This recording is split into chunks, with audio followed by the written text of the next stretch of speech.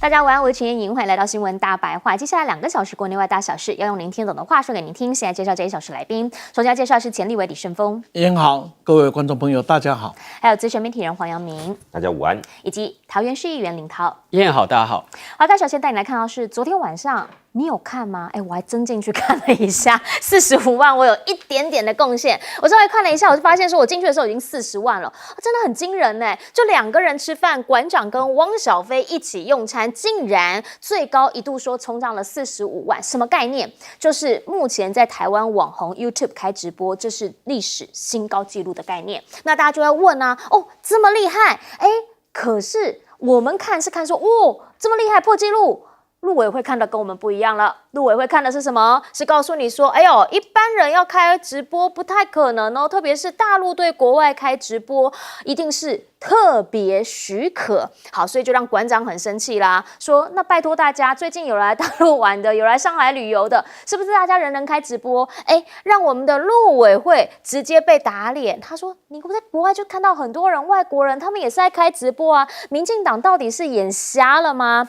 其实真的不能开直播的是哪里？报告大家，是台湾。好，原因是因为目前呢，你也看到很多地方网络上面都会告诉你啊，以前呢有一个这个妈妈在路边高铁等亲友开直播记录生活的时候，马上就被人家跑去呛瞎，甚至还在网络上被公审，不能开直播的恐怕是台湾吧。馆长这一趟呢，他其实到了很多地方，他去上海，在这个餐厅里面，不对，在饭店里面点了餐，结果呢，来送餐的是机器人。他看了之后超级惊讶，看看他怎么说。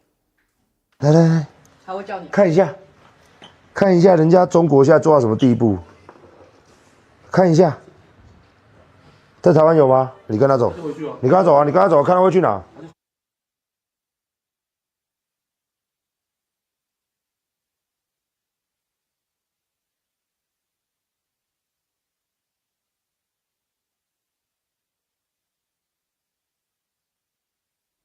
他就一路跟着他，看着他进电梯，然后他问说：“他要怎么按电梯？”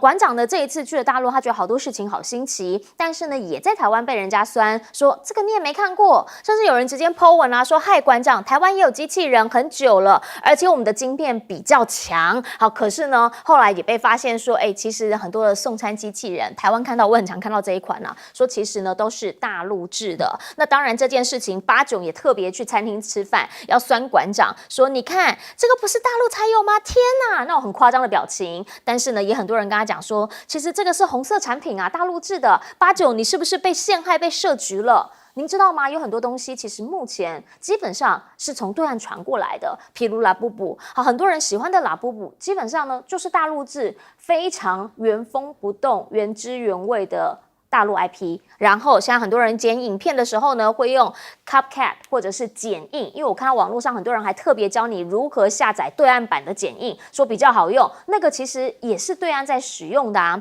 所以大家就在讲，其实呢不太需要去区分到底是这里或那里，我们希望的是能够品质好，东西能够越来越先进，越来越好用。但是问题是，陆委会呢现在大家就开始说了，你看。一下子10号直播最高27万，到了昨天直播最高45万，完全达到了赖清德当时呢要他们党内开直播这种要高 KPI 的目标，馆长达到了，可是呢陆委会却一直拿它来讲什么？讲说其实啦。旅游嘛，可能看不到真实面。梁文杰是建议他啦，久住大陆，说这样子呢才能够看到人家真正的生活到底长什么样子，让馆长气到说听君一席话，废话一堆。兵哥则是直接酸他啦，说梁文杰去过几次澳门酒店就了解大陆了吗？甚至呢，馆长还回呛说现在是怎样，每天都在讲馆长，陆委会不给他逮鸡哦，还是你就直接干脆改名叫馆长会算了。民进党团立委也改成馆长研究党团嘛，整天馆长，你不问吴思还问你说，今天没有人要问馆长吗？他也觉得为什么要这样，很烦啊。其实现在不是只有陆委会啊，或者在民进党的立法院党团。你去看看我们隔壁台啊，这媒体里头，很多人眼中是不是也只剩下馆长？因为呢，就有网友统计了一下，说呢，三立发了100篇的馆长相关文章，从6月10号晚上6点，他抵达对岸开始，一直到6月12号晚上6点，48小时发馆长的文章114次。这个是只有三立单一台，所以你就讲了，如果三明治3台加起来，那大概有多少呢？那我们也想要问，因为过往曾经啦，在选举的时候，这中间说呢，报道韩国瑜比例过高，被 NCC 重罚100万。那不知道现在呢，如果三立2天批馆长破100篇文章的话 ，NCC 会不会做处置？我们也打电话去问了，可是呢 ，NCC 官方到目前为止还没有回应。回过头，我们就想要请教一下顺峰老师，确实他这一次去啊，因为他是一个蛮指标性的政治网红，所以也引发了很多的关注。那每一次开直播，即便呢这种下午时段也都是有4万多人，昨天晚上冲到45万人，是创了台湾 YouTuber 开直播的历史记录。这样子 ，NCC 不会开罚三立的，你放心，因为因有3粒嘛，所以不会的，不会啊。所以 NCC 哪一天这样做了，我再送个花去给他，表示敬意。是啊，但是这个花钱我一定不会花，因为没有机会花。事实上，民党现在呢患了2个心理学上很重要的症状。第一个呢就是非常极度的恐共集体症候群，恐共集体症候群，只要碰到跟中国或者是恐中，碰到中国有的东西哦，就很紧张，很怕真相被人家看到。你说王一川不知道火车的椅子有靠背吗？他不知道吗？我不认为他不知道。他为什么要这样讲？因为患了第2个症状啊，叫做集体这个怎么讲呢？动机性的遗忘或者动机性的漠视，就是说这个事情我明明在，但是我故意装作不知道。那这2个到底对台湾有任何的好处吗？没有任何的好处。其实，大陆是一个可以开放自由进出的社会，它每年有1亿6千万的人在出入国境，就是他们本身的国内的人。这样的人，你告诉他是一个封闭的社会，打死没有人会相信。在这样的情况下，馆长今天所去真的有特别吗？没有特别，只是因为他的角色，他在出发前跟民进党的对呛，然后造成的焦点。事实上，馆长所看到的有真的特别的吗？啊，就是说我们比较常进出大陆人来看，有没有？那是平常的再平常，平常的再平常。有人说啊，你只看好的不看坏的，我才告诉你，这一次馆长还某种程度的避开好的。而且你看他抓的摄影的镜头，你可以看他有些时候他还不敢去拍那一种让你会感觉到会崩溃的镜头。我讲第一个让台湾崩溃的镜头莫过于就是那一天在酒吧里面忽然发现机械人可以调酒。怎么是吧？所以他也很会自我调侃，说你看这条路很平，他知道我来了，所以特别铺平的，那故意在调侃。也就是说，一个很正常的事，为什么要搞成这个样子啊？搞到整个民党集体的什么样子？集体的疯狂。这个疯狂的背后就是告诉你，你是不是欺骗人家太多了？你是不是蒙蔽太多？你是不是自我欺骗太多了？机器人送餐是啊，那已经是一个很长久的故事了。那别忘了，中国大陆现在好几个餐厅是纯人工智能餐厅，连一个服务员都没有，从点菜开始到里面的厨房，全部是人工智能一体化的，对吧？这个呢是在哪里有？各个大城市你就可以看到了。再举个例子，冬奥运的时候也是要让很多外国选手眼睛吓了一跳，因为从出菜到你点菜到送餐，全部在人工智能的环境里。在冬奥运的时候早就有。我们一直不愿意承认大陆比中国进步，我们一直不愿意不敢承认。那不敢承认不表示人家说落后你就好嘛，你就只不过不敢让自己去面对一个现实而已嘛。再加上给团长有特权，所以他可以开直播，不用啦。我可以告诉你，你只要去了中国大陆，常见人都知道，你只要用港澳卡，或者买个怎么样子，像我来讲，我就买个1整年的流量，那我在全世界各市，你看 YouTube 看 Google 看什么都可以随你看啦，就看你自己要不要做而已。台湾所有的产品都摆脱不了中国零组件的元素，不要告诉我们这个我们骗我们太多了。为什么电动车不可以开放进口？为什么大陆的电器用品会有那么多的管制不可以？它可以卖遍全世界，就不能够进到台湾来？为什么中国大陆的铁路的这个不管车厢铁件的技术是世界第一的？为什么我们的铁路呢？我们的地铁，我们的不能用大陆的？为什么？这集体恐中症候群，更重要的另外一个就集体啊，这个动机性遗忘症候群，这个做这样的执政党，我们才觉得很恐怖啊。是，想请教一下波基哥怎么看？当然，馆长他是网红啦，他不是公职人员，他也没有什么政治要参选哦。那以一个政论哦，当然他比较常去有一些政治的评论。那他这一次此行哦，我们常讲这个刘姥姥逛大观园哦，那这个叫馆长带着我们的绿营网友们去逛上海哦。为什么？他为什么？其实馆长在之前在他的直播里面就有讲，他想要做就是说让台湾人去看看哦，对岸现在长什么样子。所以，比如说我们讲刚刚这个机器人哦，他不是你以为馆长真的以为台湾没有吗？不是，这个在疫情前就已经有了，然后疫情之后呢，在疫情期间，其实这一类的机器人有很多的饭店都广为使用，那很多的什么火锅店啊，都用这样的方式，那避免所谓的这个人与人的接触嘛，所以这已经变成是一个科技进步的一个象征。馆长他的意思是说，你们常常讲中国多落后多落后，告诉你看有这个啊，有这个，他是讽刺，就像厕所的门，就像路很平，他不是真的要称赞路很平，他是要告诉你，中国大陆不是你们想象的那么的落后哦，不是像所谓的井底之蛙哦，那个只看得到他们说管理以管敌天，以管窥天哦。那可是呢，这个变成绿营的网友说，哎，你看现在馆长变成井底之蛙了哦啊，连台湾友都不知道。我只能说没关系，这个我们就让他们继续活在自己的世界里面。那昨天呢，馆长他跟这个汪小菲吃完饭之后，他后来回到饭店哦，跟这个媒体聊天哦，旁边有这个小龙虾哦，小龙虾在对岸这个很流行的这个食品啊哦。然后呢，我看到 Threads 上面他们在讨论这个呢，他说啊，馆长没什么在吃哦，然后呢，他比较爱吃旁边冰淇淋，不是，你要看他一整天吃多少东西啊。那主要还是说旁边下面就有一个网友留言，我上海的朋友跟我说，小龙虾不是虾，小龙虾是水沟里的虫，根本没有什么肉哦。你看，马上开始造谣，马上开始鬼扯，小龙虾就是鳌虾啊。对啊。好，然后他就是讲了一副，你看又在讲了中国人吃水沟里的虫啊。你看，这就是他们日常嘛。对，然后还要一定要加一句是上海当地人跟我讲的，为什么？这是造谣，他根本没有那个朋友嘛。哦，朋友就是你本人啦。哦，所以。后来下面还有一堆网友去打脸他，甚至还有网络上还有人贴那个类似那种那个叫什么事实查核的那种网传小龙虾是虫啊什么的还贴出。我只能说，大家不要其实这种两岸的交流，我们比较一下就好了嘛。马政府的时候，那时候陆客常常来，我们常常去，彼此都知道彼此在干嘛。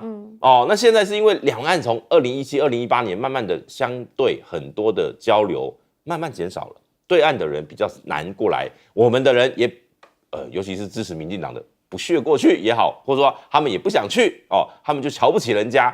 那每天把这个对岸讲的一副多落后啊、多糟糕啊、多怎么样的，可是如果今天单纯谈这种所谓硬体建设的发展，对岸当然不输啊，尤其馆长去的是一级城市上海嘛。那这一次的馆长行，我觉得最关键还是在于说，让彼此知道彼此的交流其实是可以跨过很多的这种所谓的障碍。但是我们的这个主政者目前还是把对岸定义为境外敌对势力的时候，这类的交流，馆长回来你等着看，他接下来可能要被查税，查什么各类的水表，可能查不完。特别是呢，我们陆委会都直接叫他，你待那边待久一点，你看到不是真相，待久才看得到真相，让馆长很生气啊，林涛，因为他就直接讲说，现在怎样，馆长研究会吗？每天都馆长。因为这个陆委会没事做啊，所以他只好抓一个标的来打嘛。那我觉得很奇怪，因为馆长他的这个入境中国大陆，然后这个开直播，请问哪一条有放中华民国的法律，或是两岸人民条例，或是陆委会的条例？没有，那你为什么一天到晚抓着他打？他有哪一条违法吗？然后陆委会还说，只要在中国大陆开直播的，一定有特许，胡说八道。我们那个同事那个村长也常去开直播啊。从来没有，我中午才跟他吃饭，他从来没有讲说什么要特许证，没有，他手机按下去就开始播了。那所以我觉得陆委会其实他不知道在担心什么，为什么馆长在直播的时候还要造谣？是不是过去一段时间，民进党把中国大陆所有的黑暗面全部都讲完之后说，那你不能知道真相哦，你不能直播哦，你不能知道薪资哦，哇，直播下去把他这个过去几年在黑人家都打脸。我并没有说今天我们要吹捧中国大陆的什么，而是说台湾身为一个民主自由的社会，我们这些资讯你在害怕什么？我从来不觉得台湾的民主社会资料是要被选择过的，新闻是要被筛选的。哪个国家除非他有战争的状态，如果你没有限制的话，他去那又怎么样了吗？所以我觉得很奇怪。第二个我真的有去问看看这几天在看直播的人，刚才燕颖也有看一下，对，那可能燕颖是因为工作的需求。我问的一般民众是说，那你们为什么要看他的直播嘛？他说觉得他好像那种去旅游的直播，感觉蛮有趣的。就是他只是想看这个馆长他会怎么直播旅游，他的行程是蛮游客行程的。对，然后游客行程说，那他吃到什么好的，看到什么好的啊？馆长讲那些话觉得很好笑。一般民众真的没有那么多，是陆委会跟民进党从头到尾把馆长的行程先设定他有统战，或是他有政治的前提，再开始评论。那我觉得这很奇怪嘛。那我说这几个评论，这几个这个直播意外获得就是高声量，就是王义川。因为王义川说中国大陆的高铁没靠背，那这个馆长去说有靠背，所以他这几天王义川的声量的关键字都是靠背。那很奇怪，你怎么会跟人家讲说人家中国高铁没有靠背呢？你想都不可能嘛。那你说这个厕所没有门，那也很奇怪。这是好像回到几十年、30-40年，就两岸正在对垒的时候，互相说彼此都是吃地瓜长大，或彼此都生活在水深火热当中。现在的社会资讯有这么不发达吗？那有很多中国留学生到美国，美国也很多人去中国大陆啊。你去看上海，因为我已经18年、19年。我记得我好像19年前去过，好，但我不知道，反正依稀记得小时候去过一次，说，上海那时候有很多外国人去，那很多外国人消费也有星巴克，也有这些你知道外国的商品，应该是也有星巴克，就是我记得很多外国观光客已经进去了，所以我的意思是说，如果现在连把中国大陆现在不管是它的建设，或是它软硬体，大家来互相求进步，或是大家互相来参考这些资讯都不行，那我觉得台湾自由民主社会好像没有很自由。其实也必须要跟比如说陆委会啊，或者是绿营的立委诸公们讲一下，其实你卖讲较好啦，因为你愈讲大家愈好奇。你想说，馆长到底在做什么？本来没有很想看的哦，因为每天看到绿营在讲馆长，他可能都会好奇，点进去看一下。哎呦，馆长就感谢您了。先进广告。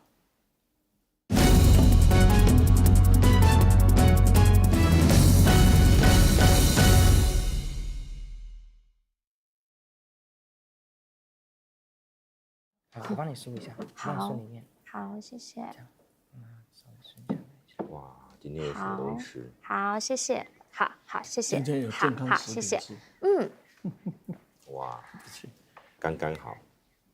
好哦，来，在这里啊，这个呢是我们这一次要跟大家来推荐的，刚刚好呢，每到一定的时间就会出现啊。为什么？因为呢，我们知道有固定的客群需要服务，你哪差不多被假掉的时阵，我们就会告诉你说，差不多爱播回啊，这个是我们的贴心之处啦。那同时呢，我们也要给我们现场的来宾，除了试吃之外呢，也要让您带回家，照顾您1个星期的健康。来，谢谢啊，这个可以今天我早上已经吃1颗，你早上已经吃1颗了。那1天吃1颗就可以了。这个我就保留。对，可以马上吃吗？可以啊，马上吃，这个时间点吃是最好的哈。为什么这个时间点吃是最好的？因为呢，要跟大家来介绍一下，如果不认识他的朋友的话呢，我们这里面其实有加了，包括了姜黄，还有人参、玛卡跟 B 群。那这里面呢，因为加了这么多的这个元素，就会让你精神其实会比较好，比较饱满一些些。姜黄大家知道吗？它可以有助帮助代谢。那 B 群很多人呢，其其实日常你也会吃 B 群。要跟大家讲，如果你平常有吃 B 群的习惯的话，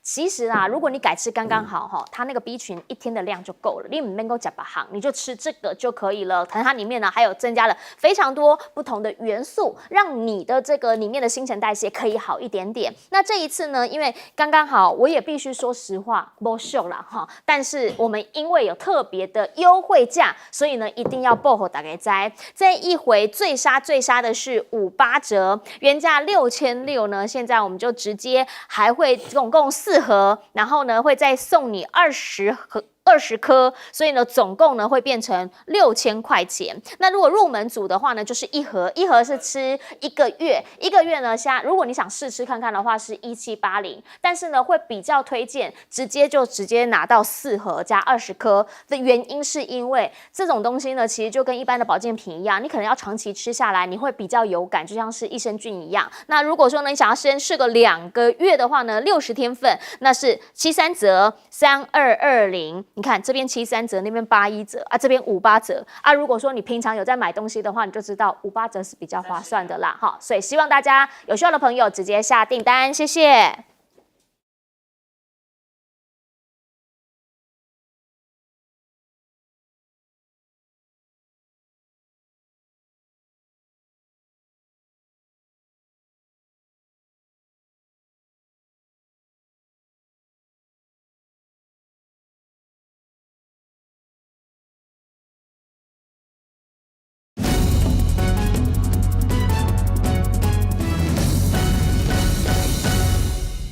好，我们说馆长一直在讲，陆委会怎么一直讲我？他真的有一直讲他，因为我们去找那个新闻标题，会发现还蛮多则的。这一则是讲什么？讲说梁文杰告诉你啦，相信大陆那边会拿小本子做记录，那边一直直播，一言一行，然后有小本本给你记下来这样子。那大家就问啊，不是嘛？那同样标准可不可以？因为呢，马英九也快要到带学生再到对岸去做交流嘛，结果呢还要出席这个海峡论坛，陆委会就跟他讲说，哎呦，你不要变成统战样本哦，不是啊。与此同时，一样是这个月也有人去啊，是谁？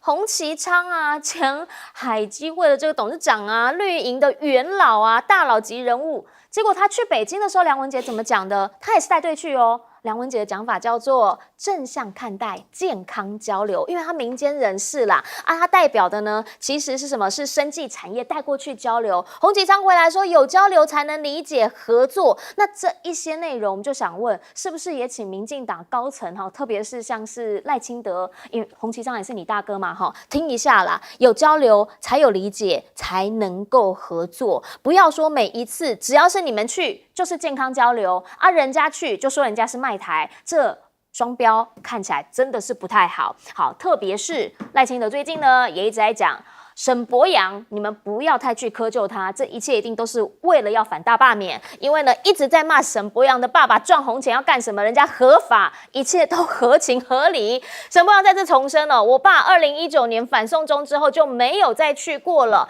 而且现在本来就是你只要去到对岸，哪里有其他台湾的选项给你选，本来就都是中国台湾，没有中华民国给你选啊，你们为什么要这样苛责我爸？陆委会就讲不是只有他嘛，所有的厂商都一样嘛。大家去到那里，你去香港过去只能选中国香港，台湾过去只能选中国台湾啊，你们都不知道吗？我们都知道，但我们想问的是，你们过往是怎么讲的？过往是说不能这样子矮化，不能接受这样子，只要交流都有可能是卖台。过往台湾艺人到对岸去赚钱的时候，你们不也讲说，不能讲中国台湾，只准进出口商赚钱，不准台湾艺人赚钱吗？又或者现在呢，其实因为沈伯洋觉得被抹黑嘛，那党主席赖清德也觉得说他被抹黑嘛，所以现在就有一个反共护台志工联盟。要宣布成立律师团，要帮助霸团应对中国渗透，还有这些恶意的诉讼。那陈伯洋讲什么？讲说呢，这个电话网络就能够下台，不能亲自去。但是我们发现说，他爸爸其实在对岸真的是进货量还蛮大的，而且呢，也都是在地，然后直接转到说他讲的中南美洲。那我们就想问啊，徐巧芯呢也是去大陆这边买东西，买去这个送给他的选民，但后来呢就被人家骂说什么？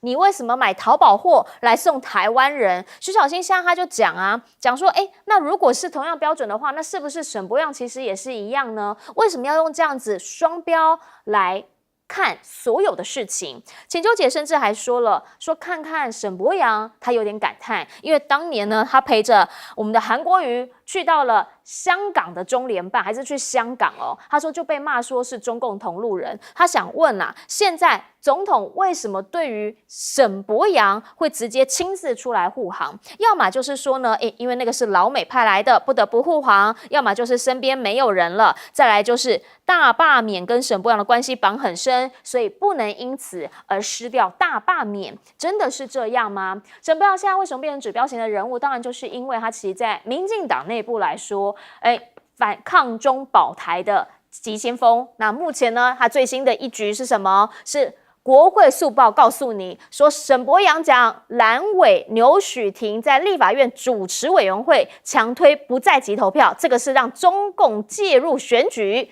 结果后来人家实际去查，第一，当时的主席不是牛许婷，是民进党的张宏陆。第二，人家根本就没有讨论不在籍投票选举啊，人家讨论的是中选会预算解冻。大家就想问啊，这到底发生什么事情？还是说只要是看到影子就可以开枪？造谣之后事后有道歉，可是问题是呢，他讲的蓝营造谣我是中共同路人，你们为什么没有道歉？我不是呢。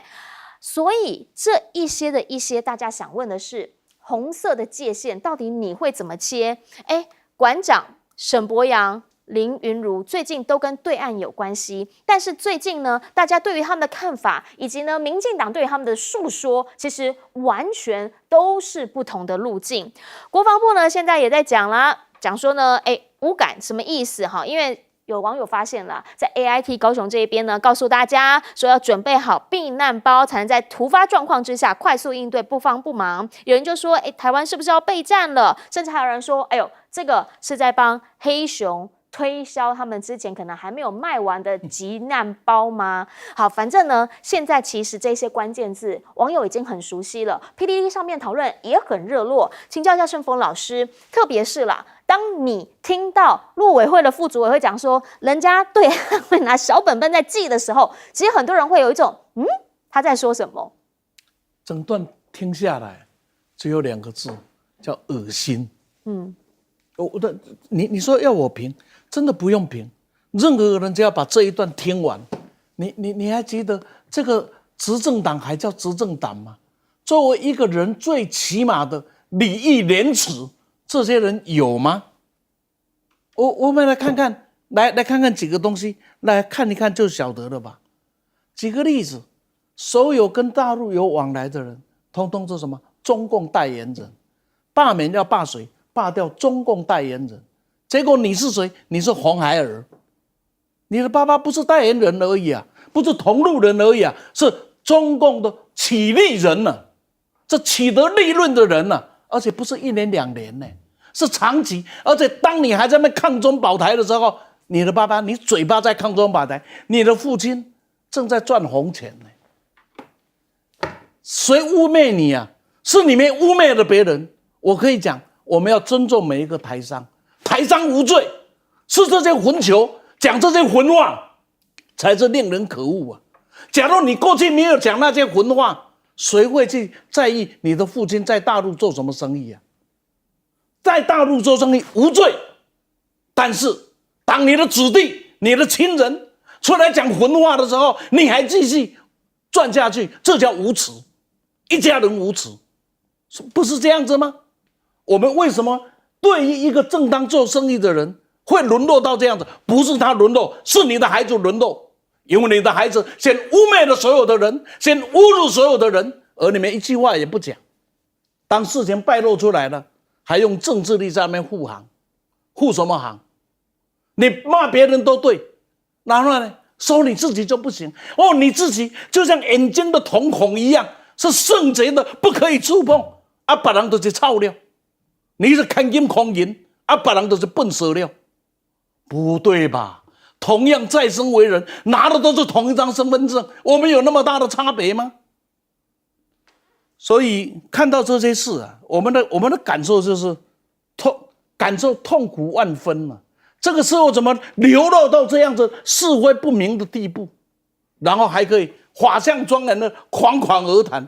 更可怕的是被暴敌了，还要有国家领导人站出来替他护航。再说吧，别人的交流就是统战，别人的往来就是怎么样子被收买，然后你的大哥去访问了，这叫健康的交流。你告诉我，健康不健康的差别在哪里？是看人你耍的没有？是因人而不同嘛？因事有什么不同？你告诉我，今天暑假到了，所有的学校被限制，不可以跟大陆交流，不准老师不可以，连学生也百般的限制，在干什么事情？怕什么嘛？对吧？你们去就叫健康的交流，别人的去就是统战的模板。我实在看不下去了，我也不晓得这样子的讲法能说服谁了。你们这些当官的，官当大的，脑筋就残了。难怪外面会讲一句话：人一立啊，脑就残；官一当啊，是非对错、礼义廉耻都不见了。请教一下波基哥怎么看？这个梁文杰副主委他说大陆相关单位肯定会盯着馆长一言一行，也会拿出小本子来做记录哇，我们的梁副主委对中国大陆很懂他是知道对岸会这样做的那是意思是什么呢？是你有相关的情资吗？但是我看到的是什么呢？我看到的是台湾有一个专门黑馆长的这个粉专叫恶心的恶名昭彰那这个粉专他做了什么事呢？他在这个馆长去中国大陆，他就去国台办提供的举报台独的网站上面去举报陈之汉台独，因为他在对岸被问到你是哪一国，他说他是中华民国好，重点来了，这个恶名昭彰的粉专他的这个脸书上面他所公布的管理员的资料都在台湾，4个管理员都在台湾，那个账号都在台湾，这表示什么？台湾人跑去中国大陆举报我们台湾的馆长是台独，他留言说台独分子必须歼灭。好，请问陆委会这个粉专，你们要不要用国安法、反渗透法？他在配合对岸的统战这个粉专你要不要去处理一下？你的小本子是不是应该拿出来了？他说，为了祖国的统一未来，必须歼灭这种吃碗内看碗外的假友善分子，就是他的举报文里面呢。我说最荒谬就是我们居然因为这个馆长他跑去中国大陆，所以居然是台湾人跑去举报他台独，这是何其荒谬的事情最后这就是他们讲的所谓的第5纵队，一天到晚讲第5纵队什么中共同路人，然后呢，最后这些人怎么样了？发生战争，他们要第一个他们说我们的民兵要干嘛？要吊这些人路灯，这就是他们的逻辑黑熊学院他们在教的就是这个东西那沈伯洋也难怪他会变成这个民进党的瑰宝绝对没有人可以伤害他就像我们以前那个国花有没有？没有人可以欺负他就是他变成一个民进党的指标人物的时候，当然其实他讲到说什么国民党造谣他是中共同路人也不道歉，没有没有人说他是中共同路人，只是说你的父亲在对岸做生意跟你平常质疑台商的这个逻辑不太一样是在讲你双标。很大部分人是讲双标，不会讲你是中共同路人，不会因为你父亲做生意就说你是中共同路人。可是呢，问题就来啦，那你说你造谣会道歉，你造了很多谣，你也没有道歉，笑人，你不在籍投票，就这个你只针对牛许婷当召委的部分道歉你不在籍投票，根本蓝白没有强对，而且蓝白目前国民党在野党的这个所谓的不在籍投票。只有国内移转投票，根本没有海外投票或通讯投票，还在那边讲什么什么会让中国来介入，是谁在造谣？所以我说沈伯洋这种人也不用花时间去批评他，就让他自爆就可以了。请教一下林涛，基本上看到刚才沈伯洋又发这个声明说我抹红他，不是那个是一共的黑啦，没有人逼你去中国大陆做生意而且很多合法合规的。这个两岸的台商，我们也没有说不行，是你高举抗中保台牌，然后呢，你一天到晚抹红别人，现在被发现你家族都在做中国大陆的生意，上看17亿，那你要说谁抹红你？生意是我逼你去做的吗？中国大陆贸易额是我逼你的吗？你去厄瓜多配合中国大陆的一带一路，2018年这个中南美的厄瓜多是中国大陆一带一路的重要推手，是我逼你去厄瓜多赚钱吗？然后他说呢，我们为什么要谴责被害人？也就是说，他其实去中国大陆生意，登记中国台湾，他是被害人。他说我又没有台湾，又没有中华民国的登记，我被压迫，我被矮化，我是被害人呢。你可以不去呀，是因为你去了嘛，你才有中国台湾的问题嘛。你是赚钱的人，你不是被害人，那你合法合规赚钱也没有意见。意见在于你一直在骂这些合法合规的台商是统战的引路人，统战的一部分啊，你自己赚钱就不叫统战的一部分，这说不过去啦，这说不过去。然后呢，我还抓到今天早上我还抓到你，就是你是2008年就跟你们家族跟中国大陆做生意，突然在2013年的9月。向中国海关总署以中国台湾申请了一张要出口商品到中国大陆赚红钱的牌照。那为什么是2013年9月？因为2013年9月中国宣布一带一路计划，那刚好你就跑去厄瓜多。一带一路的重点，中国直接宣示厄瓜多是中南美最大的推手。结果在2018，中国跟厄瓜多签 MOU， 隔年你的贸易额创下历史第4高。这全部都是你啊！你就是一带一路信仰最大的追随者啊！那你这个黑熊，竟然赖清德还全党呼一雄，在中常会里面讲的天花乱坠，然后说什么假讯息啊，中国认知说这没有，我们的资料都来自于美国亚利桑那贸易总公司的资料，是美国的资料，不是中国的资料。所以我觉得沈伯洋他走到今天所有青鸟的翠上面。已经开始质疑沈伯洋是这一次大罢免绿营的破口了，你要好好自己面对。好，其实呢，就像刚刚来宾所说的，真的没有人去讲说他爸爸在对岸做生意有什么不对，因为其实在台湾有太多的台商在对岸生活。但大家想知道的是，当过往你用一只手指头这样指着别人说你是中共同路人的时候，你那个时候到底有没有想到，你4只手指头其实正指着你自己？先进广告。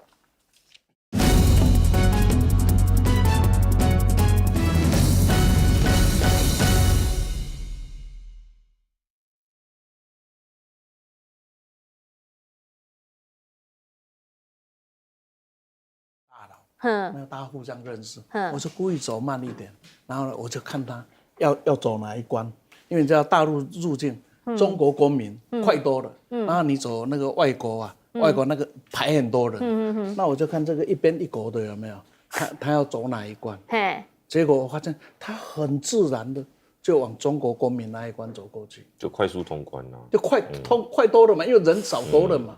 那你要是有本事，你应该走外国的那一关，然后被说你不行，你要走那个才来嘛，对不对？结果他非常自然的，他这还台独，那是连3分钟都读不了，你还撑啥玩意儿？哎。不是啦，好想我想要把小本本给他，然后跟他讲说帮我写一下名字。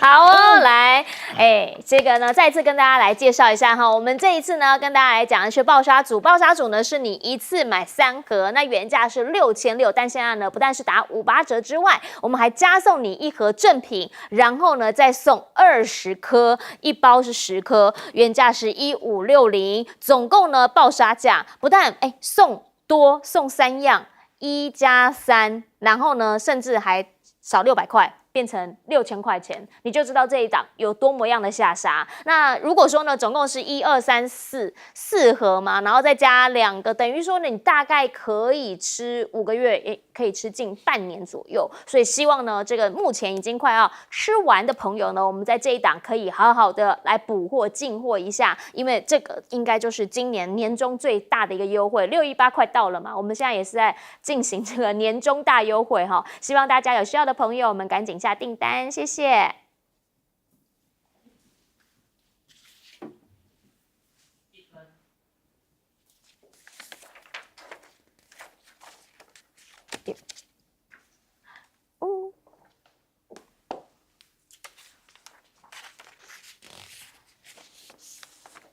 所以林涛，你很久没去对岸了，对不对？19年，好像18你年。19年没去，你都没有跟参访什么的？没有。人家现在是靠美国的啦。我记得港澳我有他去美国很多次呢。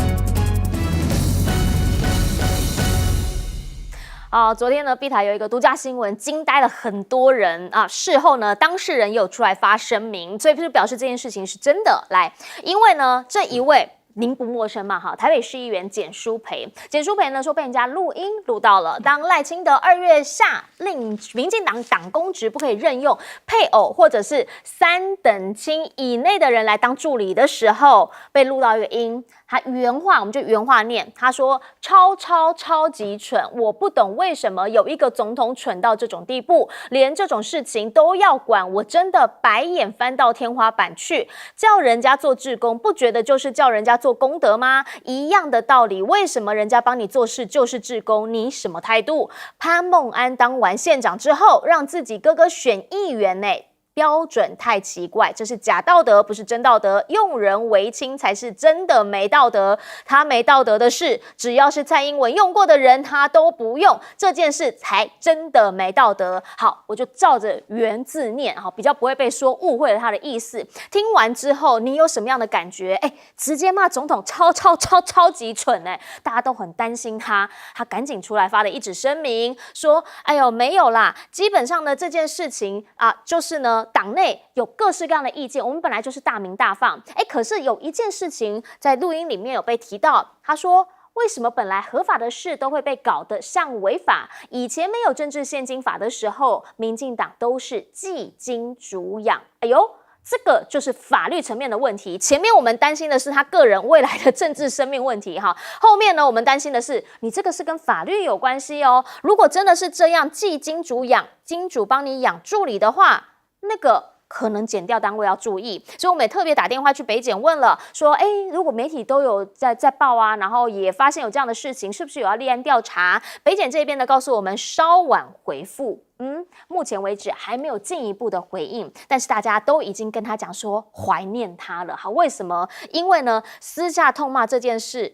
简舒培讲是知情人士急着在搞分化，但是大部分的人担心的是他不知道之后会面临什么样的一个内部的状态。好，最主要的原因呢，还是因为赖清德他现在有很多国事在忙，国事如麻。下个星期他即将要跟朝野来共商国事，说是我们史上第1次邀请朱立伦、黄国昌简报重要的国安情势。那国安会这边会不会给答案说要再直播？可是问题是，如果这个会里面你邀请这些人是柯建铭口中听习近平指挥的中共同路人，对吗？朱立伦、黄国昌、柯建铭都安在讲啊。那如果是这样子的话，你在讲那些重要机密的事情的时候，跟这些中共同路人讲，可以吗？所以我们特别打电话去总统府问了一下，这个是不违反国家安全疑虑啊？总统府也告诉我们稍晚再回复啊，现在也还没有回答啊，不是嘛？这个事情就是这样，就是你以前是这样讲，那你现在突然又变成这样，你的逻辑到底是什么？那到底哪一个你讲的才是真的？现在3天前，告诉在野说啊，我们下个星期呢要来跟你做报告啊，那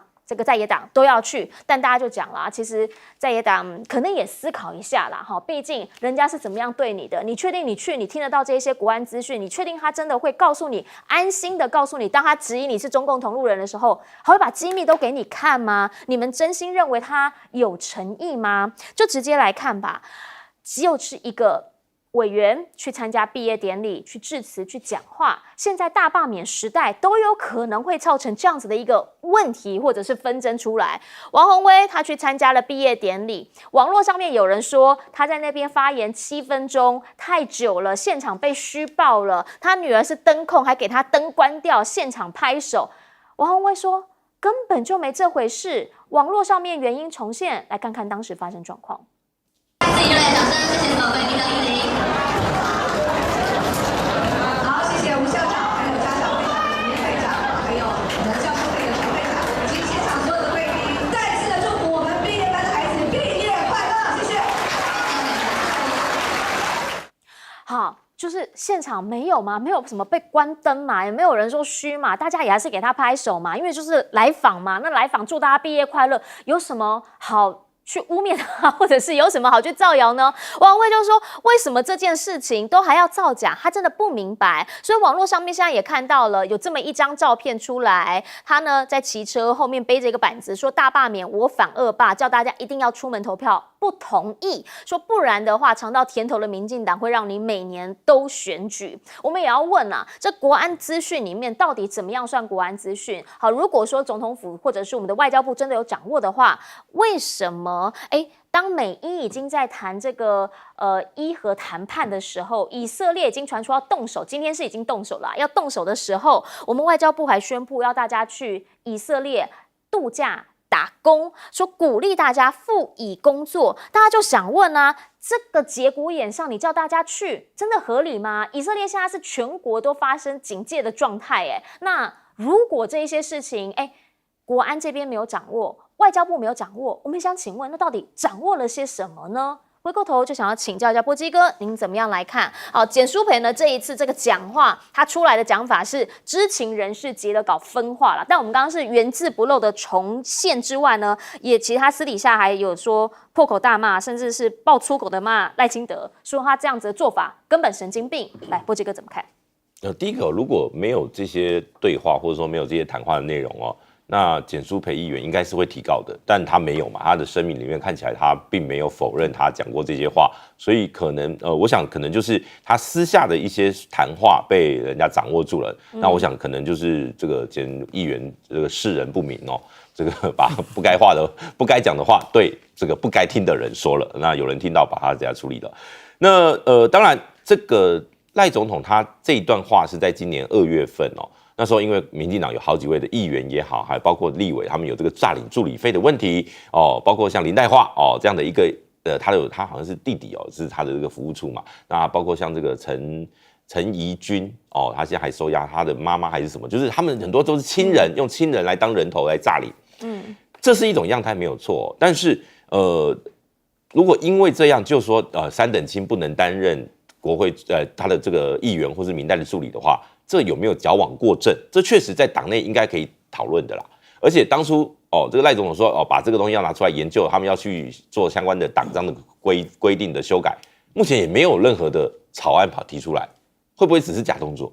其实反而这个事情，我觉得民进党应该认真思考，你们全代会快到啦，要怎么应该要他们现在说没有人提这个案子啊，那是不是就糊弄一下过去？那个时候赖清德赚到那个名声，就大家其实就根本没有要讨论。所以这件事情，我觉得某种程度大家要盯的是后续民进党到底会不会真的这样做，以及民进党党内的这个反映意见管道是不是不够畅通？这样讲然后还要低调的，好像偷偷讲、偷偷骂、偷偷抱怨因为要战独裁要去天安门所以这个民进党朋友也知道这不能够高调那这里面讲到这个所谓的。寄金主养这个东西那因为他讲他的，如果按照他这个说法说以前没有政治献金法的时候了，所以那就是无法可管的时候嘛。可是最近北检有办一条陈欧破陈欧破就是厂商帮他养助理那表示现在是 ING 现在进行式那赖总统要不要去查一下，要不要清查一下整个民進黨里面现在有多少助理是这个厂商在包养的？这个我觉得倒是应该要好好的，这司法应该查不到啦，因为一定要有违法的事实才有办法查。那我想这个案子最主要还是赖总统接下来会怎么做？是，来请教一下林涛。我非常同意波基哥刚才最后一个论点了，就是说第一个，简舒培他说赖总统是 so stupid， 就是超级蠢嘛那因为最近很或怎么样？那我的意思是说，这会让大家觉得说，哇，你真的是私底下才敢讲这种大白话。那其实他在讲的内容有3个很重要的部分。第一个是谁透过厂商在养你的助理，这是违法的你抓出来谁，这个检调一定要马上去传唤。如果这是民进党里面的常态，那是集体的违法。以林右昌的口中的说法，就叫组织犯罪。超过3个人都这样做的话，那就是一个集体违法。所以检调第一个一定要查，第二个呢，它里面写说蔡英文用过的人他就不用，实在超级没道德的。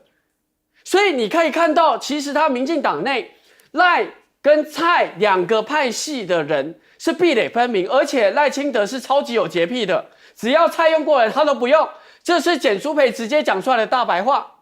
第三，他讲说，这个在整个过程中，我们希望你讲说这个要翻白脸搬到这个天花板，那我真的很担心简舒培，因为前面的人都在前面告诉大家，陈怡君被抓了。陈欧珀被抓了，林岱樺被抓了，只是因为汉格道这个跟经上的想法有所汉格，哇塞就被晋升。你现在有听到林岱樺讲任何一句话吗？消失了，消失在言论市场，至少在新闻的频率上降很多。所以我很担心简舒培你接下来被查办，因为你也有讲说助理是被金主养，所以我觉得这3件事情，民进党要自己好好思考，因为全台湾所有的民代都知道一件事情。助理费涉入助理费，重点是贪污，而不是3等亲。你用3等亲也有都不贪污的，你用其他人不是3等亲也有贪污的。那个中间我们在做这个社会科学研究，在做这个对价，在做什么是相关性，都会排除非相关性。你不能直接把这2个事情链接在一起。我觉得民进党基层会翻脸是非常非常合理的，因为说真的，民代的助理。像我们是法定，那我们就全部都给得很充分。好，那有一些人不是啊，他多请几个，多请3个，那每一个人都变超少钱的，2万3万，要法定的最低，有的3万啊，然后叫你礼拜1到礼拜天，婚丧喜庆通通都跑，谁愿意？没有人愿意的。所以有些3等亲就说。这就是我的亲人嘛，等于是多多帮帮他。所以如果今天赖清德要设立这样的门槛，而引起民进党基层，我觉得相关的内容，如果如简舒培讲的内容一样，真的要查办到底。请教顺峰老师，民进党已经很明白的定义大罢免的理由，是因为蓝白2党都接受了习近平的指挥来进行伤害台湾，所以这是中共同路人。那既然是中共同路人，怎么找同路人去听国安的简报呢？那到底国安的规格是要到什么地方去？第二个，民进党现在搞到现在也是跟川普差不多了，这条逃走了多。然后呢，川普100多天没有办法交出成绩啊。同样的，民进党大概这1年来，你也没办法交出任何的成绩。这个时候正在为大罢免属于那个焦灼的情况下呢。我建议，这是一个政治陷阱，蓝白2党真的不应该去参加，真的不应该去参加。为什么？因为国安是何其的神圣，国安是何其的神圣，这个一记出来啊，只有对没有错的。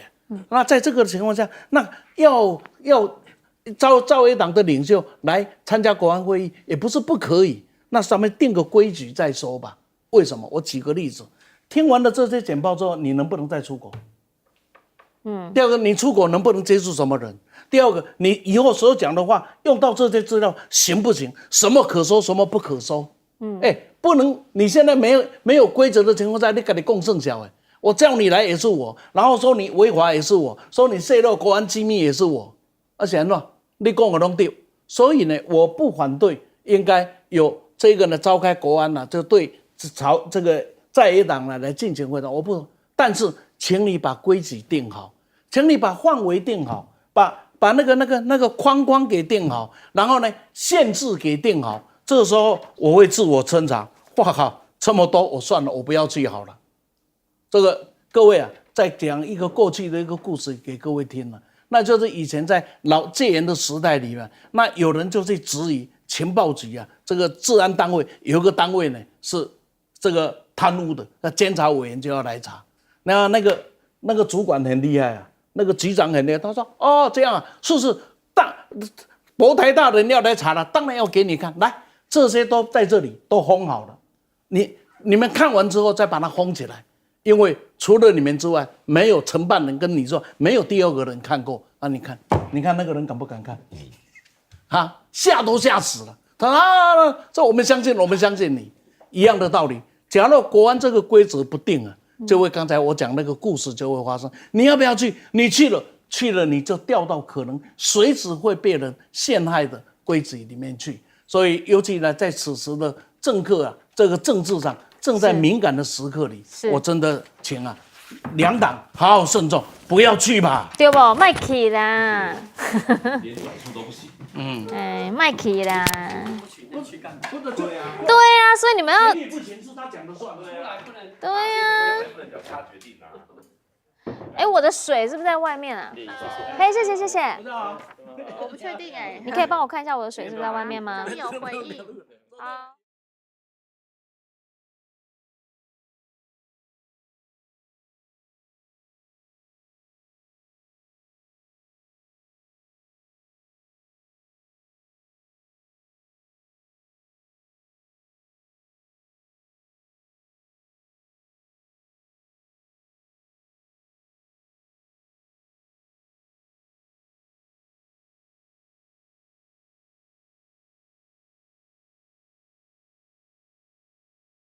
东西，哎，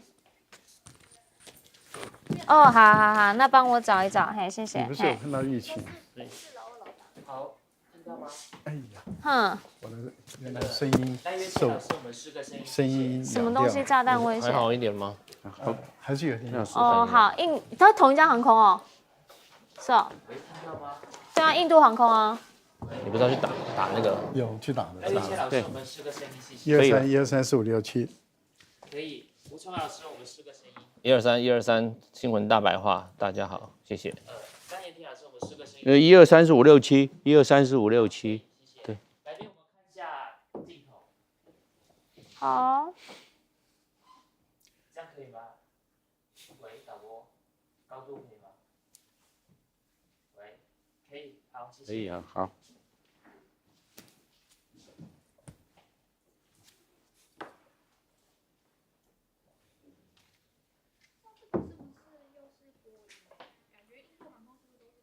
波音787，波音，对，我们华航也订了24架，还没交来，要下半年交。现在出国是不是要先理解一下？理解没用，因为航空公司当天还有权利把你调换机种。对啊，对，那怎么搞嘞？大家不那太敢只能做先拜拜一下，看是要祈祷还是要拜拜，各自搞各自的主。对呀。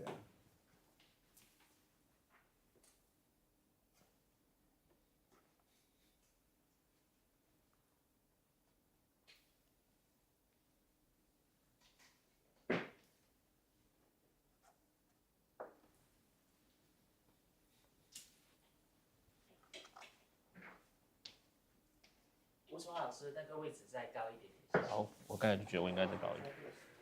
这样可以吗？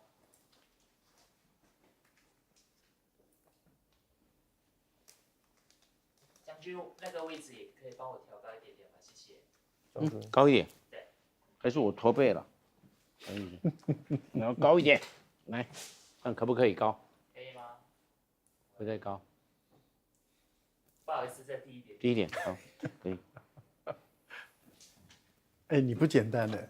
可以，谢谢。你退伍的时候是一兵还是？我外国人不用当兵。外国人，好吧。对。哦，我们摄影棚有外国人。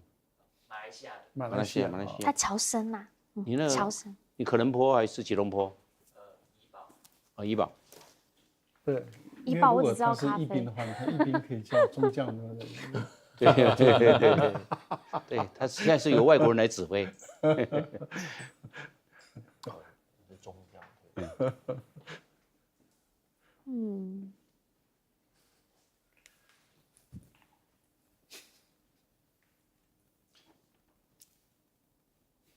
有啊，那个摄影官也可以。对呀。就金文社的摄影官。没有啦，这麻烦坐高一点啊。这一般是那个啦。靠边一点。对。这个是空巴。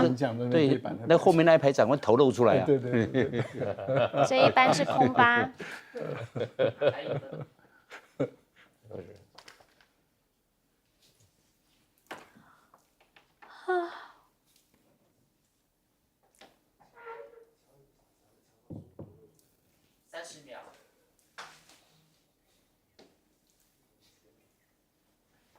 好。 20、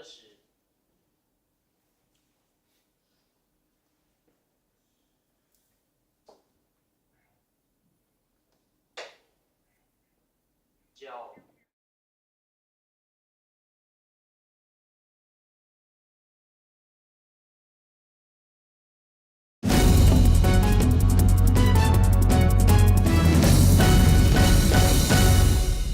大家晚安，我是陈燕莹，欢迎来到新闻大白话。接下来这一小时国内外大小事，要用您听懂的话说给您听。现在介绍这一小时来宾，首先要介绍是国际政治专家赖岳谦老师，主持人好，观众朋友大家好。还有政大外交系教授吴崇涵，主持人好，大家好。以及前空军副司令张延廷。燕英好，大家好。好，昨天有给您报道了，说在印度这边发生了印度航空的一起空难意外，造成200多人的丧生。在刚刚最新消息，同一家航空公司印度航空在泰国普吉岛机场这边呢，也传出有一架156人的客机起飞之后呢，说发现飞机上的厕所里面有一张炸弹威胁纸条，所以呢绕了一圈之后紧急折返。降落在普吉岛这边的机场。那目前呢，安检单位正在进行全面的盘查，也要来了解的是到底问题发生在哪。不过这一次呢，发生这个炸弹威胁的航班是空巴 A320-251N 型飞机，跟昨天的这个波音飞机呢是不一样的。昨天这一起波音787客机的坠毁意外，目前知道是机上有241人罹难。看到的是当时事发的这 CCTV 的画面，这个飞机起飞其实呢才差不多30秒的时间之后，突然之间它慢慢的往下坠，然后越来越低，越来越低。前方其实呢是医学院学生的宿舍，就这样往下直接坠毁在民宅当中。当时一团火球四起，飞机上240多人，造成了241人罹难。在当时呢，其实有这么一位生还者，他的位置就在逃生口的旁边，就在11A 的座位。他的讲法是说呢，他其实也不知道发生什么事情，起飞30秒之后，飞机就发出了一声巨响，然后就坠毁了。我们也告诉您，刚刚呢，这个飞机坠下来的时候，它是撞上了大学宿舍，宿舍里面呢也造成了5名学生死亡。那目前呢，波音的讲法是因为787第一次发生了意外，所以呢，他们说要紧急的、努力的收集更多的资讯，而且呢，他们讲的是机组人员、乘客、第一线的紧急事务应对人员，他们都会与您同在。但问题来了。为什么这一次梦幻客机会发生意外？因为呢，现在你透过刚刚的画面可以看到，是飞机起飞的时候，专家看到了起落架为什么没有收起来？这个大家就觉得很奇怪。然后飞行员也推测，有没有可能因为它是很缓慢的往下沉，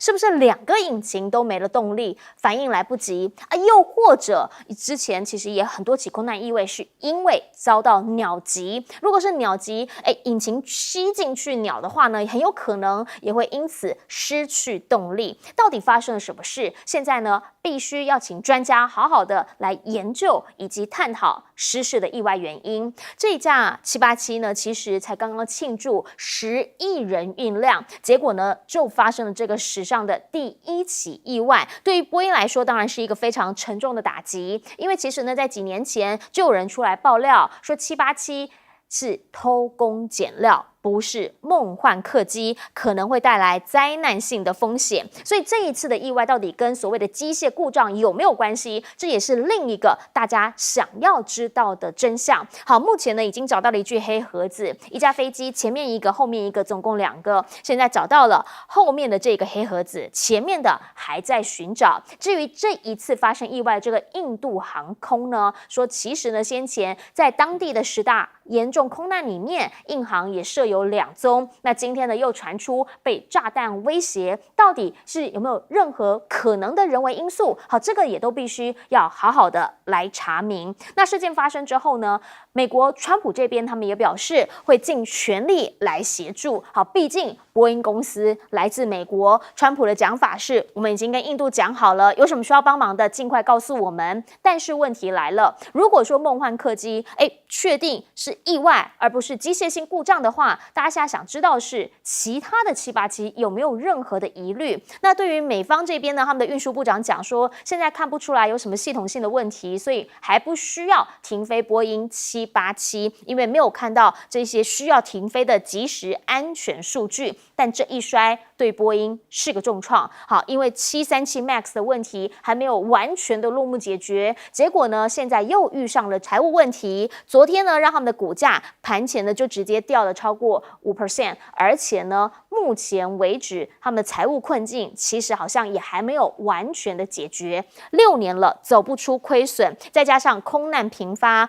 现在的波音跟以前的波音已经完全不同。但是对于美国来说，这就是他们一个能够跟空巴相提并论，而且呢是世界上目前少数强硬的公司。好啦，所以川普就直接讲了，他认为啦还是要适时的放宽波音的一些生产限制，但是安全不能松懈。好，另一个层面是什么？是波音它不是只有做民航机而已，它其实也有做军用机。那最新它获得了一个数百亿美元的合约呢，先前也有很多人在意，因为呢它现在说要帮忙川普政府来做6代机 F-47。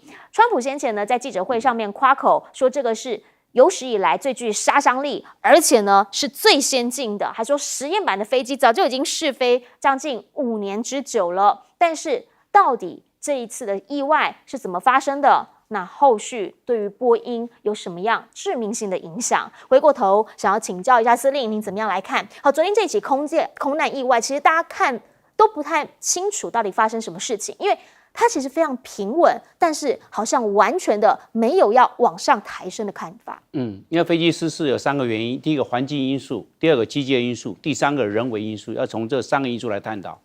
那我们首先来看环境因素，我看那个起飞的天气的能见度还蛮好的，而且看它飞机的姿态，并没有下洗气流或者是乱流。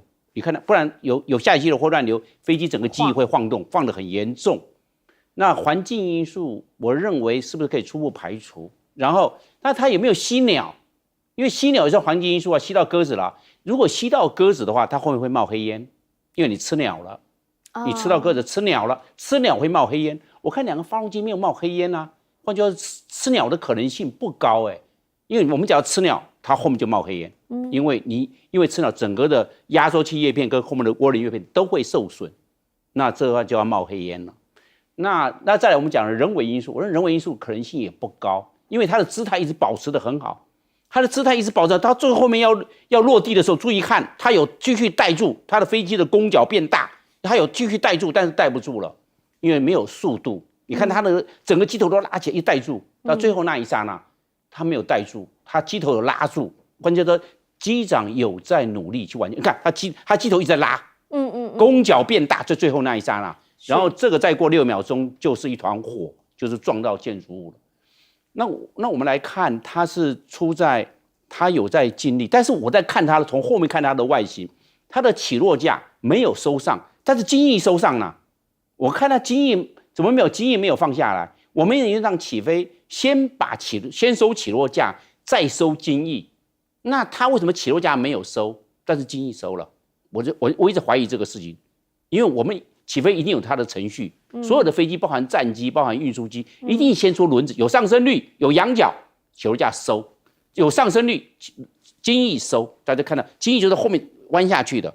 旁最远边的是副翼，它是控制飞机的翅膀，但是机翼是在下面。注意看它怎么滑下来这样子，它随着速度上来的时候，它会收，它分好几段，因为它放在 auto 自动的位置。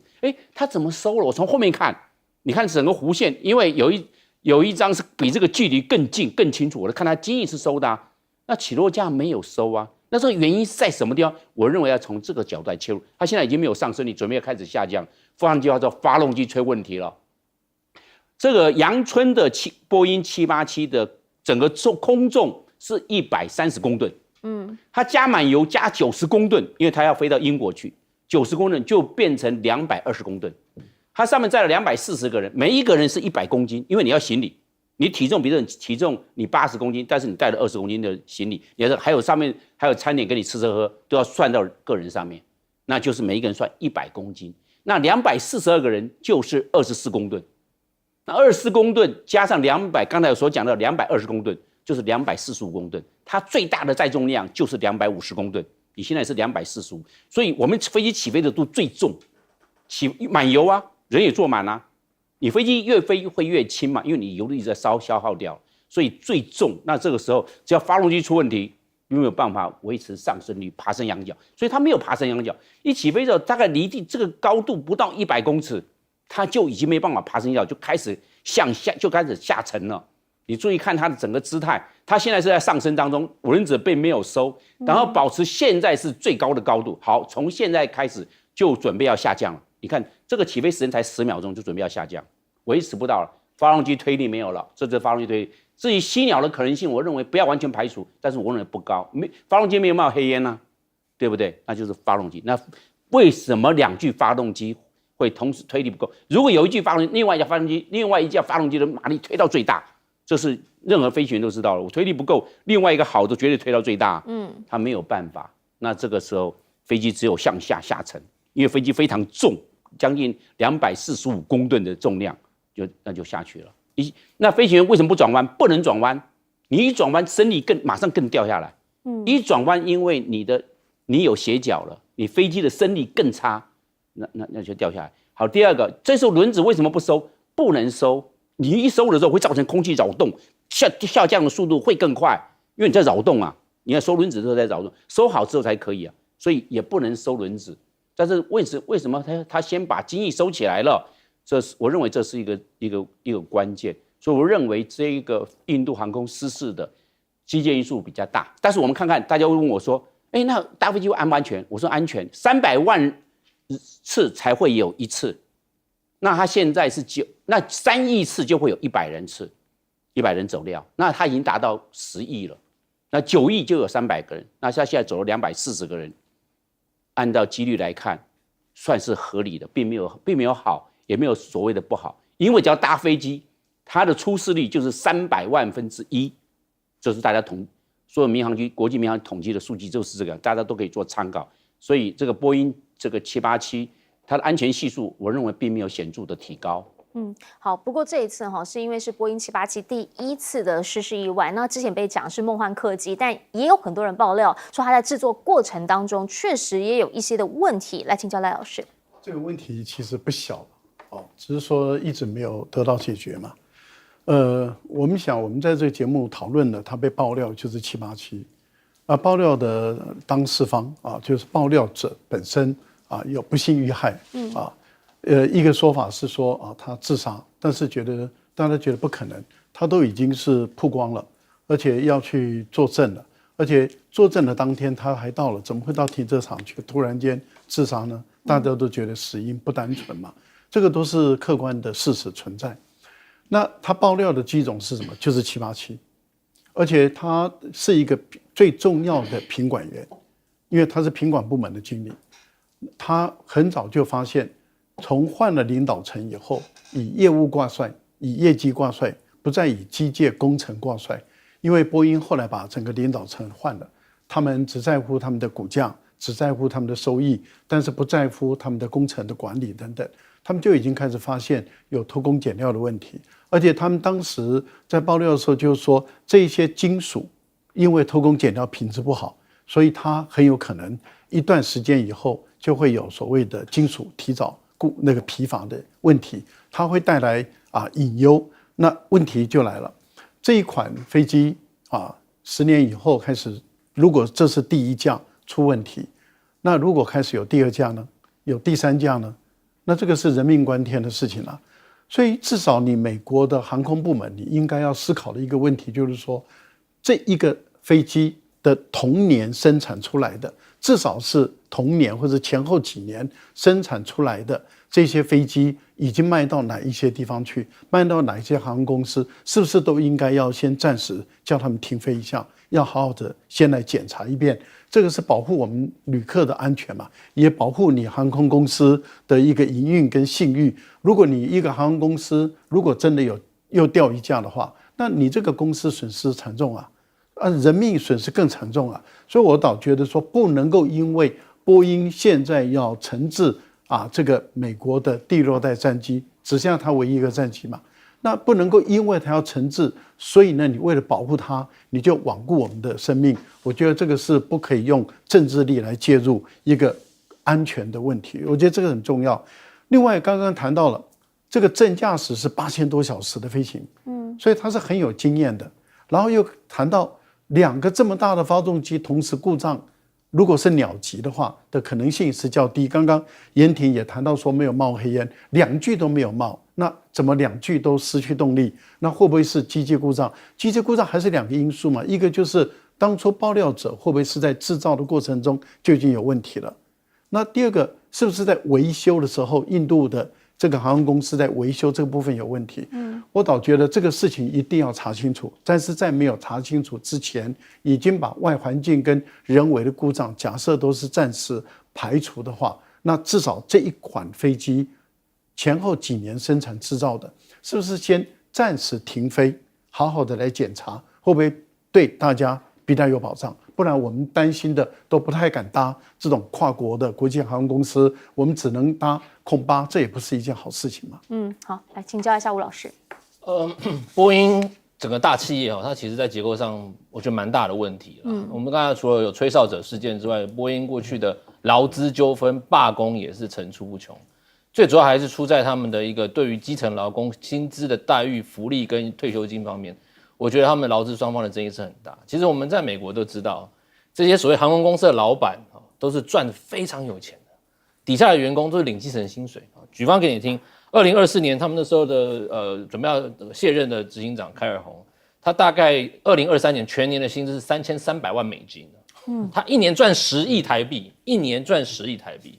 一个维修飞机的机师比如说在南卡 Charleston 他那个厂的那个维修技师，他大概7到8万美金一年，还算可以。问题是，你付给他们这些员工才7到8万，一个老板赚10亿所以这也是为什么许多的我们不管从空服员也好、地勤也好、到机师也好，他们对自己的所谓的福利不断在争取嘛。所以2008年他们就抗争嘛，就那一次就是大罢工嘛，罢工了57天嘛。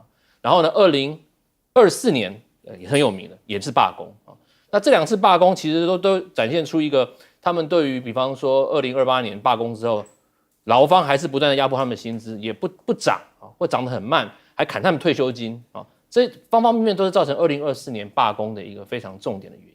还有一个是重点是2008年那一次罢工之后，波音很聪明，他就在南卡的 Charleston 的盖厂，他盖那厂就是来造这个787，所以现在的787主要都是在南卡 North Charleston 那边造的。各位观众朋友，如果你记得清楚的话，那时候南卡参议员叫 Lindsey Graham， 他来到了我们的台湾，拜访我们蔡英文总统，他说什么？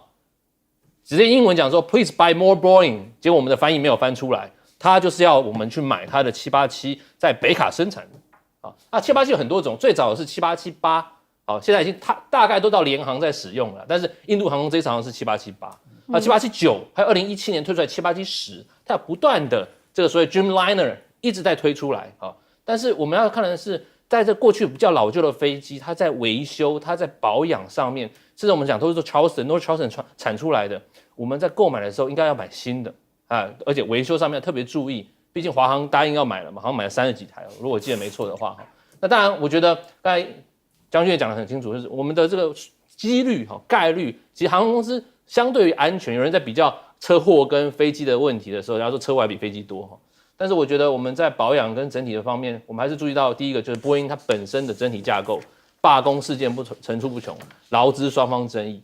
好，其实呢，也必要理解的是，发生了空难意外之后，大家最想知道就是到底事发的真相是什么？原因是因为很多人他可能呢，有出国的需求，有洽公等等的旅游的需求，需要搭飞机。但是想理解的是，那所以现在呢，它到底安全不安全，就需要当局、需要专家给大家一个答案。先进广告。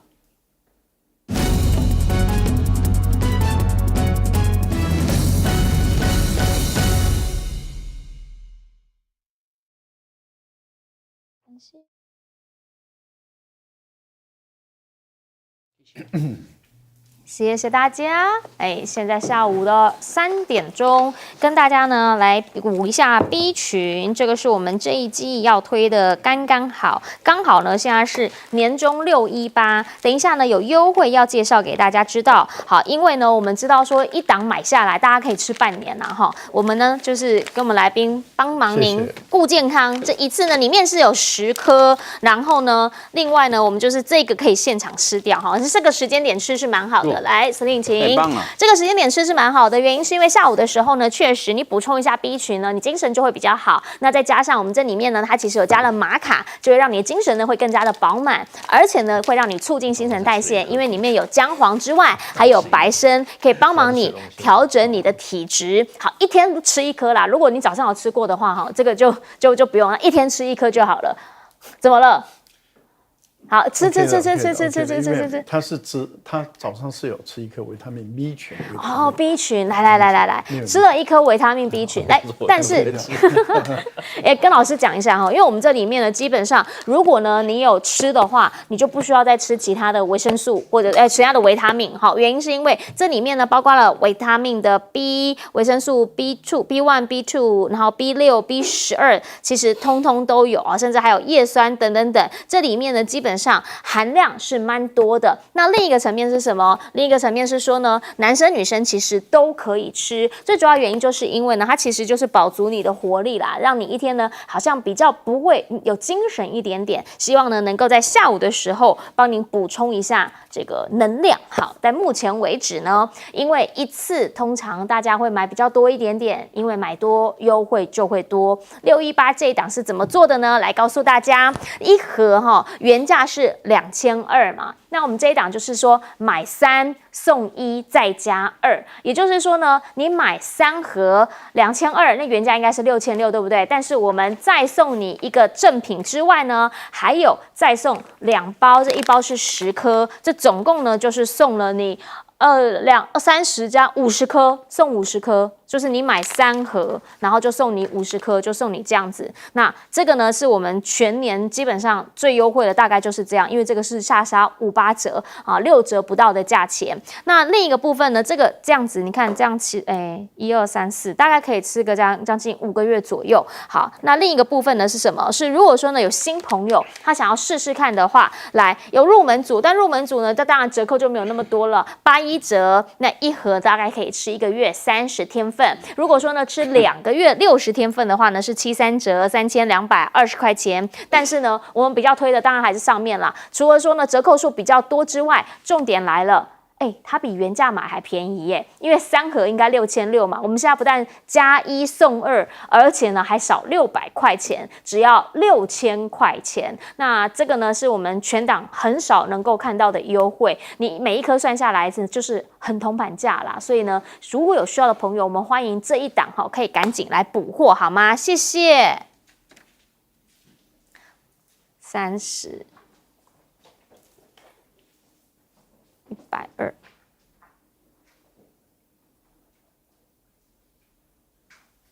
对，因为你算下来的话，来大家我教你算一下哈，这个东西要这样算，就是它6000块嘛，6000块之后啊，它总共是你可以拿3加1加2嘛，所以4盒是120颗，然后再加20颗是140颗，那你6000块呢去除以140颗，那一颗其实就真的是不到50块，跟原价来比的话呢是非常非常划算，所以希望平常有在补充营养啊成分的朋友呢，可以好好来参考选购一下哈，谢谢大家。这个价格是可以的，来1/5，好，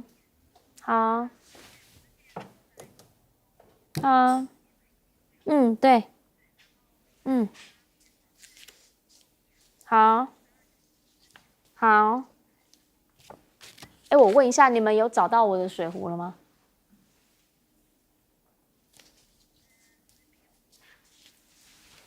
？1分，可以帮我寻觅一下吗？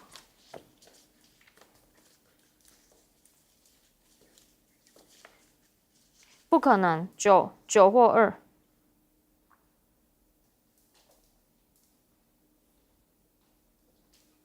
伊朗报复了吗？是吗？100架无人机。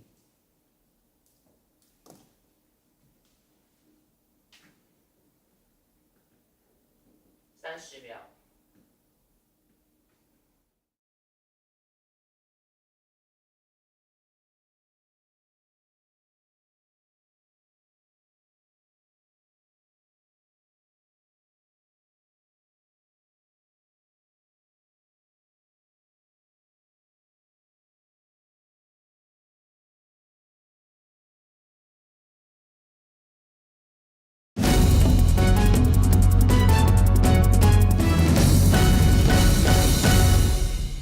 好，欢迎回到新闻现场哈。在今天呢，其实还有另一件事情，您必须要关注。国际间大家都在看到底现在伊朗跟以色列之间是什么样一个状况。刚刚的最新讯息是，伊朗呢已经展开了报复特拉维夫。好，为什么？原因是在昨天晚上的时候，以色列先发制人，下手为强。以色列呢现在是对伊朗的核设施还有飞弹基地发动了数十次的袭击。当时呢，德黑兰的国际机场马上停飞。这次的代号呢，他们取名为崛起之师，原因是因为他们认为目前伊朗已经有可以能够来做9颗核子弹这样子的一个能量。好，所以呢，内塔尼亚胡就直接讲了，本来呢这个核设施就是他们的目标之一。当地的目击者就直接讲了，说他们确实在由浓缩铀厂的附近呢，看到了有多起的爆炸意外。好，甚至呢，在伊斯兰的革命卫队的总部呢，说也遭到了攻击，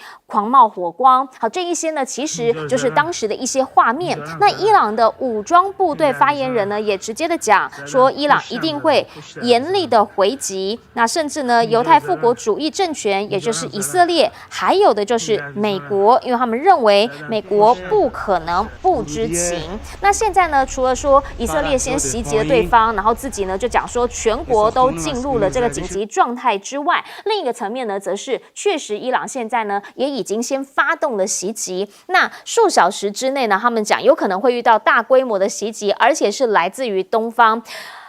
可是呢，这一次的行动，以色列讲法是说他们是有目标的打击，原因是因为他们要打谁？他们要打的呢是伊朗的武装部队的参谋长，以及有2名的核子科学家，说都在这一次的袭击当中完全的将他们给歼灭。而第一阶段完成之后呢，他们讲伊朗有可能在数天内呢制造15枚的核弹所以呢，他们现在这是一个迫在眉睫的威胁，必须要赶紧予以回击。还说了这次的行动有可能会持续很多天，但是伊朗也说了，如果报复的话呢，有可能也针对美国来进行报复。Rubio 国务卿赶紧跳出来说，没有，我们真的完全不知道。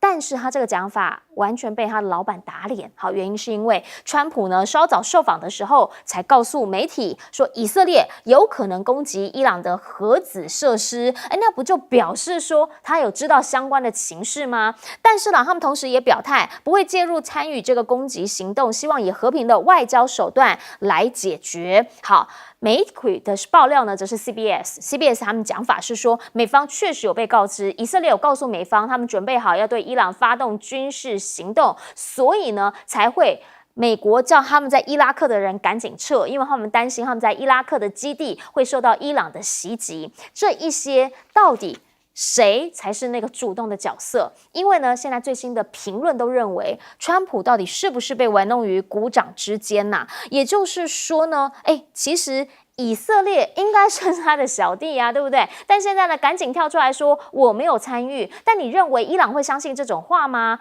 如果说呢，真的是如此的话，那未来，因为美国其实前一阵子才刚刚在谈这个伊核问题，那这个伊核谈判要如何再继续的谈下去呢？另外呢，川普他在国内则是面临了有可能在这个周末6月14号，这也是一个核弹级的示威抗议，原因是因为刚刚好要阅兵，他说国旗日撞他生日，所以不是他生日的时候阅兵，是刚刚好他生日那一天再阅兵。好，50个州串联不要国王的示威，50州50长抗议一个运动，叫50501运动，标题呢就写着腐败太严重了，不要皇冠，不要国王。那但是呢，现在对于美国来说，抗议遍地开花，很多人站出来，是因为加州这一边的处理让大家觉得说呢太过了。目前有一个最新的法院这边的裁示了，法官裁示说呢，川普派兵加州是违宪的，所以在星期五的中午之前，必须要加出国民兵的指挥权。而在现场呢，则也出现了说有一个民主党籍的参议员想要跟国土部的部长讲话，竟然被上铐。看看当时画面。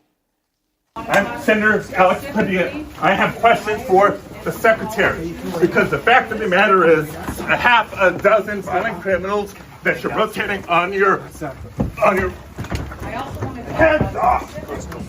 好，基本上呢，他当时来到现场，他说他是要问国土安全部长问题。好，可是问题是，他一靠近之后呢 ，FBA 就马上上前压制他，甚至还给他上铐。你必须要理解是，他是参议员，他是一个民代，但是呢，他并没有因此而就同意让他能够接近，甚至呢，给他画面让他问话。洛杉矶的示威呢，现在美国政府甚至还出动了死神无人机在监控这一群示威者。其实呢，如果你住过加州，你大概就会知道了，每次只要有活动的时候，你的天空上面就会有很多的螺旋啊、盘旋等等的声音。那这个呢，是美国现在内部所遇到的一些状况。但是回过头要请教一下赖老师，原因是因为昨天晚上的这一次的袭击，其实又再次的让大家出其不意的攻击。但是以色列的讲法就是我迫在眉睫，他逼得我不得不。以色列当然有焦虑，他的焦虑是他觉得这个伊朗跟美国的这个核协议啊一直谈不出来，而伊朗的核浓缩铀的浓度越来越高了，然后数量也越来越多，所以他完成他制造这个核导弹弹头的时间也越来越缩短了，而他认为美国对于伊朗根本就是束手无策。那这个部分里面事实上是有争议的，为什么？因为这个早在奥巴马总统时代，我们在强调奥巴马总统时代，那就是接近10年前，奥巴马当时要解决这个伊朗的核问题的时候，是这个动用了这个请中国大陆大量帮忙，所以安理会的5个常任理事国，再加上一个德国，总共6个国家，然后就跟伊朗达成了一个6+1的核协议的谈判。当时伊朗是完全遵守把它多的浓缩铀就交给俄罗斯来去做保管，那这个问题就解决了。其实始作俑者就是川普上台了以后，就把伊朗的核协议就把它撕毁了。这个川普上来以后把它撕毁之后，我们看到这个伊朗就觉得说，你这个美国你违反了我们的协议，而联合国的原能委员会确保伊朗是遵守协议的，而美国违反，伊朗遵守，结果伊朗却还被惩罚，也就是美国又开始制裁伊朗的时候，德国、英国、法国等这3个国家竟然害怕美国的胁迫，而追随美国，也对于伊朗实施制裁。只有中国大陆跟俄罗斯那么不为所动。那这样的情形就使伊朗觉得他被出卖，所以伊朗又恢复它的浓缩铀的提炼，一直演变到今天的时候，它的浓度越来越高了，数量越来越多了。对以色列来讲，它的压力越来越大，因为他觉得他如果一旦制造出来的话，那他永远就不可能，因为伊朗就已经像朝鲜一样拥有核武力去摧毁以色列，那以色列他对伊朗他就不敢再动手了。所以目前来讲，川普一直告诉以色列说我可以谈出来的，但是以色列认为你根本谈不出来，以色列先动手了。这一动手就显示出川普的无能，显示出川普没有影响力。但是问题就来了，对美国来讲，他不希望发生这个战争，因为这个战争一打，油价一定高涨。我们已经看到了金价高涨，油价高涨，油价一涨，联准会更有理由不降息了嘛？那川普的所有的目前的通货膨胀又失败了嘛？的控制又失败了。但是问题就在于川普的无能就从这个地方显现出来。不过我觉得以色列的这个动作他打了100个目标，200架战机，发射了333枚导弹，那目前我们看到主要针对第一个这个军事指挥官，对，第2个科学家，是，第3个核设施，炼油厂也打。我觉得这么远程的奔袭，因为以色列跟伊朗最近的距离1000公里，那么首都跟首都之间1600公里，一定要经过空中加油，而且要穿越伊拉克或者是叙利亚，而竟然没有任何察觉，没有被拦截，这个而且还有经过空中加油。各位想想，这样的军事行动，200架战机，这个军事行动算是很成功的。好，必须要理解的是呢，以色列在刚刚呢也表示，伊朗已经发动对他们的袭击了，原因是因为100架的无人机就直接朝特拉维夫而去，那他们说他们会尽力的拦截。那伊朗的媒体呢，则是直接开枪说准备要终结以色列的政权。好，现在除了无人机之外呢，还有的是飞弹，说都飞，甚至还飞入了约旦等等。那附近的几个国家呢，则是领空已经都先完全的净空，飞机都绕道而行，因为大家都害怕可以扫点红台不会。来请教一下司令。这是以色列去炸伊朗的这些浓缩铀的提炼厂，还有它的地对地导弹的发射场，还有包括它的防空飞弹阵地啊，防空战，还包括它配内应的，就是摩萨德。摩萨德是以色列的情报组织啊，实施暗杀活动，同时展开。换句话说，以色列对这一次的军事行动的计划非常的缜密，因为这是大兵力。首先，他挑这个，我们可以看上一次在炸那个伊拉克的核子反应炉是1981年6月7号派了8架的 F-16，然后派了6架的 F-15，实施8个大型这个巴比伦行动，把在伊拉克的核子反应炉炸毁。那这一次是炸伊朗的，那刚好也是6月。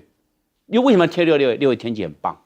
你看他在炸，他选晚上。对，那现在大家如果注意到，现在是满月，就是月亮是圆的，是。那刚好是晴夜，晴夜的那种为什么选晚上？因为逆中战机，逆中战机可以躲雷达，但是你没办法躲目视，但是它都用远距遥攻武器，不要忘了，所以它连一丝丝的情报的泄露它都不可以。那又派了空中预警机，又派了空中加油机，美国又提供了低轨卫星，因为一定要低轨卫星。上一次的巴比伦行动炸伊拉克的，那个时候人造卫星没有不成熟，他派2架 F-15B 做中继，因为你要空中做无线电的勾连，然后再传到再传到这个以色列总部。那现在不用了，直接用低轨卫星。低轨谁提供？美国的可能性高，所以川普绝对知道，川普有讲啊，大家赶快疏散，赶快该离开那个地方很危险。他没有讲以色列会行动，他是讲很危险，就知道意思了。这一仗以色列已经跟川普打过招呼了，你该走的人走，我已经打过招呼，他开始要行动了。所以美国也提供了协助，是人造卫星的协助，人造卫星协助定位，人造卫星协助中继，你的通信一定要中继，那靠低轨人造卫星就可以把这个全部都cover， 就是全部都可以掩盖，是这个样。那这是我认为这以色列经过相当多的演练，不是说一下就达成，因为来回就要飞3000公里，还有执行任务，又远距发射远距的飞弹去打。是。那现在的话来看，以色列这方面的战果是我们知道跟上次一样。那上一次的话是全部都回去了，都没有任何飞机的受损。他把所有副油箱通通丢在哪里？通通丢在沙特阿拉伯，现在叫沙特。因为油箱用完了，在空中加油把它丢掉，为什么？因为进入攻击的时候啊，空气阻力要越小，飞机要越灵活。你不要带着2个大油箱在那边做空战动作，那个会笨笨的，因为空气阻力很大，是这个样。这个以色列在这一方面的事前的演练，我相信伊朗也有掌握，不然伊朗的那情报官员可以枪毙了，也有掌握，就是说他也在演练这些。那这个一定要演练，不演练就实施这个特别的攻击这个伊朗的核设施，那可能会有一些我们讲到的脱困，就是说会有些挫折，会没有那么完美完整。换句话说，伊朗也有掌握到以色列的行动，所以伊朗立刻就实施报复，因为他掌握你既然过来，我就过去，所以立刻这几乎是同时进行的。是，来请教一下吴老师。这一次以色列跟伊朗的这个冲突呢，在过去2024年它也有一次了，也2次，基本上2024年4月的时候，那个时候我们知道，因为以色列轰炸伊朗驻大马士革大使馆，是，然后伊朗就发动了所谓真实承诺行动了，然后也是无人机啊，然后巡弋飞弹啊，要轰炸以色列，当然也被拦截。然后在2024年的10月哈，因为这个哈尼亚被暗杀，就是我们哈马斯的这个领导人在伊朗境内被暗杀，那他们就伊朗再发动一次哈。那当然这一次我觉得是前2次冲突的继续升级，所以代表说接下来的所谓的代理人战争会不会变成2个伊朗跟以色列的真实战争哈？我们要非常的仔细。最主要的一个大的原因是我还是觉得川普在这个地方扮演的角色跟他的势力越来越在退缩不但以色列已经不太鸟川普了，再来就是他在这个伊核问题上面扮演的角色太差了。所以我们在讲这个美国在所谓中东的区域霸权或者讲区域的影响力，甚至我们讲的这种 hegemonic stability 区域的稳定性逐渐在退缩的时候，那地缘冲突会不断的开始升高。那这个他的外交上面，我觉得川普现在捉襟见肘，非常麻烦。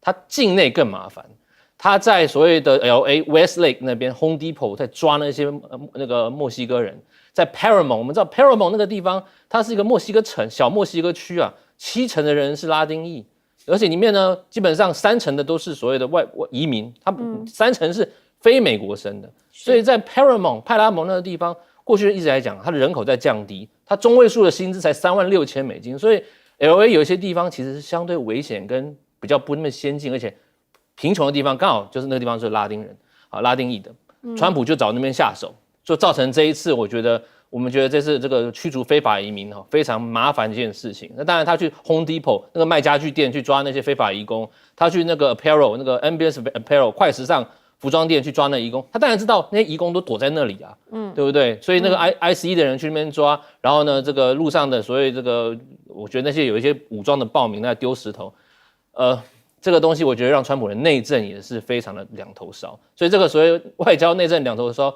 我觉得川普的民调能高起来真的是奇迹。毕竟呢都是核弹式的攻击。来，我们其实呢在这个周末也必须要持续的关注国际新闻，因为6月14号他生日那一天要大阅兵，但是呢全美国50州50场抗议，其实应该不止了啦，上千场抗议，会不会在美国造成另一个波动？这是很多人在意的事情。我们先进广告，等等回来说。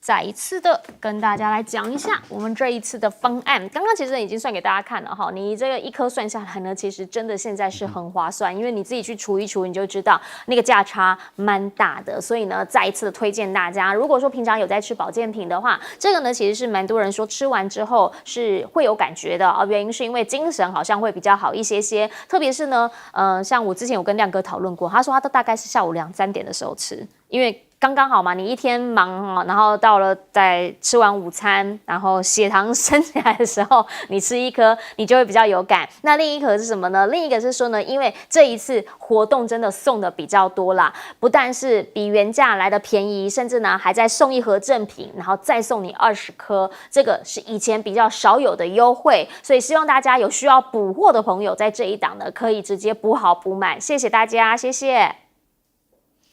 等等回来，就是最近最红的馆长直播。这民进党真的是也帮了他大忙，对，是不是？很多人本来没有那么想看，但是因为他们自己一直讲，搞得就是你好像看一下好了，他到底在干嘛？为什么他们那么这么在意？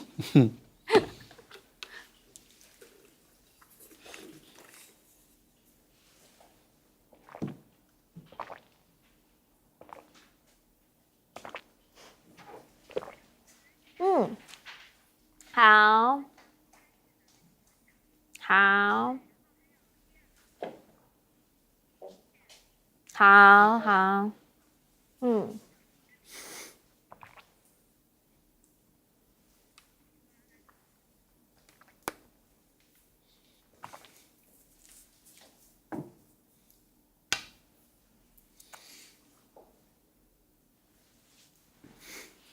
好。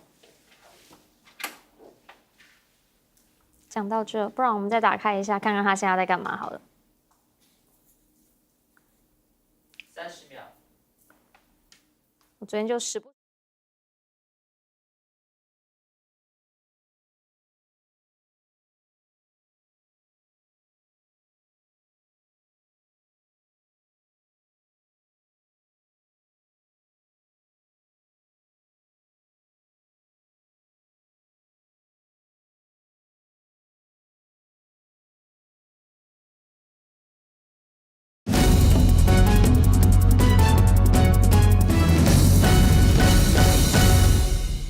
好，带大家来看到的是呢，现在如果打开 YouTube， 你会发现这个热门发烧影片前面还是有他哈馆长来。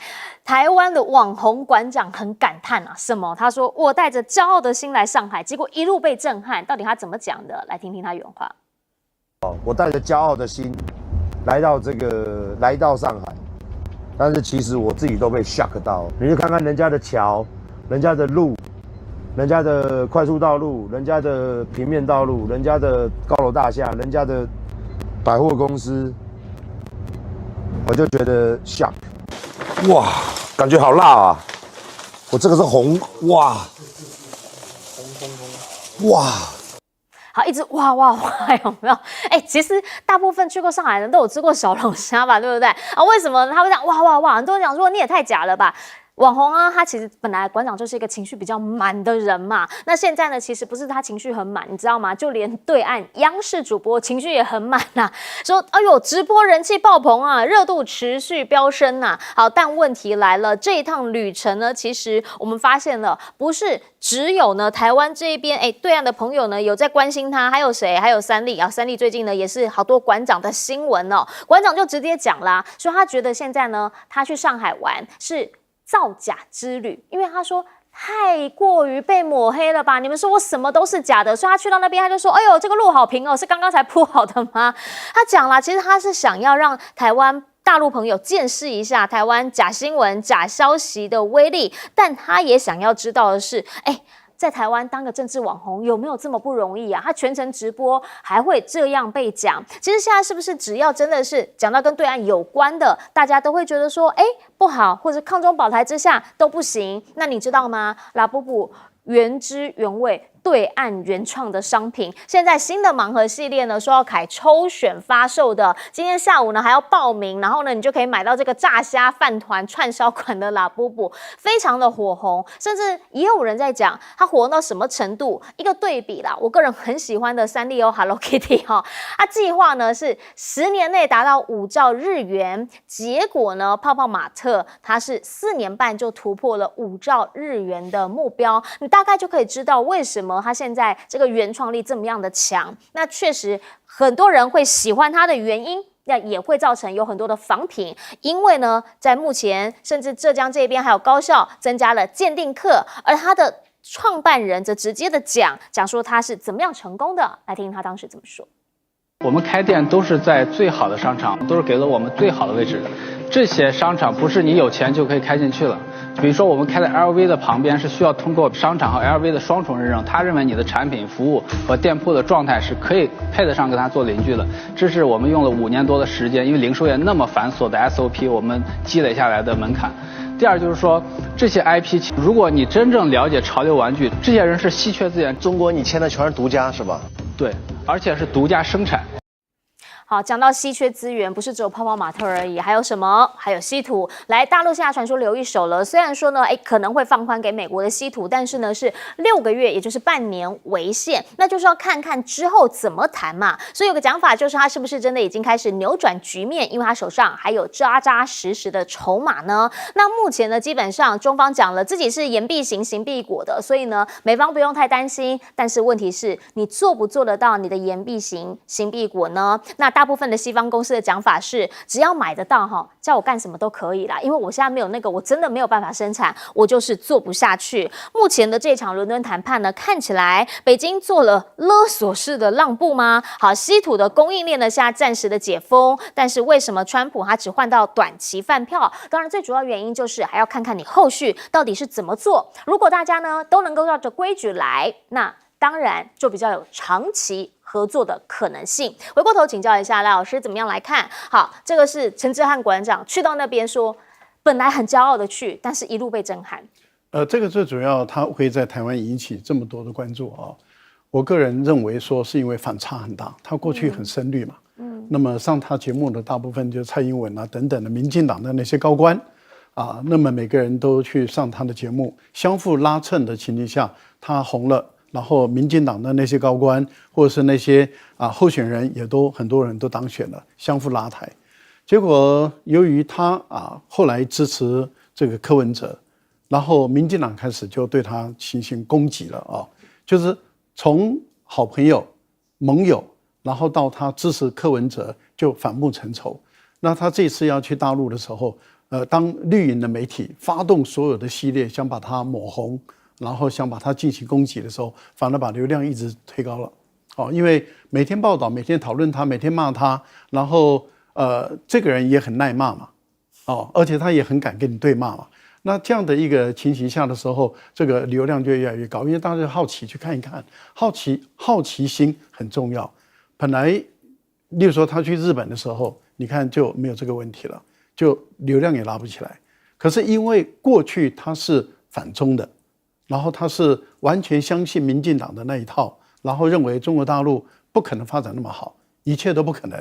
然后都认为说，哎呀，我们主张两岸和平的人都在为大陆说话。结果他这次去的时候，那你可以他自己也看到了嘛，因为这才是客观的事实，这个才是中国，而不是民进党的宣传媒体中告诉你的中国。那这个时候反差很大的时候，流量就一直上来。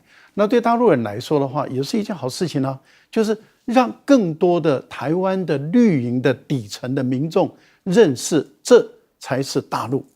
这才是大陆，他们才发觉到说，原来我们台湾这么落后啊！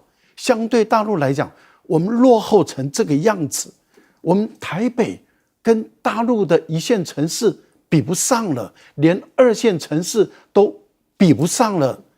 那我们开始要进入2线到3线城市之类的，台北变成大陆的2、3线城市，这个对很多台湾人来讲的话，他觉得感情受伤了。原来我们这么落后，原来大陆发展的速度这么的快，我们都被骗了。被谁骗？被民进党跟民进党所能够影响的那些绿营媒体骗了10几20年。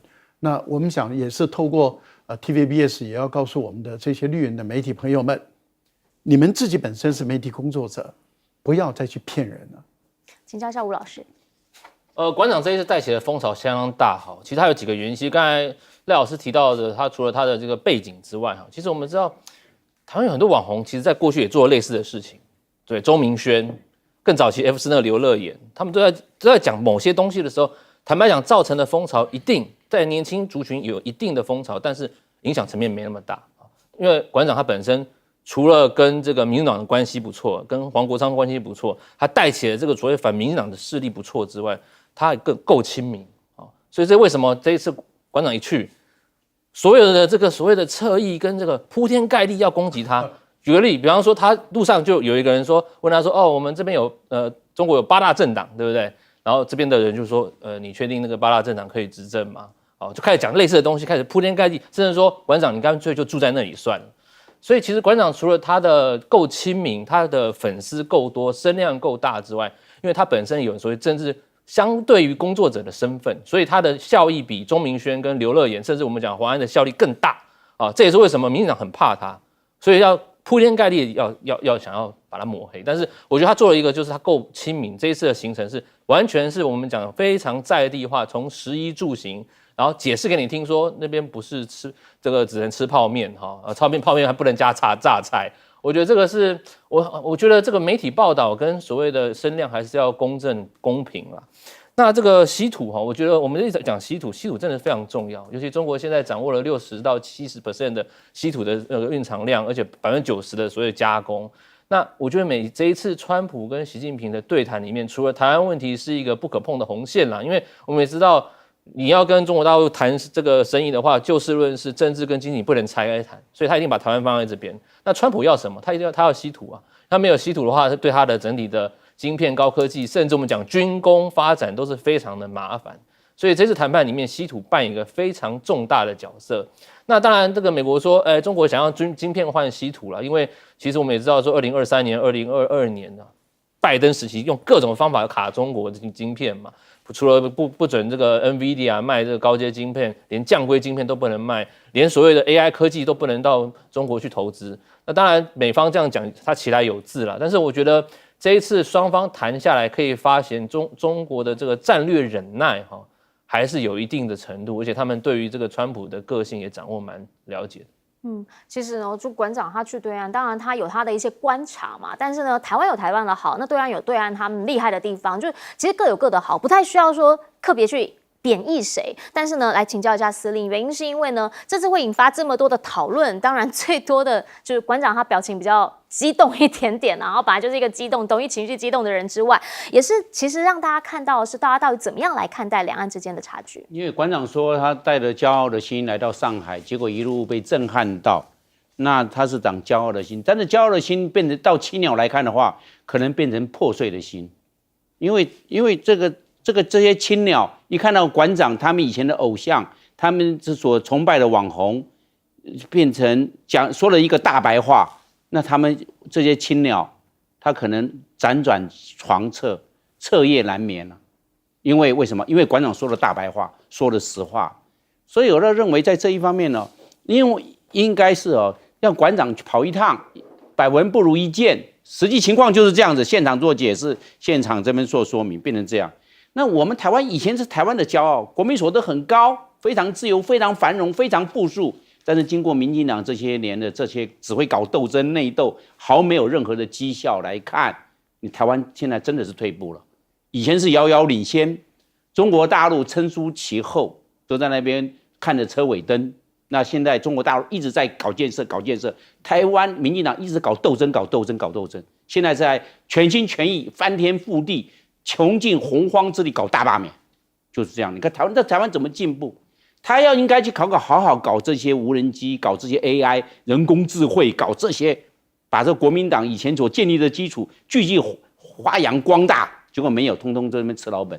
所以台湾以前的尊严，台湾以前的骄傲，慢慢变成台湾的自卑。你说这怎么办？那民进党，我认为民进党不要在这个做三大政策，不要再愚民，因为这个民进党的愚民政策，让大家做好，大陆好的都不要讲，大陆好的都不要说，变成愚民政策。第二个，民进党很喜欢搞洗脑，课纲洗脑完毕之后，媒体洗脑完毕之后，网军洗脑，每一个人都被洗3次脑，年轻人都这样的，从课纲洗脑被扭曲的历史，到这个我们所讲的，一直到媒体洗脑，都是你看90%都是媒体在那边洗脑，然后到最后网军再洗脑一次，所以真正人间清醒的人并不多，被民进党控成这样。我认为人民要觉醒，2300万要觉醒，要认清民进党的真面目。他到底搞这些民堂是为了什么？就为了选票，就为了钞票。谢谢，感谢大家，谢谢大家。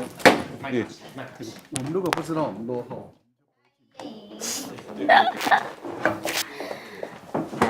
不，你就这样。好久不见哎，嗨姐，嗨，那个广告非常有趣。你的那个羊排看起来很好吃。羊排那个，已经准确，我真的没看到，有没有显得很可怕？我完全没有修图，也没有什么弄，那随便弄。真的超好吃，我没有骗你，我在 Costco 买的。真的，对 ，Costco 就随便一个羊排，真的，完全我没有调味，那台好用力，超好用，而且都没有油烟。我唔知呢。你主席啊？啊，不嘞，你就遗憾吗？我那在外面无聊跟你聊天哦，不然我怎么会在旁边外面跟你聊天？他怎么跟我讲说今天是前次？前次应该前次休假吧？哦，我猜了，我看我讲，因为我是来宾吗？跟你一起做。他们现在应该赶快先开那个啦，开城工业区啦，恢复开城工业区啦，然后韩朝的关系就会和缓。耳机讲一下话，试一下好不好？耳机还没有声音哦，耳机可以试一下吗？如果缓和以后哈，他就不需要我耳机没有声音哦，你有没有开？因为没有朝鲜的压力哈。小声一点，小声一点，刚刚可能是关掉了。好，再小声一点点。好，可以了，谢谢。那我声音可以吗？1、2、3、4、5、6、7。好，谢谢。谢谢。这里有一个3、2、4、5、4爻，哎，椅子，又见面了，哎，好久不见，真的，哎，椅子，好了，自己。小时不见就。这那些恶心。这是我的水吗？请问？他这个点子一定是蟑螂。哎，玉茹，这是我的水吗？玉茹。没找到我吧？是好，谢谢。没有找到我吧？王小飞没有这么聪明。请花文哥帮忙。你说那个联署上没有啊？有你没有？如果我签的话，你要吗？对啊。可是我那个还好没有名字，我看不清楚。还好不用你现在随便骂人，那个3李在明的英文比尹锡悦好。哦。这个是谁？真的啊？对。吴宗宪嘛。这是吴宗宪哦。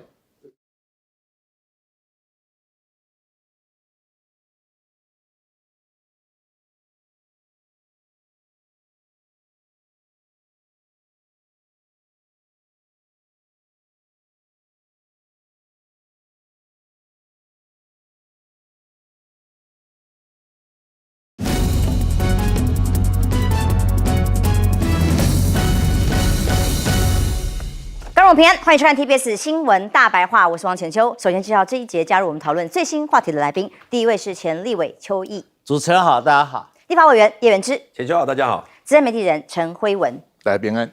看看最新的话题，当然是哇，要是我们有这种流量也蛮好的哦，很厉害哦。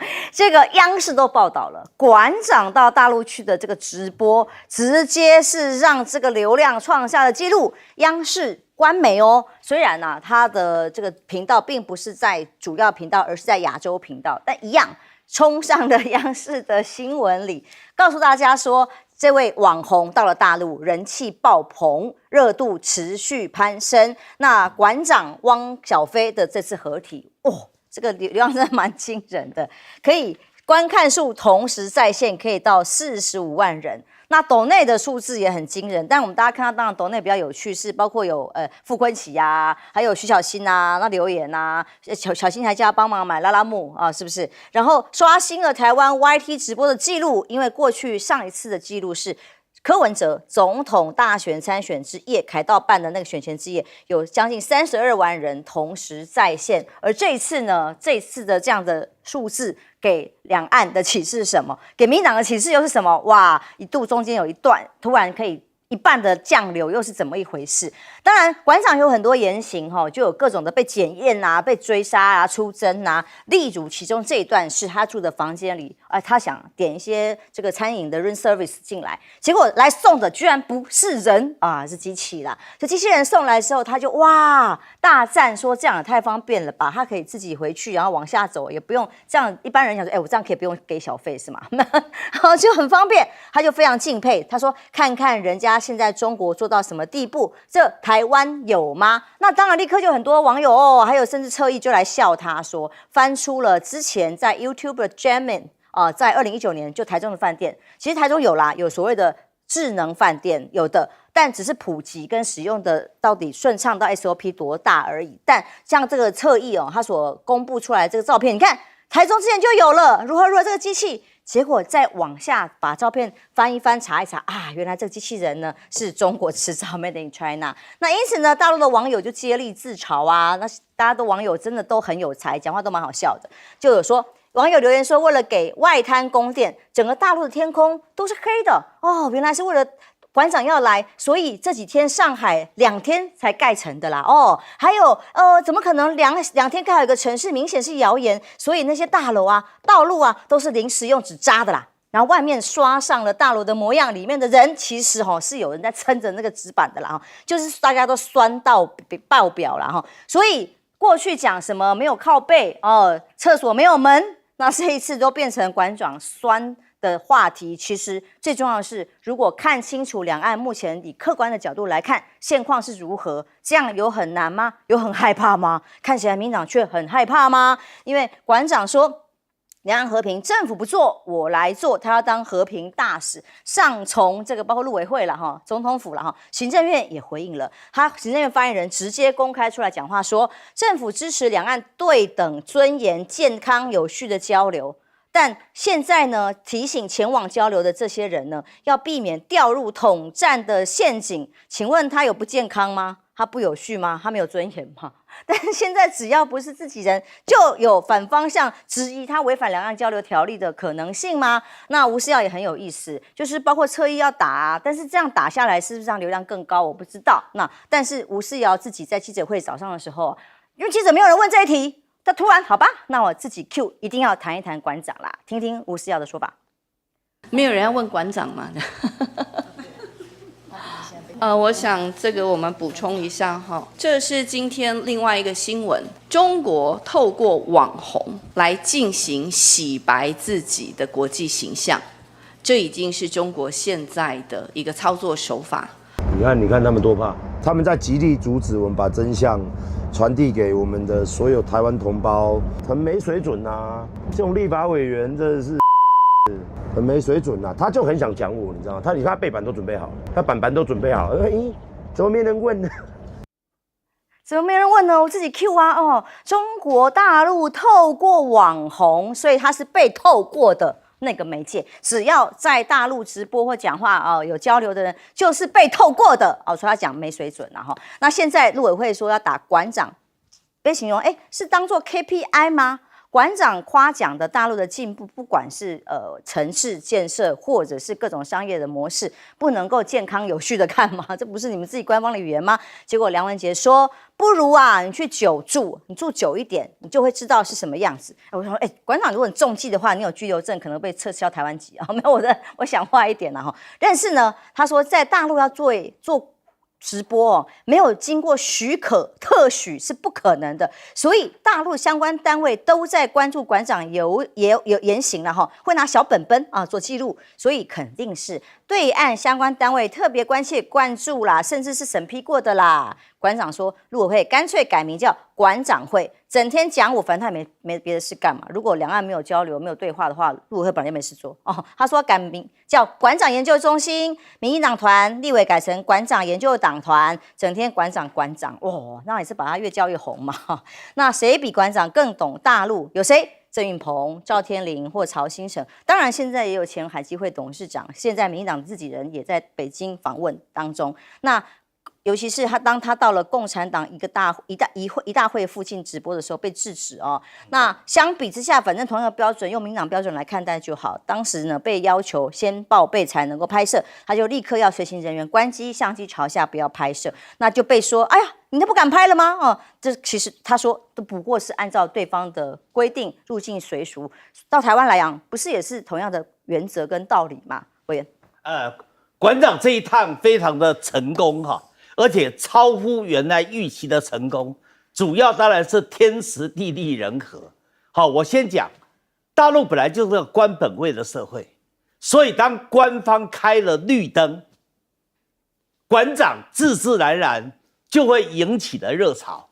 否则在大陆开直播，说实话有很多技术上的障碍是没有办法突破的。即使馆长是在 YT 上直播，但是他仍然是要透过国际漫游来做。透过国际漫游，他就会常常卡住啊，就会显得看起来很不过瘾，不够流畅。好，那要解决技术的问题，就要带一个团去，而不能只带一台相机。所以这个时候大陆就会管制嘛。好，第二个当然就是央视，在央视4套叫国际频道，不叫亚洲频道。它国际频道里面整整播了馆长到大陆去3分半钟。那你想想看，在中央电视台的4套国际频道能够播3分半钟，那是代表大陆对馆长的重视，大陆人民一看就知道了，所以它的热度当然就高嘛。可是在那里播不叫国际新闻了吗？好，不一定，海峡两岸也是在央视4套里播。好，它有个中国新闻。好，那么除了这个以外，当然也有画龙点睛。刚才主持人浅秋特别提到，徐小新刚好去狂抖内，说要馆长帮他去这个泡泡玛特的旗舰店呢，看看有没有拉布布的这个新的公仔。好，那当然这个动作的话会引起很多人兴趣啊，因为拉布布的这个的造型，这个个性化的特征是来自香港的一个叫龙家生的绘本里面出来的，他在大陆夯得不得了，所以也助长了整个馆长的热潮。还有马英九也要去大陆，也要去开海峡论坛，可是马英九的热度已经没有了，已经下去了。刚好馆长接上来了，所以馆长承先启后。他承先启后呢，一个是过去钟明轩带动的热潮，但是钟明轩的流量大概就10几万了。馆长这第一次的直播就27万了，差一点点有破30万的迹象。而第二次呢，当然这也是汪小菲的妈妈张兰出的主意，所以在麻六记里面就让这个馆长跟汪小菲之间2个人一起来直播啊，这一来的话，强强联合就冲破了40几万的一个高流量。破了当时柯文哲在凯道造势的那一次直播的32万的记录哈，所以馆长这一次当然很成功，但一成功的话，他就会引起别人的酸言酸语嘛，尤其是民进党，他更酸了。不过酸归酸了，还是有些话讲得蛮对的。梁文杰就说啊，如果去久了以后，干脆就住在那里了。梁文杰，我就要问你了，你说实话，你也常去澳门啊，去了澳门也去了珠海啊，去了珠海也到了深圳啊，也过得很快乐。你对那个地方你也非常的熟悉，你干脆就搬到澳门去住啊，搬到珠海去住啊，那边的女的可能也比你平常所见到的女的要漂亮很多啊，那也投你所好啊。好，另外呢，主持人刚才没有点名，我把这个人点出来，他也不是海基会的董事长，他最高做到海基会的副董，他叫洪其昌。洪其昌呢是赖清德的政治导师。你知道洪其昌在前一段时间到北京去参加一个生物科技的研讨会，但是生物科技的研讨会只是表面的而已，其实他基本上就是替赖清德带话嘛。赖清德不是提那个两岸并购说吗？还要大陆提条件啊，那总需要有人投石问路，扮演超级交通员的角色吧。所以洪其昌呢，到北京去，你认为他有没有替赖清德带话？你认为他有没有帮赖清德把北京的意见带回台湾？很简单嘛，你难道陆委会不要调查吗？难道陆委会对于别人就查得很严然后对这个洪其昌就不闻不问吗？就认为洪其昌不涉及到国家安全吗？如果洪其昌跑去替赖清德传话，做私底下谈两岸并购的条件，那请问你，他有没有影响到国家的安全？要不要去约谈？要不要查洪其昌的水表？要不要请洪其昌去喝咖啡？我认为啊，一个标准，不要用2套标准吧。馆长回来，可能这个陆委会、行政院，可能情治单位就会给他很多的困扰，很多的干扰，要台湾未来的网红不要再想去大陆，用这个来发挥寒蝉效应。但是我认为，如果你要这么做的话，你先从洪其昌做起吧。洪其昌根据所有媒体报道，包括联合报，他的头衔就是前海基会董事长。根据我看到联合报报道都是这样。我想说，今天委员对于指正蛮多的哦。好，元之，所以刚看到钟明轩先前到大陆去，他本来是绿营的这个网红，很支持的，结果去了之后，哇，是吃喝玩乐，立刻被围剿了一阵子。然后后来再回来台湾的时候，就很受伤。很挫折，一直到今天。可是看起来馆长这次是没有在怕这种围剿。馆长他的个性比较直啦，他没有在理他们啦。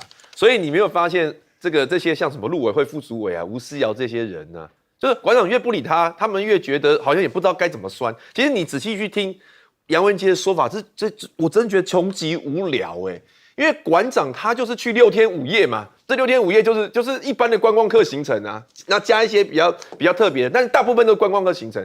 谁会认为馆长直播的东西就是中国大陆的全貌？没有人这样认为嘛。他也第一次去嘛。他第一次去嘛，结果你梁文杰很奇怪，人家去观光你就说，哎呀，那你久住下来啊，你看看中国大陆是什么样子奇怪我觉得他直播，他观光，他看到东西，你陆委会在酸这个东西干嘛好，我觉得陆委会真的是心眼真的很小。那其实当然就是说，可能中国大陆也有一些东西不是馆长看到，但也没有认为说中国大陆就是馆长直播那个样子。我觉得没有人会是这样子想。但是馆长这个直播有一个，我觉得有一个重点是因为你民进党政府为了抗中，你把对岸丑化得太恐怖了嘛，好像没有一点好嘛。那现在连这个一个观光客的行程去拍了一些比较不错的、比较先进的东西，你都要在那边酸言酸语，就会显得你的格局小到不行。那我觉得吴思瑶也是一样，吴思瑶为什么他开记者会，记者不会问他馆长议题？因为大家觉得说，馆长去做交流，或者是说去观光，关你吴思瑶应该没什么关系吧？好，这就是一般的观光客啊，应该跟你立委没什么关系吧？人没想到他还自 Q， 我硬要骂2句，故意要把这样的东西把它政治化，去扯到统战跟国安，就是记者都觉得无聊，所以没问他，他还自 Q 自己。所以这就是民进党政府要给我们的世界观嘛。所以我认为馆长去的最大意义是什么？因为民进党这几年已经都把人民当笨蛋，他要形塑一个他自己要给大家的世界观，一个泡泡，就是说那个中国大陆就是很落后啊，很烂啊，高铁没靠背啊，然后所以这么差的国家，你们还要跟他来往吗？何必要跟他来往呢？就是不要理他就好了。他就是要形塑这个世界观，而馆长是怎么样？我就不想你把我当笨蛋，我就是务实，我就是要去看看，有那么差吗？有这么差吗？对不对？他就没有那么差嘛。所以这个馆长这一次去，我觉得他刚好就戳破民进党要形塑出来的那一种想象，所以民进党会很怕，否则这个事情跟民进党也没什么关系。那民进党现在整个政府就是不想大家交流嘛，所以像禁团令啊，不要让大家去大陆啊，陈设请戒啊。可是实际上我觉得人民越来越聪明了啦，不是他那么容易就可以骗的啦。胡文哥，当然这次流量很高啦，那而且馆长的一般他的 TA 流量应该是比较是年轻人，那这次你怎么看他的流量密码？我看不到馆长的后台，我不晓得他的这个 TA 是不是年轻人，应该是就统称叫馆本好了哈。那我们用台湾的角度去看馆长的流量会看不准，因为我们台湾就2300万人，大陆有14亿人啊。那你觉得40几万人看吃播，你觉得很新鲜？可是大陆的直播主一开，700万，对，那刀郎演唱会一开，多少人在线上？我们就网红比网红哈。我们看这个前一阵子才去的，这个我是不认识啊。他在 YouTube 的这个粉丝啊，将近4000万啊。这个在大陆号称叫甲亢哥哈，这个 Speed， 他去啊，他在8个城市直播累计是6000万啊。好，但是因为这个是累计的啦，因为你放在上面，它一直会有人去点会去看。那你现在像馆长这几天，目前最高的也在接近300，还不到300万。那你去除一下嘛，它这个每一个城市平均起来超过700万的这个点阅，好，然后它也增加了100多万它 YT 的这个订阅。那馆长跟甲亢哥比，因为其实大家知道他是美国人啊，他是一个美国的一个网红。那馆长跟我们这个大家语言相通的。那馆长这样流量有算高吗？大家自己去那个的哈。那昨天的这一场这个晚宴哈，就刚刚提到有40几万人在看这个，这有台说汪小菲这样风评就大逆转，假一个饭呢，风评都大逆转。你要去问一下 S 妈无？讲啊，恁这以前这个甲大 S 这代志，安尼都大逆转。我是觉得有开一头几个，你看就吃个饭而已。其实他们这个都是商业的合作，因为这是汪小菲的餐厅，那他们也约好说下次要去北京。那你看国民党的这个总召就去斗内啊，傅昆萁，人家斗内都是329，你没有在斗2000，你看拜托，你有没有看大股好啊，他是馆长讲说，哎呀，我为了支持民进党，我损失很多。那他也讲，他说已经有厂商来接触，恭喜呀，他是商人，他不是，他如果是立委我就开干了，他是一个商人，他是个网红，他去一趟上海带10个人呢。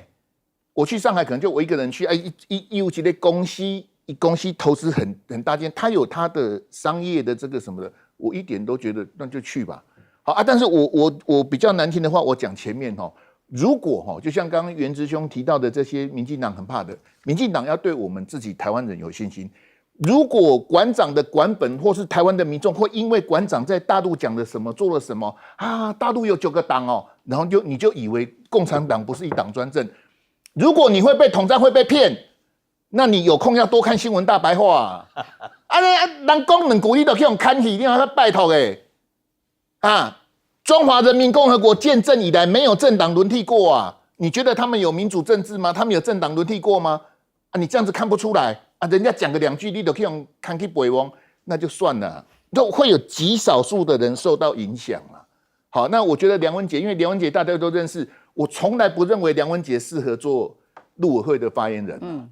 他应该去当新潮流的不分区立委啦。你做对，我每次看他发言，我都很紧张啊。我怕跟牙起来个公我其实不用那么在意他，他就是去做生意的啊，对不对？恭喜馆长发大财发大财。不是啊，做生意也是有些人可以，有些人不行啊。那如果正当的生意本来就是应该可以的。好，我们休息一下，马上回来。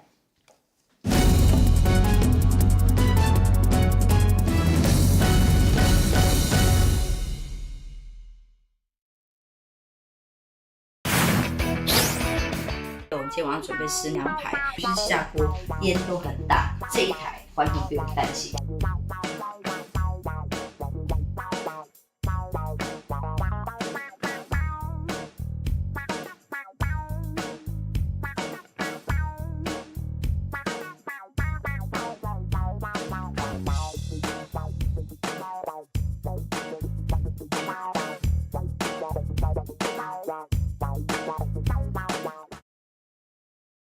6000回看呐、对啦，就说他要累计嘛，要累计的。啊，馆长这个是线上多，但回看少。哦，刚刚我们是不是要预告我们接下来？哎，是下个礼拜吗？下礼拜几啊？现在时间过好快，这个礼拜，下礼拜3哦，吃完了开房间要开房间了，没了，就是又有比较轻松的话题，当然比不上。哎呀，这个馆长汪小菲他们直播这么厉害，但是有一些好康的啊。上一次跟大家推荐过一些美食好消息，我刚刚都没看到影片。卢先是原住民那个，欢迎大家一起来加入我们喽。刚刚我实在很好奇，说甲亢哥可以到6000万用 YT， 最后这个1是没有错，就是卢宪一啊。所以用 YT 甲亢哥，不过他真的很好笑啊，他是有更多的喜感，是看他表演，看他秀。又有不一样的那个味道，不是那么多政治意识形态。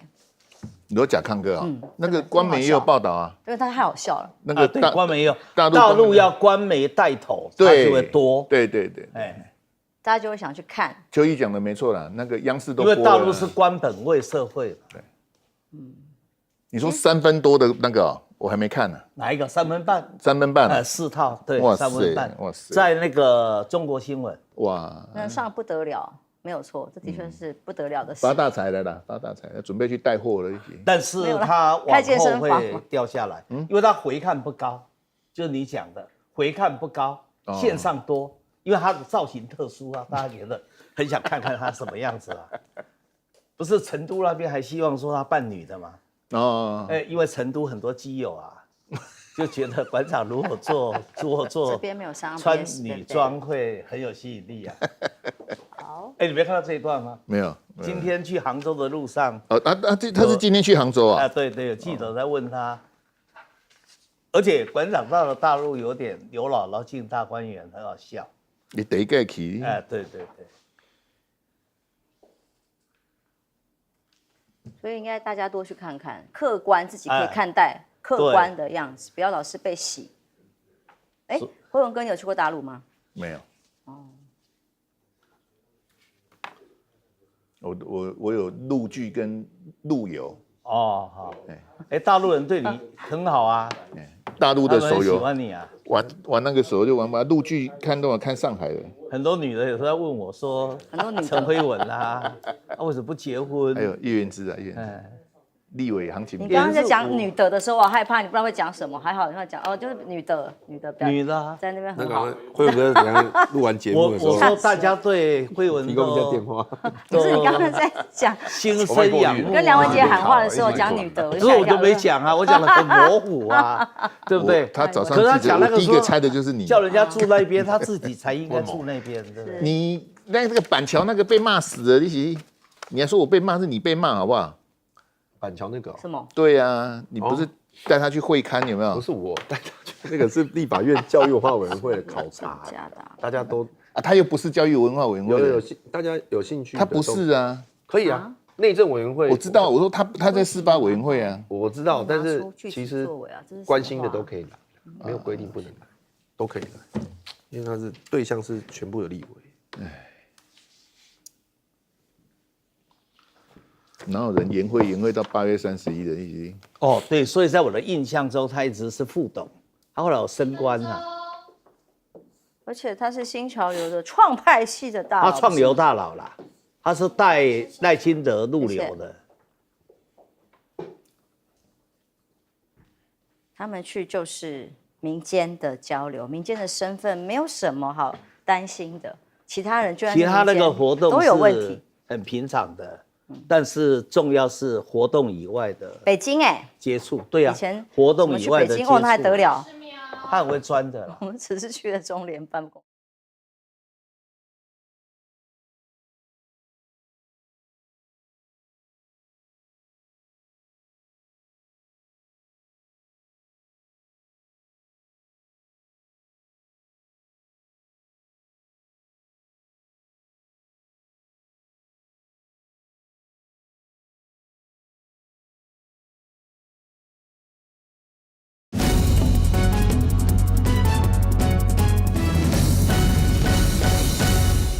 到对岸交流，哪些是健康有序，哪些是不健康没有序的呢？这个标准啊，民进党中央还是由政府来讲才算嘛。例如像沈伯洋好了，大家算一算，他的父亲呢已经赚了17亿的这个金额哦。但这样的经商，对于民进党啊或者陆委会啊各种的宣布啊，总统都跳出来帮他讲话了，说这个是健康有序。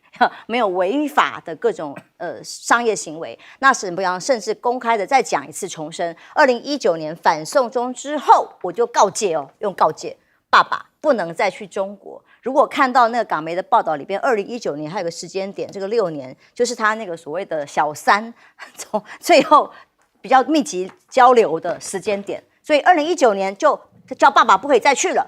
那如果他爸爸现在还继续去，他说我举双手赞成立委3等亲内进行控管。那如果他没有去，就不用控管吗？这意思是这样嘛？他知道父亲在做什么吗？过去父亲的企业登记是中国台湾，我只能说沈伯洋真的是很照，从上到下都帮他在洗地。你看看陆委会怎么说的？他说台湾进口出口商在中国海关登记只能选中国台湾，没有选择。都是不得已的。那父亲登记中国台湾，沈伯洋呛啊，这是被矮化了。这应该不是谴责被害人吧？你看航空公司、国际酒店都这样做，加害人是中国，不是应该谴责加害人的，我们是被害人这样子哦。所以呢，是中国逼着沈土城做了17亿的生意吗？逻辑是这样。但我们看看过去被霸凌过的各种个案，包括了凤梨酥产地标中国台湾这样的不行，被抵制。这个是微热山丘还发声明，哎呀，重新贴标，豪大鸡排。称中国台湾照常营业，台人怒吼抵制，到底是哪些台人？是侧翼还是谁？就是这很严重吗？他们就要抵制啊！豪大鸡排赶快澄清，哎呀，我们不想涉及。那来自中国台湾这种话惹怒全台，谁？大院子的副总，哎，小编写赶快说不是我，不是我。自由时报也大加挞伐，米克夏竹凡不及被宰。称来自中国台湾台南，哇，在地人崩溃，说要戒手摇饮了。他们也都是合法的商人，就是就在地法规的规定写上了这些而已，或者是艺人好了，艺人们在大陆有一些谈话也是一样，用这样标准看待的话，大家都相安无事，也都没有问题啊。可是为什么只有你沈伯洋爸爸可以，其他人都是罪该可诛呢？那来看看国安的问题哦，谁是中共投入人，谁是共谍？赖总统下令了，民党今天要开国安课。他跟民进党党内说我们要开课，告诉大家什么才是违反国安的，要有法治意识的教育啊，要中央党部定期举办课程讲座啊，是大家都不知道什么违反国家安全吗？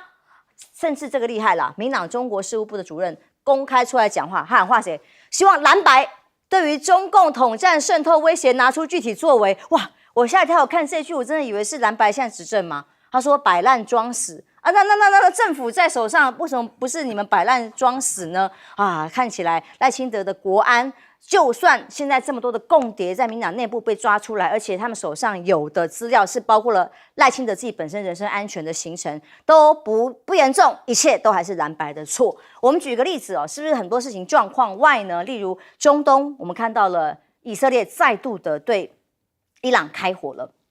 因为这次的开火是非常严峻的，连美国川普总统都提早要所有的美国人全部撤。但是我们的外交部前天我们才在节目上讨论过，他呼吁啊，在广告他宣传在6月3号发的文说，2023年以色列跟台湾签了一个打工度假计划协定，欢迎很多年轻人多多的去以色列走进世界，然后看见世界，让世界看见台湾的精神，要去开启冒险旅程。天哪！当时我们就说你是讲要台湾的孩子去送命吗？果不其然，你看现在人家打了伊朗，也准备要回轰哦。像这样严峻的程度，是不是状况外才会鼓励学生前往？那像目前为何赖总统提倡去以色列打工呢？对于国际局势、地缘政治，是不是活在自己的世界里完全脱节？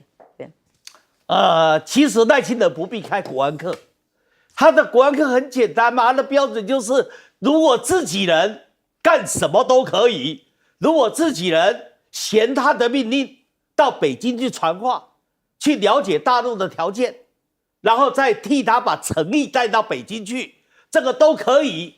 做共谍也可以，像吴尚宇啦、何仁杰啦，这不就是吗？我都怀疑他们是共谍还是交通员，不合格的交通员，所以最后才会以共谍的名义被抓到嘛。所以基本上它就是2套标准嘛。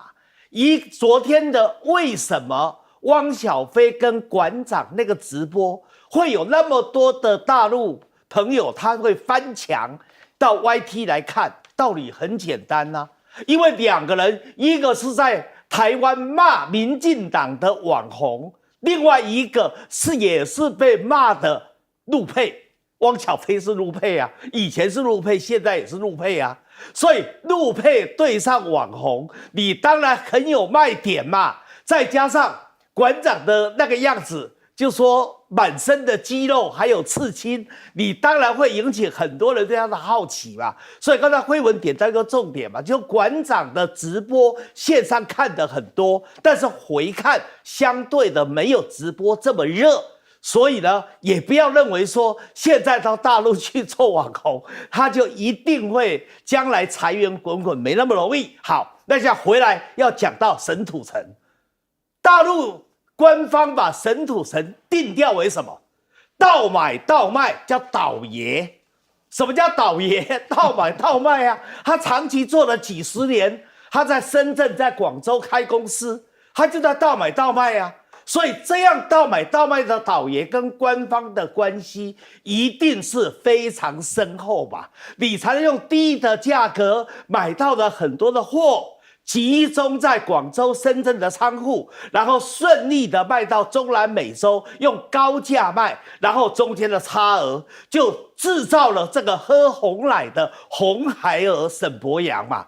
所以要问问沈伯洋啊，你到美国去念书的费用啊，然后到了美国就可以买房子，还买了两栋房子，你的钱是不是就是红奶挹注给你的啊？那你为什么能够你的爸爸在这么多年周游在两岸之间？可以两边对你父亲都肯定，你到底用了什么能耐嘛？这个才是应该是国安课里面要教大家的东西嘛。沈伯洋基本上，如果依照他平常批判人家的标准，那你沈伯洋难道不要被约谈吗？不要被调查吗？不要被高检署立案调查吗？沈伯洋平常在讲的是什么？你只要跟大陆有关系做生意啦，或者陆配啦，或者跟大陆有交流的，你都有嫌疑嘛。那你现在难道你的父亲做倒爷倒买倒卖，你认为没有嫌疑吗？跟大陆官方没有接触吗？所以说基本上我认为民进党从这些事件里面就暴露出来嘛，一件事2个标准嘛，一个人2个标准嘛，你2个标准人家怎么会心服呢？你怎么有办法理顺两岸之间的交流呢？那你赖清德朝思暮想的那个两岸并购怎么会成功呢？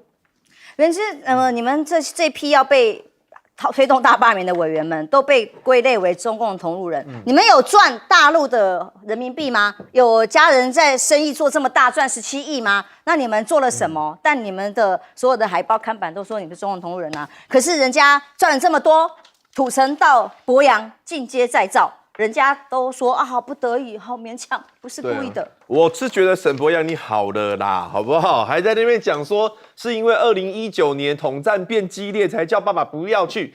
你们民进党是从多早以前就在那边阻碍两岸交流啊？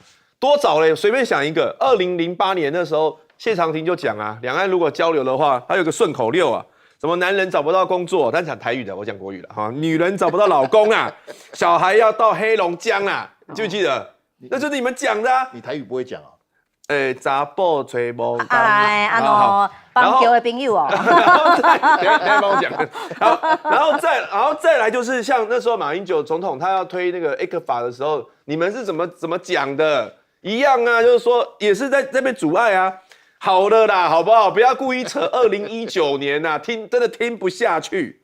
然后你看那个时候他们讲那个什么哦，他真的是不登记中国台湾是不得已啊，为了要赚钱啊，他是被害者。哎，那其他人中国台湾的时候，你们是怎么骂人家？这些被出征的是怎么回事？我跟你讲一个好不好？2018年年底的时候呢，吴宝春面包师傅得到冠军的都被出征过，真的。他去上海啊，然后被讲台独面包，他就发声明，他说他支持9·2共识，他来自于中国台湾的面包师傅，被出征被骂成怎样？后来找韩国瑜市长帮他讲，吴宝春他就是很会做面包，台湾之光，对政治不是太了解嘛，他也就是只是想要把面包让全世界的人可以品尝到啊。你们是怎么骂人家啊？哦，你现在沈博洋你爸爸哦，就是很不得已，就是被害人啊，别人呢哦就是不爱国，这个到底是什么标准啊？所以我真的觉得我们不是要去谴责沈土城啊，真的不是。沈土城要赚钱 OK 的，大家只要凭自己的能力赚钱，去哪里赚都是很棒的。是你的儿子，还有你儿子所属的政党，从过去10几20年来，都是一直在去黑化，去大陆赚钱这一件事情。结果被人家发现，哇塞，哇，红孩儿的爸爸赚这么多，我觉得关键在这里，好不好？所以不要再解释，越解释我觉得只是越难看而已。可是民进党还呼喊要你们蓝白队统战，他们抓到了4个共谍，民进党的，他叫你们要拿出办法来，这个真的有点好笑。对啊，他就拿他要什么合理的法，我们也支持啊。民进党没有共谍，你们要想出办法来啊，辉勇哥。已经讨论很多天的沈博洋哈啊，这个我现在最尊敬的涛哥林涛啊，林涛都会呛戴喜金说话的，我就惊哎。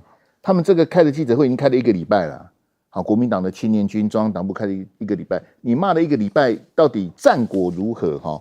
因为当赖清德在中常会，他已经一锤定音啦、他说这个是大陆为了反罢免啊，这类沈博洋才会被攻击，赖清德都出来讲话了，那你们国民党这些小朋友还要操作什么呢？那下个礼拜3你们这个党主席是不是还要去跟赖清德见面，还是听国安简报，对不对？这沈博洋的部分已经获得赖清德亲自的这个背书，已经过关啦。这个要怎么解读？我教大家哈。飞鸿供应链跟托中路北都是赖清德讲过的，好啊，都飞鸿供。那为什么沈博洋的爸爸不用飞鸿供应链？为什么？因为很简单嘛，他是赖18条嘛，你那17条是给他如果够18条，这很简单哦。那你忘沈博洋的爸爸公司登记中国台湾，在立法院记者问他说：“哎，你这样公司这样子登记哈，但你有什么意见吗？”沈博洋的回答是说：“这个你要问我爸啊。你爸爸的公司登记中国台湾，你有什么意见吗？这个你要问我爸。你们好了，你是你爸爸，你都没意见吗？你要问我爸。这个叫做留美的法学博士。你这到第3标准，你爸爸公司这样登记，你都没有意见吗？你要问我爸，那叫你爸来啊，叫你爸来连线来问你爸。”啊，你就承认就好了。就是我之前这些年来，我家里都是靠我爸做这个贸易，他也没有犯法啊，有什么犯法吗？我们有200万的台商，你爸爸只是其中之一而已啊。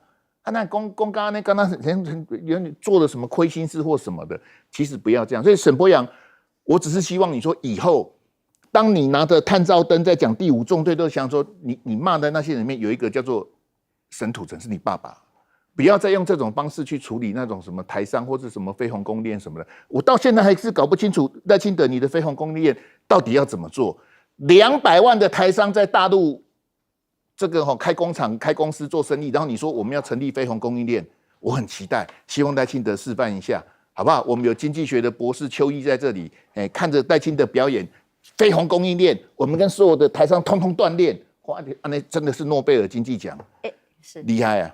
那如果记者去问陈柏阳说，那你父亲是不是有入籍的小三？他说，那问我妈是吗？没有办法回答。休息一下，马上回来。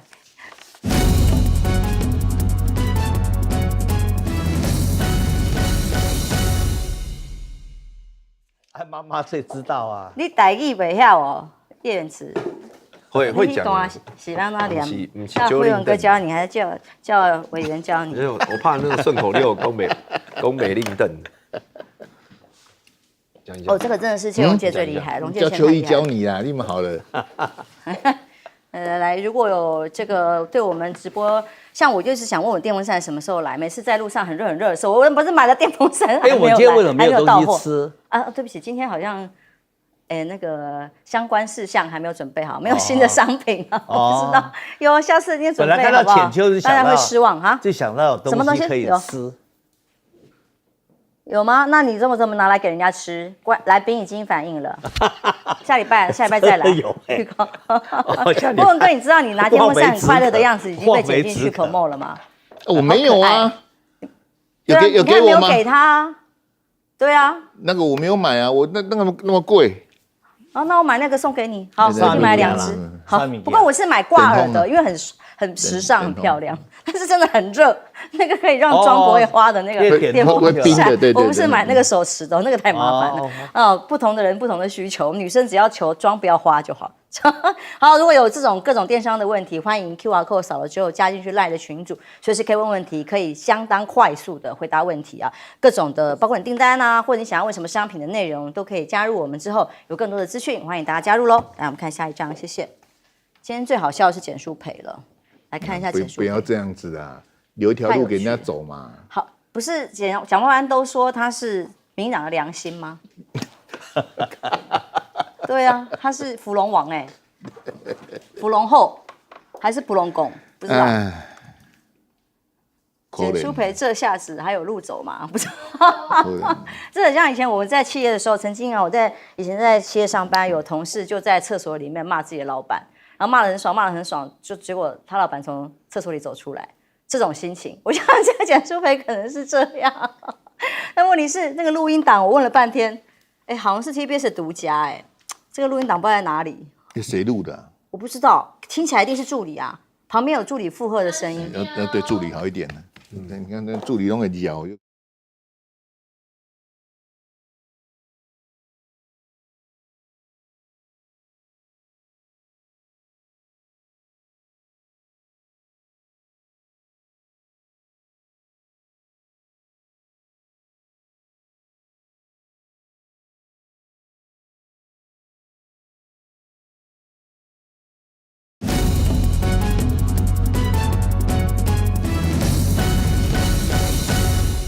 接下来讨论大概是今日最尴尬，这个是台北市议会的女战将了吧？哎呀，民进党议员许淑培，因为一件事情很不爽赖总统。这个新闻被爆出来是说，简淑培今年2月的时候，因为赖总统不准在民党中央那时候我们节目上来讨论这个政策，他要求党内不可以任用3等亲以内的人来担任国会的助理啦，任何的法案助理等等都不行。然后以至于简淑培听到这个消息，他很生气，他就直接爆粗口骂叉，然后根本。神差别，这也不行啊，这也会罚那我就神他讲的，民进党议员是不是我就可以念了？不知道助理费问题，就算不是亲人也可以盗领，不懂为什么有一个总统可以这么蠢到这种地步，连助理费这么小的事都要管，骂到最后他还叹气说我真的是白眼翻到天花板，这个。口气跟画面，我们可以从经常他在蒋万安在答询的目前的画面上可以看得到他的画面他还以总统府秘书长潘孟安为例他说潘孟安当完县长之后，让自己的哥哥选议员，赖清德的标准很奇怪，这个是假道德，不是真道德。偷骂总统本来还不是最严重的事情，其实最严重的是后面的事情。他说本来合法的事情，现在被搞得像违法。其实他同事民进党的议员还有人现在正在被收押当中，就是助理费的问题。他说以前没有政治献金法的时候，民进党都是寄金主养，什么意思？都是助理费拢是金主出的啦，然后把助理拿去给金主养，然后受控于金主，然后议员的助理公费不能用，所以申报变成违法。讲的是谁？哇，这个爆料才是最严重，今日最尴尬。我不知道他的秘密未来会如何，然后但是我觉得他的用词让我感到敬佩。他问这是不是很蠢？超级蠢，这是他说的，我只是照原文念而已。他没有否认，他所有的回应里面，他没有针对这些内容否认，因为听起来这个是有录音档的。那怎么会爆出来？只有他自己知道，我不知道怎么会这样。但是他不回应之后，他就发了一个声明啊，他是这样3点啊。第一个，他没有否认，他说民进党是台湾第一个民主政党，所以呢，大家都有不同的意见，常态。第二个，家妹她是自己的妹妹，是办公室的行政助理。重点是这件事情是试射自己的利益啊，我妹妹要用我的当我助理不行吗？这样子，所以她不开心。然后再来，她现在一切都搞成抹黑分化，为了不适任蓝委的大罢免原来她跟沈博一样。影响了重要的大罢免。那早上他还出席公开活动就被追问相关问题，只表示我没有想要跟大家分享啦我们党内有讨论的机制啊，所以讨论的机制让你在背后骂你老板，哇，这好像在企业里面背后躲在厕所骂老板这种尴尬的心情，现在被抓包，还把那些违法的事情给抖出来，这下子该怎么收场啊？那形容叫赖皇帝突袭蓝白啊，是因为这个共商国事理论上是应该要比较相对谦卑或者是比较礼貌的方式嘛，要邀请在野党共商嘛。那是突然说潘孟安在12号打了电话给国民党跟民众党邀请两党主席18号定个时间，要来就来没有啦，因为他没有内容啦就9点一起共商国事。那520说要约，过了这么久突然致电来了，为什么？是美中谈判有内容了，还是刚好又派了特别的人去大陆了，去北京了，还是什么？不知道。只是这几个事情加在一起，看起来总是怪怪的。那黄国昌第一个开记者会他说只剩下3天了，大家都等着总统召见，是赖清德的风格吗？那他也不知道内容，所以党内还需要再来讨论。但问题是要不要去，其实大家有不同的意见。而其他的包括大陆籍的各种荒谬的事情是，居然有北市的 A 先生说兄嫂结婚后有个儿子后来全家人都住大陆了，就像这个执政党常常讲的，这种就属于大陆人的啦所以他也没有台湾身份证啦。结果呢，2016年的时候放弃中华民国国籍，现在却收到通知说，按照兵役法第1条规定，虽然你已经没有台湾国籍了，仍然必须回国接受征兵处理，否则恐被通缉。荒不荒谬？如果你觉得把你国籍都取消了，认为你不是台湾人，然后你又把对岸视为境外敌对势力，你却要他回来当兵，这是什么样的心情跟怎么样荒谬的一个主张呢？那当然，公台是不是先占澎湖这件事情，国安高层还特别在最近几个兵推里头，他特别出来澄清，他说不服，这种是不可能的，他主张澎湖是什么应该优先夺取的目标各种的澄清。当时国安高层李喜明质疑攻击军怎么会攻打澎湖等等等等，但现在2个兵推都已经把民党的质疑给打脸了吗？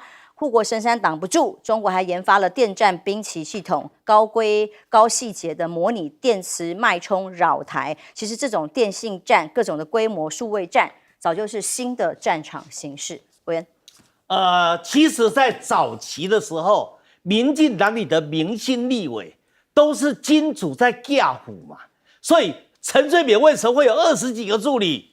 如果依照立法院给的公费助理的费用，他哪有办法养20几个助理？就是因为当时长荣集团嘛，帮他架虎这么多的助理，才能够使他变成明星立委，他才能够成为当时郝柏村主导的国防部最怕的一位在野党的立委吧。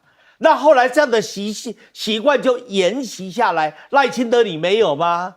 你没有财团架虎你吗？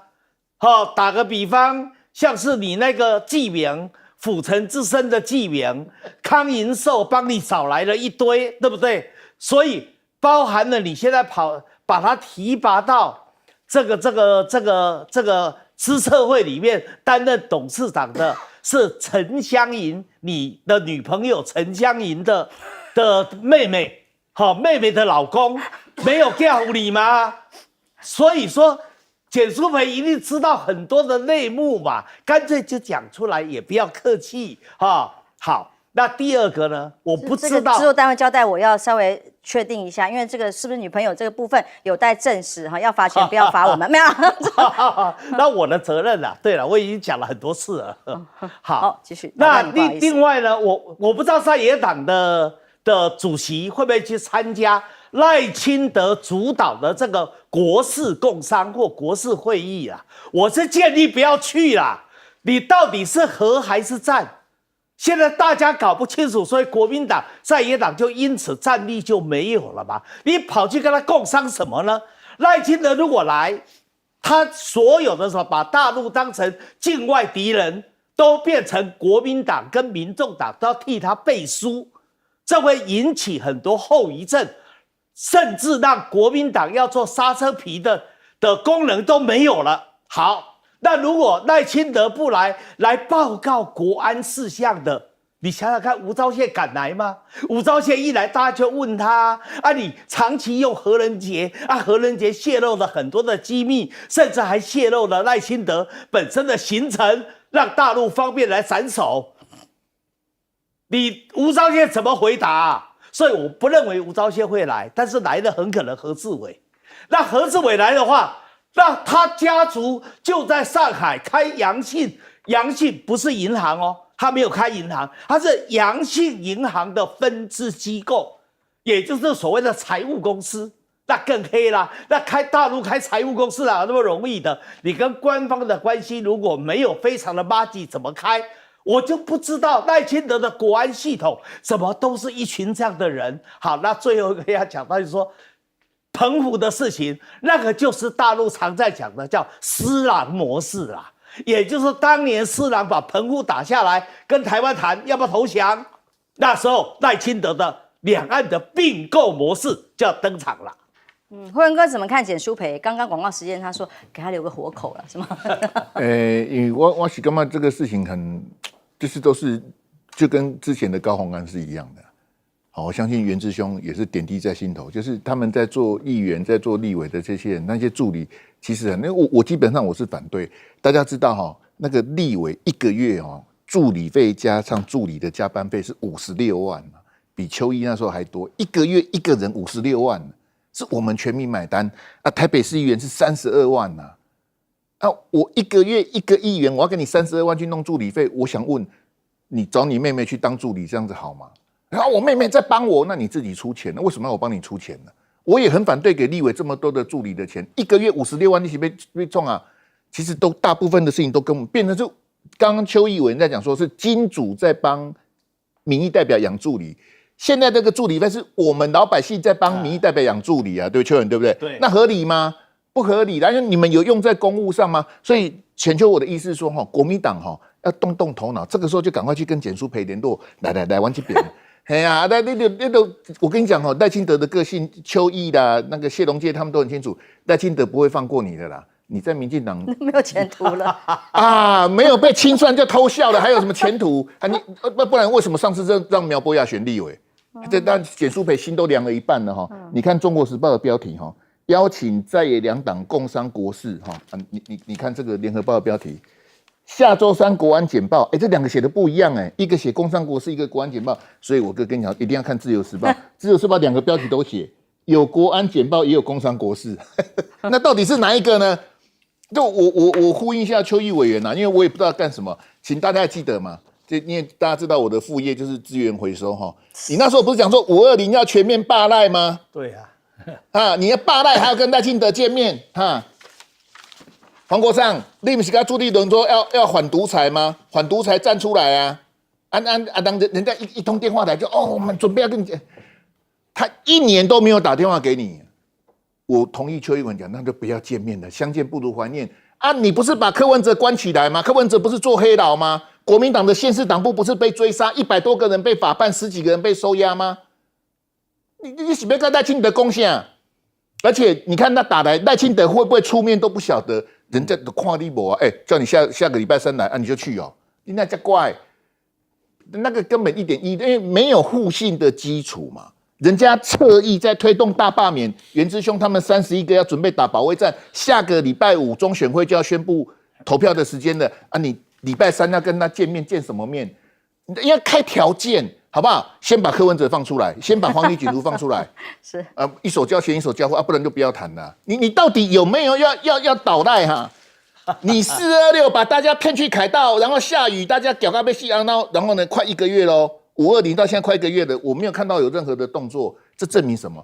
证明我一向以来就认为国民党是打假球，潘谁人打假球的高手。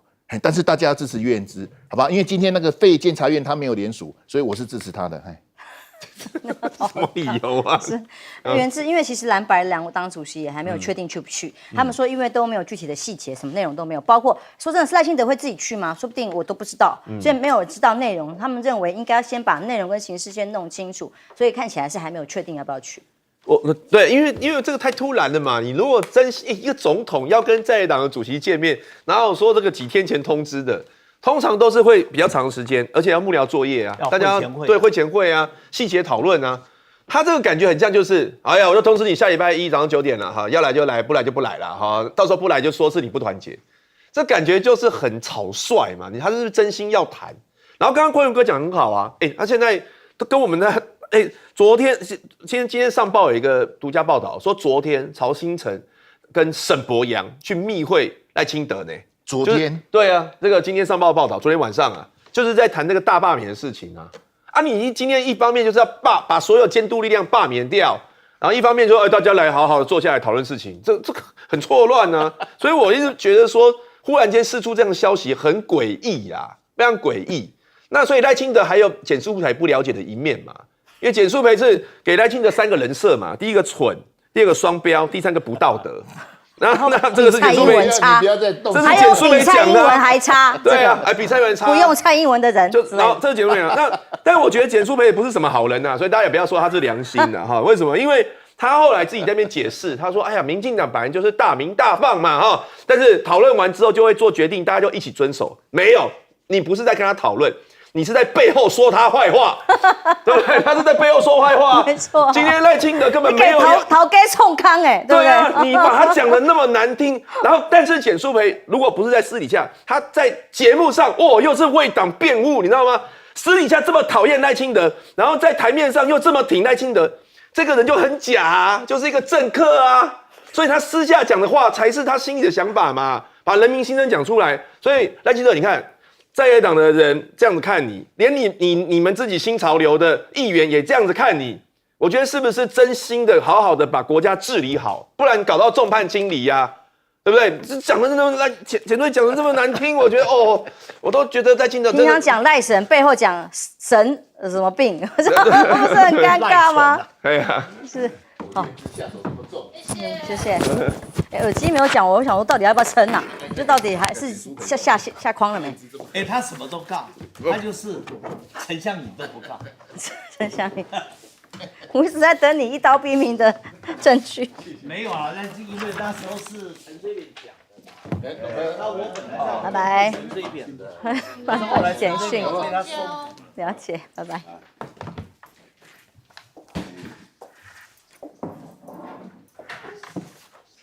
好。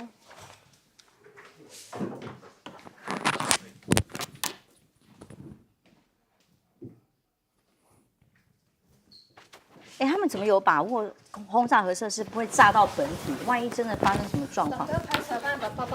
好 ，OK， 这很猛，这就是莫沙德的厉害。这很猛就是说它炸到刚好，不会有核爆炸，然后造成整个区域的危害。那也不会啊，那就变脏弹啊，但可以瘫痪它的核武能力，真的吗？这怎么做？我是不知道，我没有那么专业。因为它最多就变，它没有办法核分裂，它就变成脏弹。1、2、3、4、5，1、2、3、4、5、6、7。麻烦董哥帮我试。各位朋友，大家好，我是董志生。好，声音可以选。好，麻烦来宾帮我做正品视前方。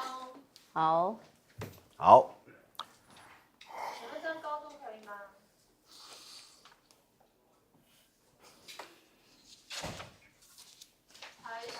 可以。2个 BS。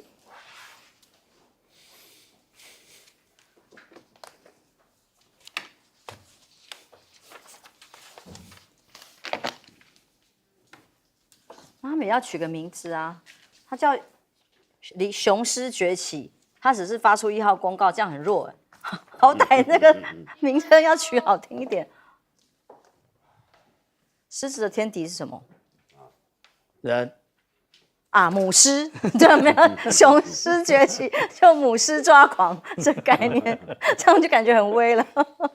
母狮抓狂，浅修，母狮抓狂，不然只叫1号公告就很弱啊，你觉得吗？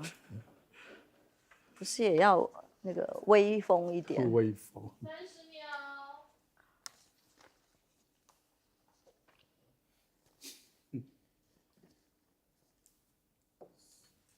真的就打1针就好，真的就打1针。它要慢慢的复原1个礼拜。哦，它时间点是什么时候轰炸的啊？13号凌晨，今天的凌晨。早日康复，谢谢。各位讯8还有阿达帕的好朋友，在我们节目画面右下方可以看到这个 QR code， 只要拿起手机对准 QR code 扫描下载之后，就可以一手掌握 TBS 新闻，跟我们一起发挥监督的力量。更多最新话题的讨论，锁定新闻大白话，马上回来。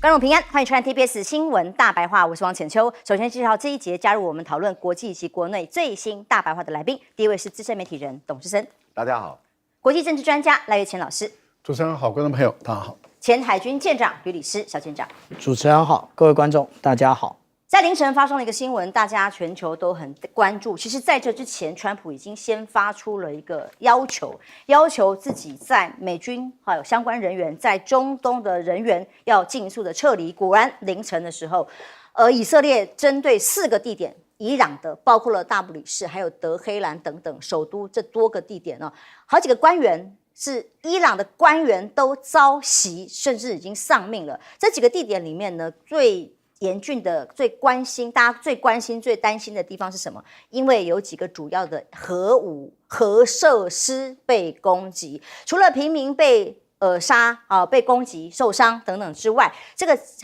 防空警报大响5次的巨大爆炸声响在核武设备的周边同时呢。我们看看画面，还有包括了各种的伊朗相关的军事领袖，也被说已经确定攻击中丧命了。这些画面攻击的这个地点也有民宅，也有军事设施，也有革命卫队的总部被炮火击中。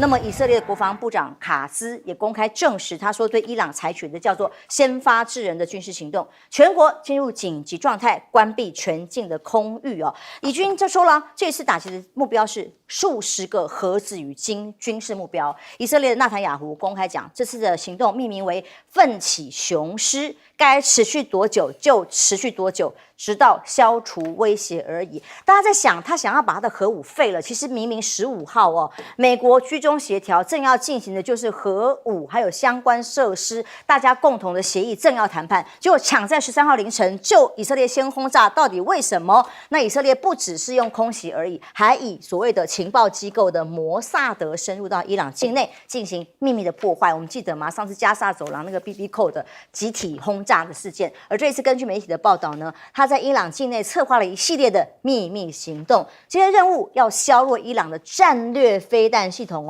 还有防空能力甚至呢，他们把这个革命卫队的总司令萨拉米，还有好多位的指挥官，甚至是学者还有核武的科学家，通通都杀了。在以色列的袭击当中，这次也被证实都身亡。那么伊朗在经过这个轰炸之后，也立刻表示要回击，而且回击的对象不是只有以色列，他呼喊警告美国也将付出惨重的代价。伊朗最高领袖哈米尼他说他是平安没有被攻击到，但他警告以色列将对空袭付出代价。伊朗军方扬言要对以色列跟美国不止以色列哦，美国也是哦，要进行报复行动。伊朗的立刻报复来了，针对特拉维夫有10个一样哦，大家都蛮狠的，都针对核设施来轰炸。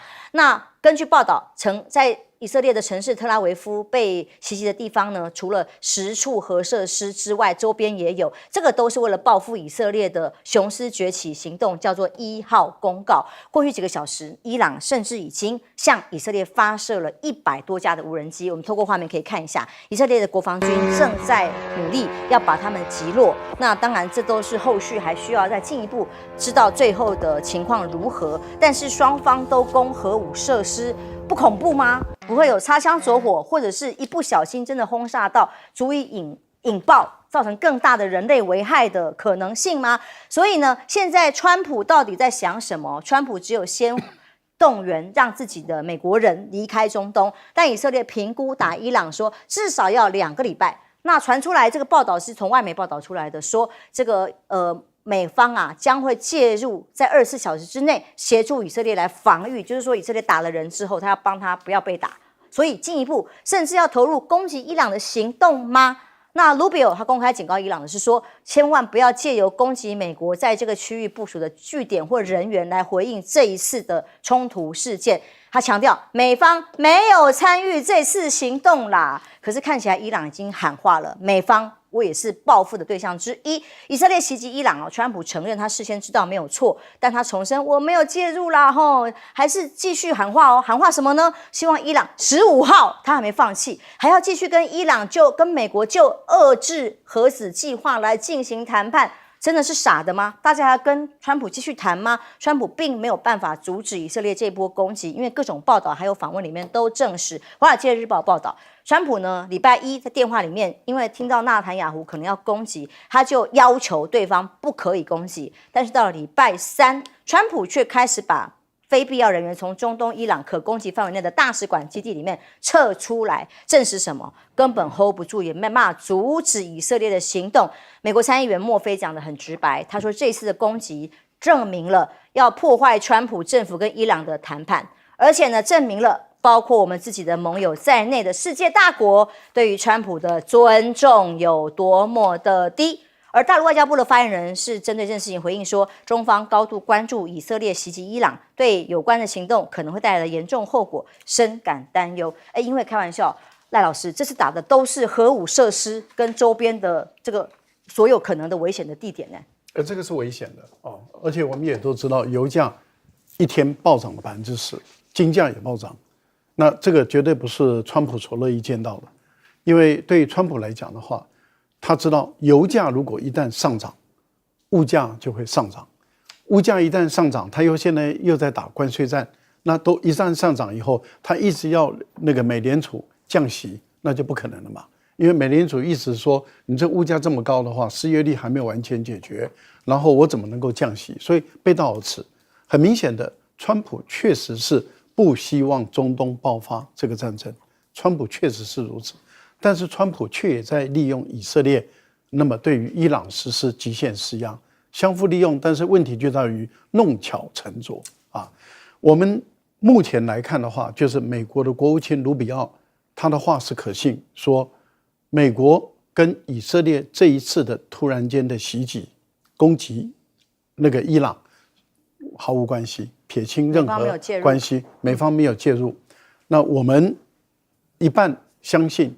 但是问题是，军事动作有没有提供援助？例如说，有没有按照过去往例提供给他们所需要的军事通信卫星，还有联络，还有定点的这些正常的服务？我想应该还是有提供，但只是说有没有帮助他特别去完成这一次的伊朗的工作？我想卢比奥讲的是实话，美国没有参与，没有介入，但是。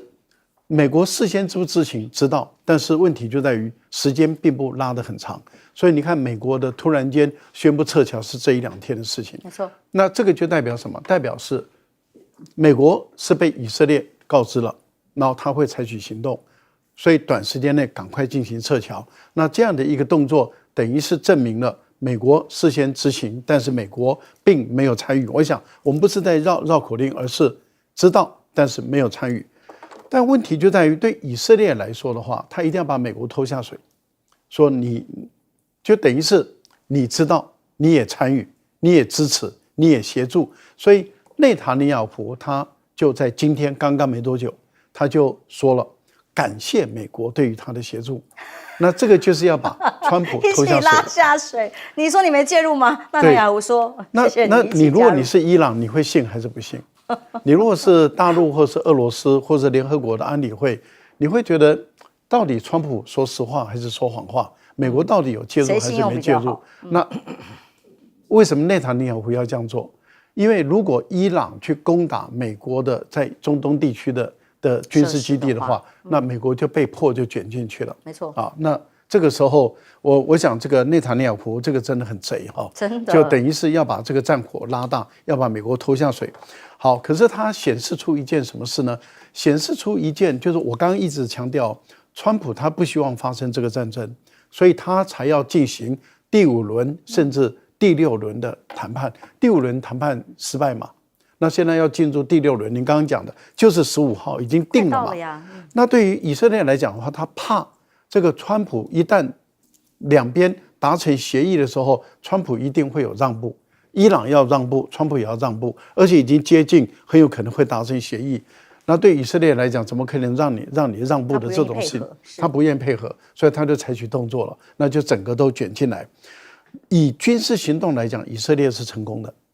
你看，伊朗距离以色列最近的距离1000公里，首都对首都就特拉维夫啊，对于伊朗的首都是1600公里，战斗机。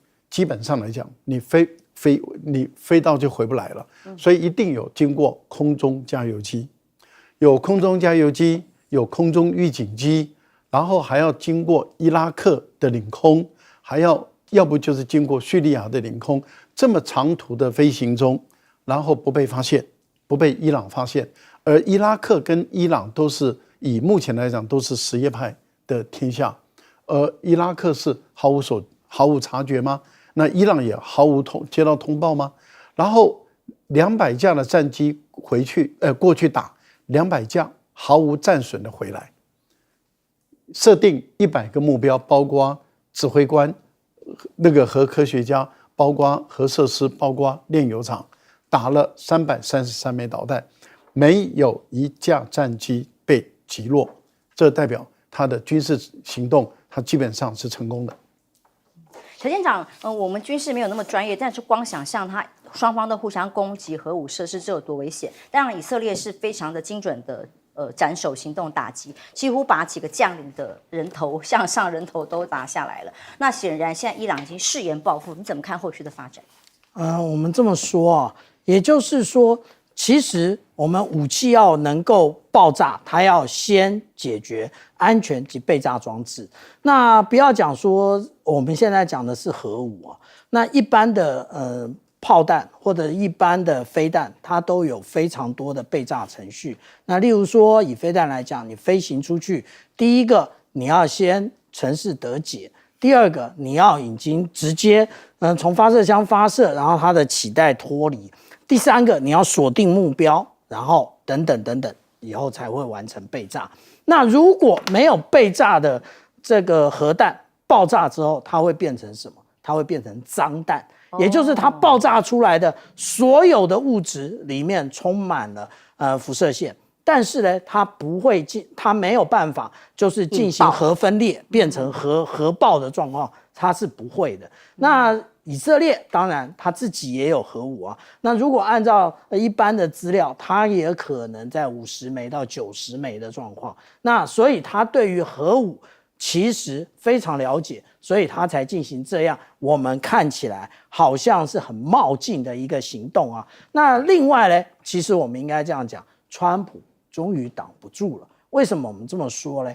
其实如果我们来看啊，这个是今年4月1号的时候，在迪亚哥加西亚岛，也就是在印度洋的中间的这一个美国的空军基地的时候，我们就可以看到，其实美国那个时候已经部署了6架的一个 B-2 战机。那这个战机是准备要打哪里？就是打伊朗。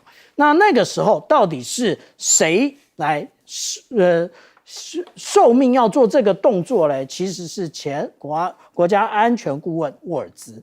那后来沃尔兹为什么下台？大家看起来表面上好像是他泄密，其实真正的原因是因为他侵犯到了这一个统帅权，因为这个应该是由川普来下令，怎么会由你来下令呢？怎么会由一个国家安全顾问来下令呢？这就是一个很大的问题了。那他因此去职，但是我们这么说川普他原来他认为说，是他可以扭转，透过谈判不要死人。可是真正的这一个我们讲到转折点是在哪里？是在6月12号，其实国际原子能总署的35名理事一致通过，也就是宣布伊朗违反了核不扩散的这个协议，然后而且伊朗警告说他会加强他的一个核子活动。那真正的原因是什么？也就是伊朗它启动新的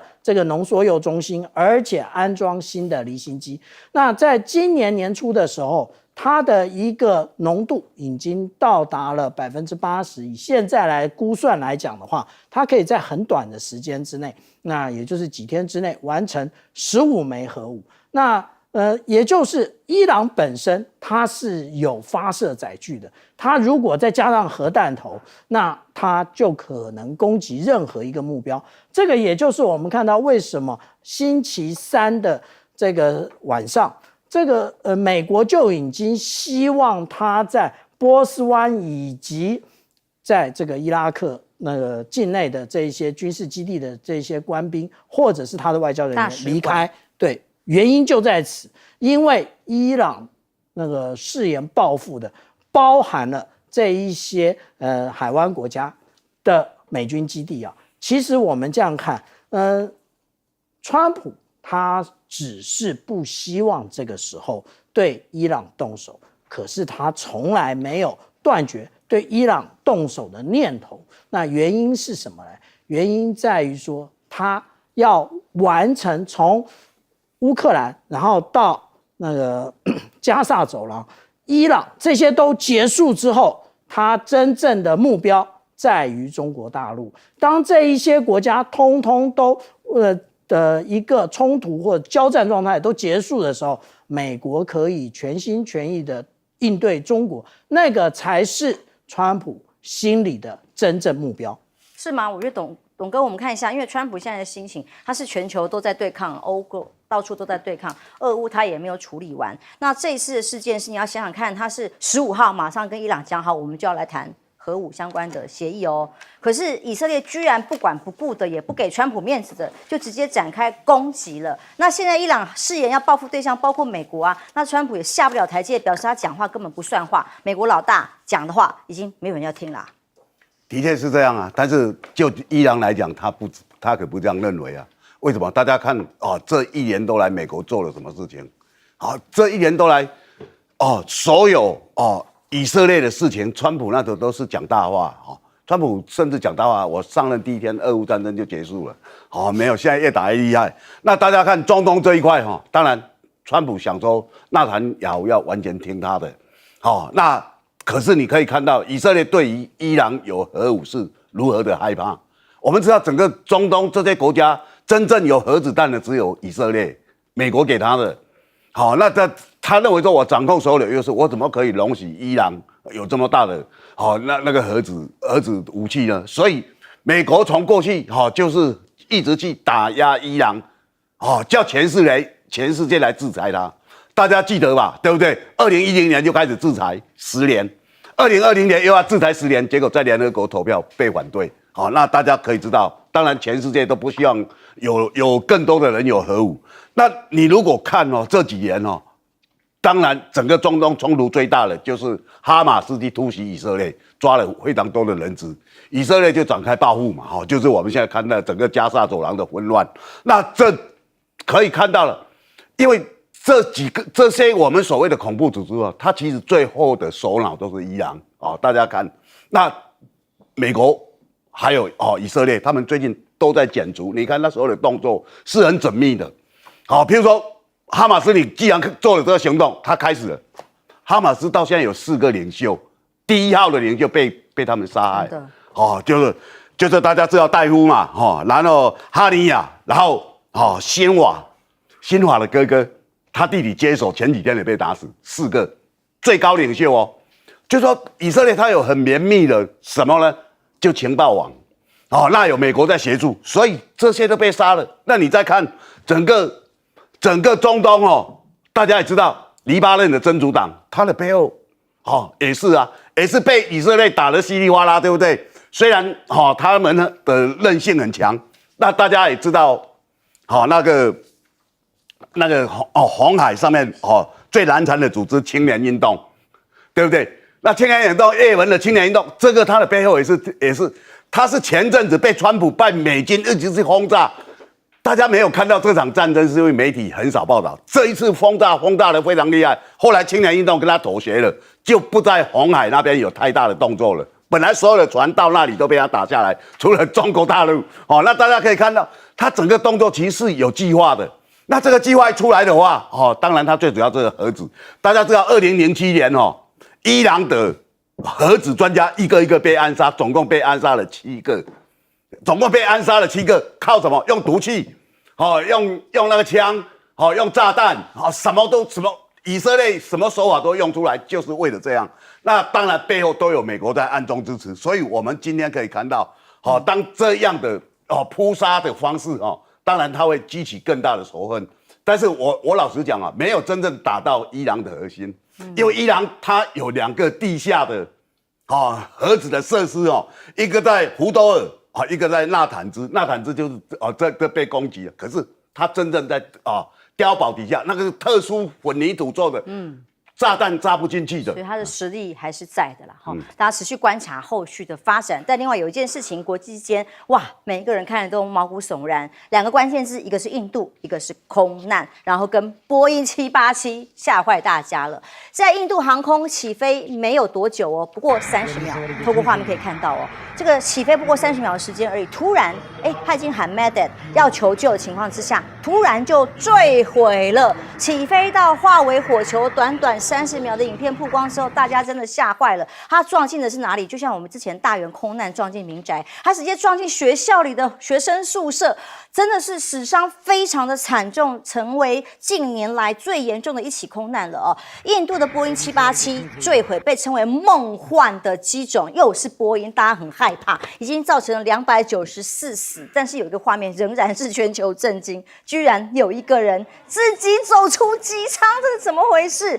他就坐在所谓11A 就在逃生门旁边。那他说呢，本来他并不是坐这个位置的，本来坐在11J，是刚上飞机之后临时换了位置。换了位置之后呢，就突然没多久飞机失速，然后出了状况。等他醒来的时候，他发现身边都是伤亡者以至于他只知道赶快先逃出来再说。那唯一的生还者是英国籍，40岁，到底怎么活下来的？说不定他自己搞不清楚，而且他拿着手机安安全全的走出来。目前初估至少伤亡人数有超过300人，受害者在地面上的部分还有很多是医学院的学生。印度航空的空难，大家在发现几个过程当中，有个起落架没有收，这个问题到底发生什么事？美国航空安全顾问发现的。飞行开始的时候，起落架应该是要收起来的，但当时那个状态，如果你不仔细看的话，你会以为这架飞机正要准备降落，为什么没有收？发生了什么事情？连美国的调查局都说要针对这个事件来进行调查，因为呢，这已经是让全球会恐慌，尤其是波音。美国国家运输安全委员会到底现在波音787从来目前没有重大失事的记录，这是它的第一起。之前的737、747，现在连梦幻客机都出现零死亡的这样的记录，已经破功的时候，到底是怎么回事？当然，今天的股价立刻应声大跌，但过去没有忘记，曾经有多位的吹哨者出面警告，其中有一位呢，他是作为波音前质量管控的经理人，他就说过，787的梦幻客机安装的缺陷很多，他认为这个安全疑虑已经被降规，以至于危险很多。但去年3月他突然就疑似不知道为什么是开枪自杀的，他是自杀吗？还是有他杀的嫌疑？这件事情还是个谜。那另外一个吹哨人呢，萨利普也在国会作证说，波音有大量的787梦幻科技都有金属疲劳的风险，他因此质疑这个是不安全的。结果公司高层全部都否认，现在也不了了之。但问题是，现在好不容易波音在中国大陆的交货准备要如期有一点恢复的时候，就又出了这个大事情。那大陆呢，跟美中的对抗跟谈判里头，现在有一个初步的框架跟协议。那川普的说法当然是好消息，好消息，我们谈得非常成功。但川普这边也再次的表示，关税越高，制造商就可能到美国设厂啊，所以接下来不排除还要再提高进口的汽车关税。同时呢，在中国大陆的部分限制战略产品的出口，也是一个因应的做法哦，包括太空人的头盔、护目镜啊，甚至连软体算法、超高分子等等，有各种大家形容叫做出人意表的产品，无人机当然是关键的重点，都在列。所以现在看起来好像是谈出一个初步的结论，那愿意把稀土做开放，但仍然是有限时或者一段时间暂时的吗？那华盛顿邮报报道说，他最快9月就要访中，因为中国要给我稀土啊，我们谈得很成功，大陆是留一手的，包括了各种审批合规的规定，中方的出口许可证设下6个月的期限，这个是暂时的同意。那包括审批会有要求啊，你要去用在哪里？客户名单最终用在哪里？敏感商业用途吗？这代表着稀土仍然是陆方面最大的筹码。Bloomberg 报道，川普政府自称是占上风的，但是北京基本上靠着封锁稀土，还是完全扭转局面。赖老师，光看这个空难，大家吓坏了哦。当然吓坏了，又是印度，又是波音，787真的梦幻机种。当初台湾也有，他们也有招待台湾的媒体去对他们做一个到工厂的一个报道嘛，那因为他们也想卖到台湾来。黑盒子已经找到了所以相信在没有多久因为对于黑盒子的判读可以更清楚的了解发生了什么事情。那目前很多飞行的专家，他们就根据他们所看到的还有提供有限的资料，他们就开始思考判断几个问题。第一个，他们认为外力介入的可能性大不大？例如说鸟击可是他们说看起来它的发动机并没有冒出黑烟，那一般来讲他们就认为鸟击的意外或许可以排除掉，这第一个。第二个，他们认为说为什么会把这个外力的介入排除，是因为2个发动机如果同时都被鸟击而失去动力的话，这个比较罕见，然后也没有发现2个都有排出黑烟的一个情况，因为这次刚好在起飞的时候摄影机拍的还蛮清楚的，所以他们就认为说鸟击的几率是比较低的，第一个。第二个呢，就是说787的一个设计里面，它单发就单个发动机都可以把飞机带起来那双发同时失效在过去的飞行记录中也是很罕见的所以他们认为这个到底外力的介入他们先排除了，那接着他们就开始思考说，那会不会是这个正驾驶就是机师操作的问题？这个机师他有8000多小时的飞行记录，那就是他是一个资深的一个正驾驶。那看他的操作情况的时候，大家就开始推断说起飞是平稳的，然后787的设计有提早预先收起起落架的功能，也就是说当他的飞机上来之后2秒钟，它的起落架就可以收起来了。为什么？因为它的起落架的舱门会在它开始滑行的时候，那么它就会打开，预先打开，然后它一旦上去2秒钟，它就会把轮子往后缩，所以他们就估计说，这次从起飞到下来总共30秒，那按照787特有的一个预先收起起落架的这个功能，它应该在第2秒钟，也就是说如果是全自动驾驶系统的话，它应该是第2秒的时候，它的起落架开始要回收，以减少空气的阻力，让它的上升力会比较大一点。可是为什么没有收？这就是为什么他们在判断的，就是说没有收是机长没有把它收起来，还是它的故障？例如说它的自动控制系统已经出现问题了，所以起落架收不回来，这样的一个情形。那会不会是起落架收不回来以后，机长没有办法看起来他有在失速的一个现象？因为目前一般的专家都判断说他看起来是失速了，也就是拉起来了以后，很明显的2个发动机没有办法把飞机再往上拉，所以它开始进入这个下去的一个情况。然后飞机一直往下走的时候还是平稳，就代表这个很有可能机长接管的时候，这个飞机的飞行姿态也是对的。但是问题就在于发动机失效了，它开始失速了，它开始往下降了。所以我觉得这是一个悲剧。那印度做了正确的这一方，因为他下令所有的787都暂时停飞。可是美国没有做正确的方式，美国认为原因不明的情形下，不能说就是787的这个机械有问题，然后787全部停飞。所以美国规定还是可以飞，印度规定不能飞。台湾呢？我们也有787，我也搭过。那你要考虑我们的安全，还是考虑商业的利益？想清楚，还是怕得罪美国人？似乎是需要先把安全这点确定，因为网络上有各种传言，包括有人说我刚搭这架飞机到了哪里落地，当中很多设备故障啦，那或者是说印度航空的风险比较高啊，各种的是传闻，都有待证实。但重点是，到底发生什么事情，还是必须要经过调查。对，其实我们这么说啊，也就是如果大家喜欢看Discovery 它里面有一个空中浩劫的节目，我们就会发现其实这个空难的发生啊，它有很多的因素造成，单一因素当然比较少啊。那我们讲说这一次最特别的啊，也就是因为有完整的录影啊，那录影的过程当中，大家现在你听到一个比较不寻常的声音，那个称之为叫做自动应急发电涡轮，而且就是刚刚讲到说，在它这个起落架的旁边，那如果看这个画面的话，也有看到它正在作用之中。为什么它会作用？表示它没电了。那这个情形到底是什么样？当然，我们相信，后续的调查，因为反正黑盒子已经找到了啊，那我们也不用臆测，因为透过黑盒子还有所有的残骸的检视啊，都会得到一个很正确的结果。这也就是啊，我们看到任何的空难，其实最后他都没有追究机师的刑事责任。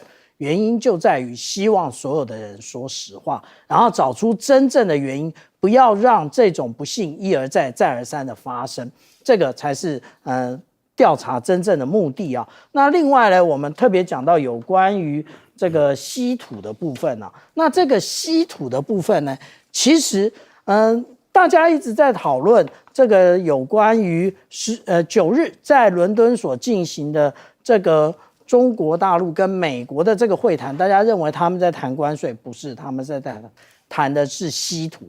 那稀土实际上已经卡到美国的脖子，不仅是军方，民间也是如此。那现在美国急待解决这个问题。那其实我们来看啊，中国到底掌握了多少的稀土？如果我们来看这张图的话，这个全世界含量，就是说我们讲说它的开采量最大的68%，其实是中国大陆，12%其实是美国。那另外还有一个国家就是缅甸。可是缅甸如果根据最新的这个路透社的报道的话，也就是现在有关于这个佤邦的联合军在善邦这个地方，他已经取得了这个稀土矿场的控制权。那他未来要将这个控制权交给中国大陆，也就是中国大陆未来的稀土也就会变得更多。可是美国它能解决稀土的问题吗？其实没办法。为什么？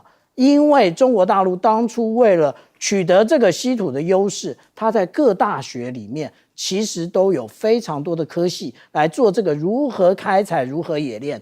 美国做这件事了吗？没有。意思就是你未来没有人才，你没有人才，你有了矿场，谁帮你开采？谁帮你冶炼？还是中国吗？那如果还是中国大陆的话，你谈来谈去没什么结果的。董哥，这次印度的空难，因为最神奇是居然不但有全程的记录，而且还有活口，当事人是幸存者，可以告诉大家他在飞机上到底发生什么事，听到什么声音，然后他居然是站着活着走出来。然后当一般人就会想，哎呀，坐哪个位置最安全等等的。但其实对于乘客来讲，真的是很弱势。787到底安不安全？波音是不是飞机有安全的疑虑？真的是大家最担心的事。这种机会可能要几百万分之一啊，因为我一年要坐飞机也要坐数十次。但是你看哦，就是在这个当然会很多人讨论。你说他自己知道发生什么事吗？不知道。他只听到哪些声音，然后对一个声音，那些都不能做怎怎么样。所以各位朋友也不要认为说一个飞机失事哦，找到黑盒子就可以怎么样。我跟各位保证，这个要查出结果最快就是明年了。现在才6月，好，这种飞机的失事常要查很久。大家记得马航那个，现在都还搞不清楚怎么回事了，多少年了。所以飞机有时候它会有些事情都是很难预测的。那就像这个，就真的不可思议啊！就是说，怎么所有人都死了，他毫发无伤？对，你至少应该重伤吧？完全没有，连手机都没有丢，还拿着走出来。对啊，那这个只能讲这是魔术啊，这是真的神奇啊！印度无奇不有，连神童都有啊！但是我们可以看到，在这一场里面，大家过多的猜测，因为我昨天也是在 X 上面马斯克那也是看那个画面。那个画面真是惊悚，飞机一飞起来1分钟，然后就封起来大家看就是这个画面。那大家会讲，到底发生什么事情？没有错，就是什么事情。可是对美国来讲是很大打击。大家知道波音在台湾我们当然自己也非常多，而且我们曾经被美国的议员要求一定要多买他们的波音，来跟蔡英文威胁。那时候总统府还否认，还把相关的画面把它删除。结果人家拿到画面上面，葛礼汉众议员就当面要求，就是要你们华航就是要买我们飞机，华航政府都否认。后来我们买多少架？24架。各位朋友那当然这是一个不愉快的经验，政府也要吞下去。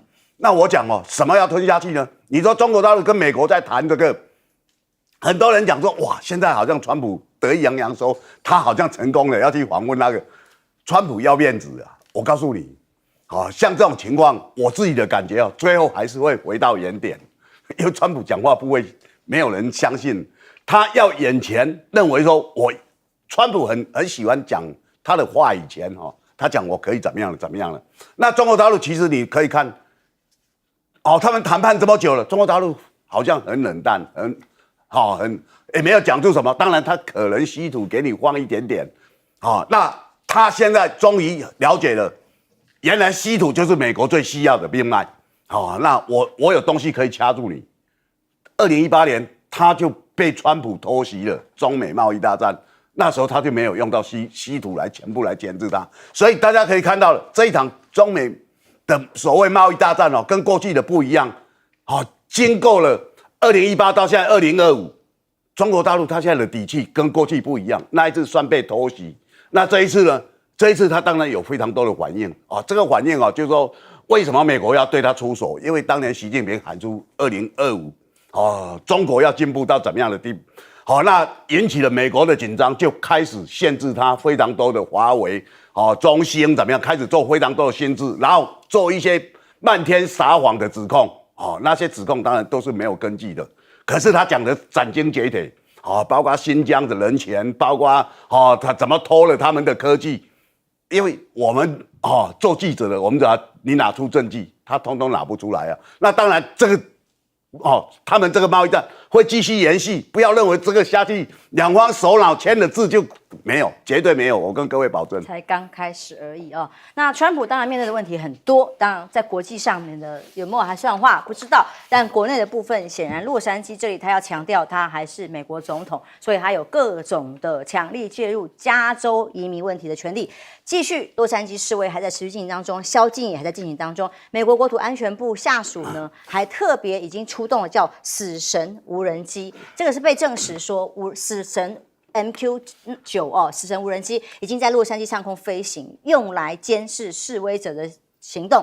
那当然反对者都认为它违反人权，但是呢，海军陆战队马上2天内，先前已经到了洛杉矶，还没有进行部署，说2天内就会完成部署，而且美军官强调他们有权拘捕平民，所以这个平民呢是可以。只要海军陆战队介入的话，就要来进行。为什么呢？因为呢，包括了这个法院的部分已经告诉川普说，目前你的用国民部队的方法是错的，所以要求马上明天中午之后就要求他停止 order， 要由回到州。但拉斯维加斯目前已经有至少9个人被捕，落成的宵禁再延长。还看了个画面哦，因为这个画面是比较不适合在荧幕前让大家看，就是一个女子宵禁嘛，她只是要回家而已，在路上她碰到了宵禁的这个相关的人员呢，执法人员，她就说哦我要回家，然后结果想不到对方就举起了枪。直接往他身上开，虽然是非致命的橡胶子弹，仍然会受伤。但是这个画面也吓到了很多的美国人。天哪，他什么都没有做，他也没有要攻击，也没有要做什么，只是走在路上，一位看起来很弱势的女性，她就被枪击了。哦，那所以呢，在议员比较抗议，他是要问国土安全部部长问题。当时在一场记者会里，所以他只是要问问题而已，马上被架走，还现场上铐。看看现场画面。I'm Senator Alex Padilla. I have questions for the Secretary because the fact of the matter is a half a dozen violent criminals that you're rotating on your heads off.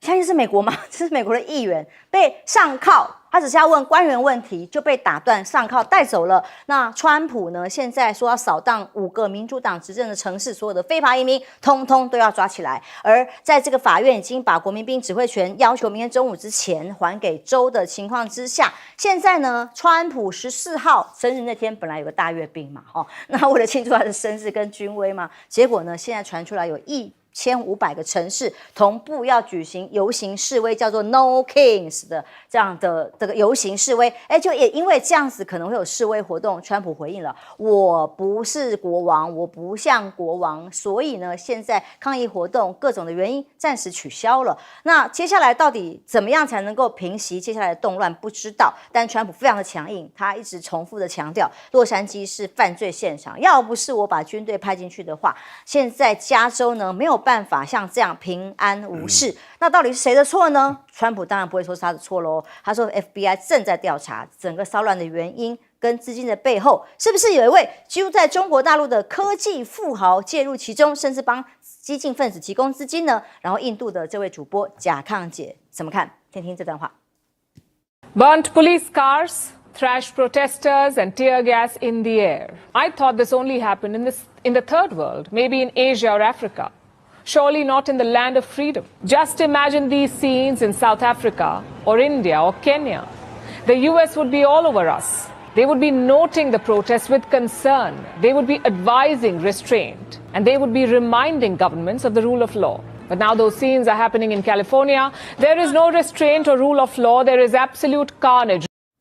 听到了吗？连印度人都可以取笑美国像第三世界国家。赖老师，现在除了美国的共和党以外，美国的民主党也都直接认为，美国的共和党他们现在是一个独裁专制的一个政体了啊。讲到这里，我怎么觉得有似曾相识的感觉？在台湾，好像我们现在被少数政了，因为我们在立法院里面，国民党是最大党嘛，然后民进党是第2大党。怎么会我们的行政院院长是民进党来干，而不是国民党来干呢？这个在欧美的国家来说，在国会第1大党应该是由他来阻隔的哦。这个真的是好奇怪哦。而且呢，明明去年才选上立法委员，怎么不到刚选上就民进党就开始准备推动？还是有程度的差别啦。他是把他现场上铐，那我们是还罢免一下。韩国尹锡悦他要发动戒严的时候，民进党的国会党团第一时间就声援支持。那他不是把他的底牌泄露出来了？台湾搞不好也不排除，也可能更激烈。可能我们的立法委员，国民党籍的或者民众党籍的立法委员，搞不好黄国昌哪一天也被头压在地上上铐，谁说的准呢？我们都不知道为什么？因为到目前为止，我没有看到民进党谴责川普的执政党共和党不可以这样做，没有啊，应该要他们国内的意见也很分歧哦，因为针对非法移民，还是有保守的民众认为这是代表一个社会秩序。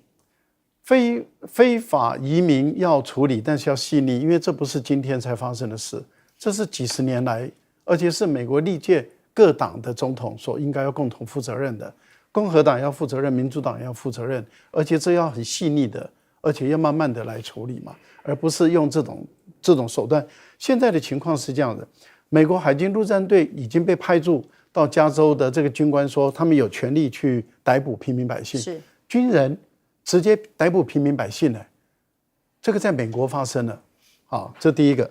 第二个呢，现在我们看到了，就是这一位参议员，他要去质询国土安全部的部长，因为他本来是在军事委员会，他听到说国土安全部的部长来了，他要去质询。你看他被驱离会场，然后被警察上铐。还有一位他在质询这个国防部部长的时候，直接被赶走，也是参议员，都是民主党的。那他质询部长被赶走。各位，这个就是我们现在看到的美国派军用的无人机到加州的上空去监视整个这个情况，完全是准战时时期了。还好法官这个判决了，说国民警卫队的指挥权要交还给这个加州州长。我们看看川普会不会拒绝法官的这个决策？我们来看看他们的司法制度是不是也准备荡然无存了。好，我们休息一下，马上回来。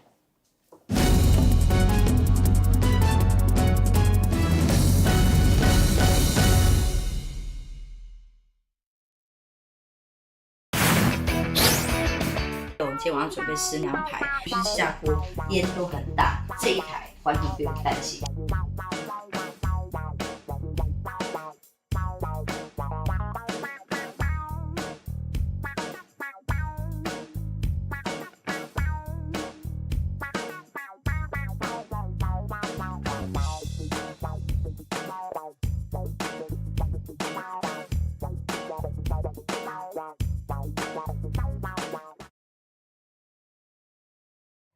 哎呀，我家曝光了，真不好意思。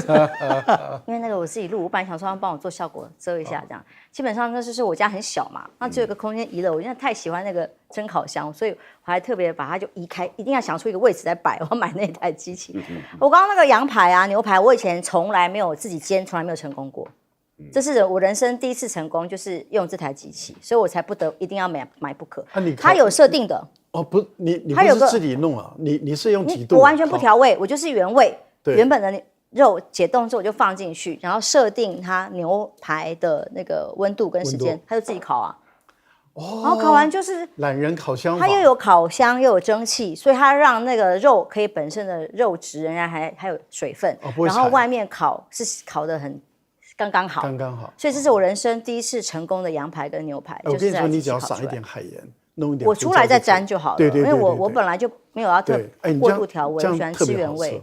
对，你如果品质好的肉，你不需要特别先调味嘛，都不要调。然后我蔬菜什么的也是它有蒸烤的模式，然后尤其最神奇是那个气炸锅，好厉害！那气炸锅是完全不会有那么多油烟，以前我们家很痛苦，那油烟如果用气炸的，都会烟很大，对吧？而且要很难散掉。对，它是直接在不会有那么大的油烟之外，它还可以自己洗。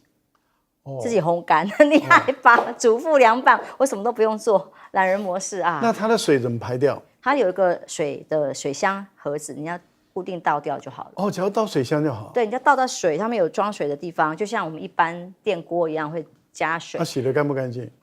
还算 OK， 但是你如果不够，还可以再自己清一下就好了，至少不会那么油腻嘛，因为油腻不好清。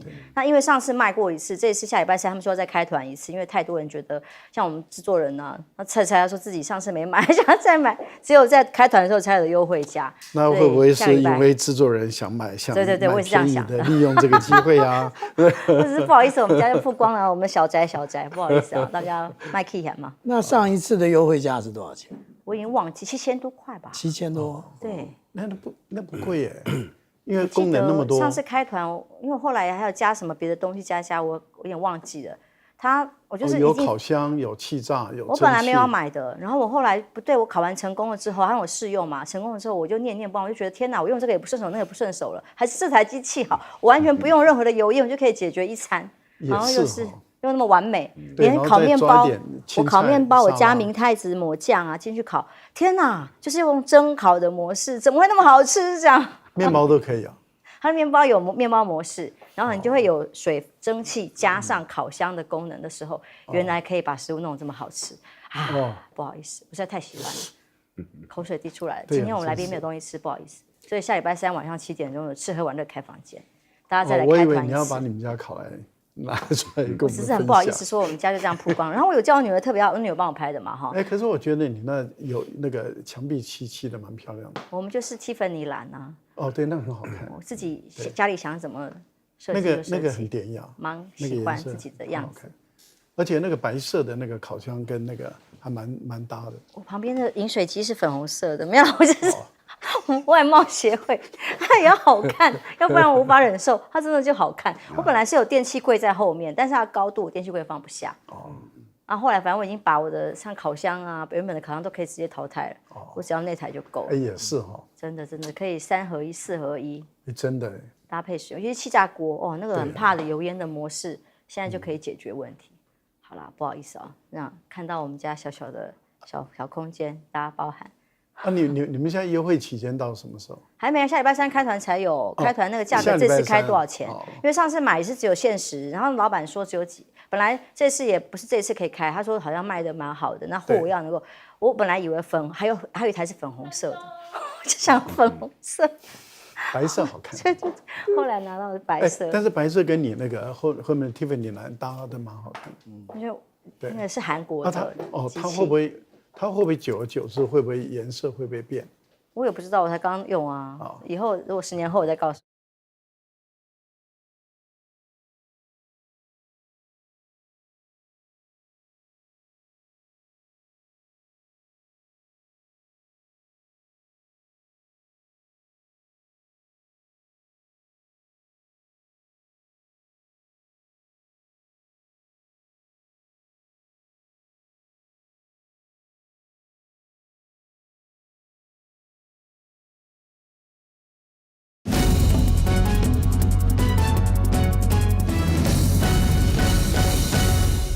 美国加州出动了国民兵镇压，现在海军陆战队准备进驻了。那么14号，川普生日这一天就明天了，会有大规模各地的抗议活动。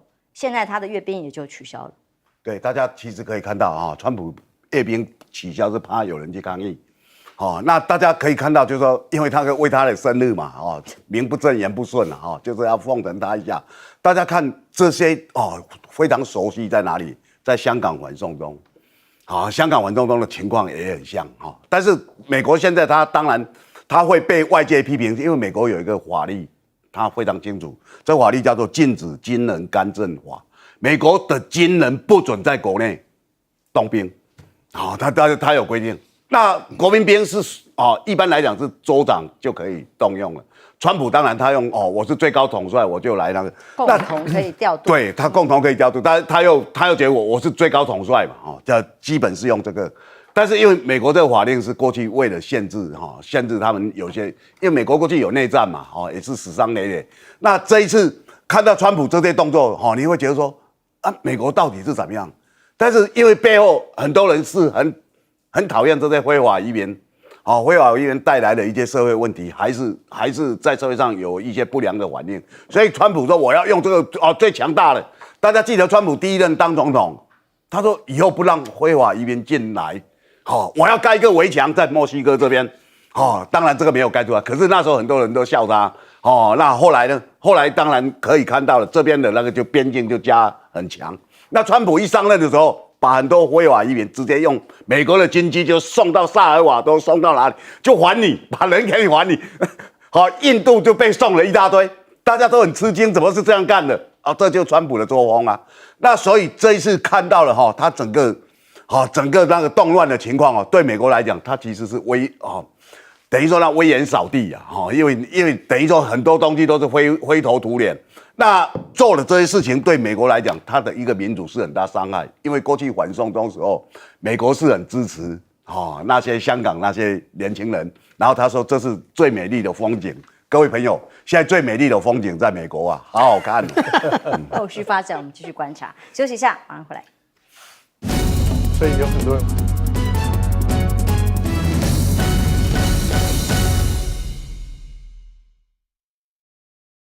的一天这样的画面，当时要谴责反送中的美国，对啊，现在美国自己还有无人机监控，什么都有了，宵禁也来了。人家反送中还没有派军队，对不对？他们一直影射，哎呀，那中国大陆那些从广州那里要过来的要怎么没有？完全没有。香港的解放军也完全没有动。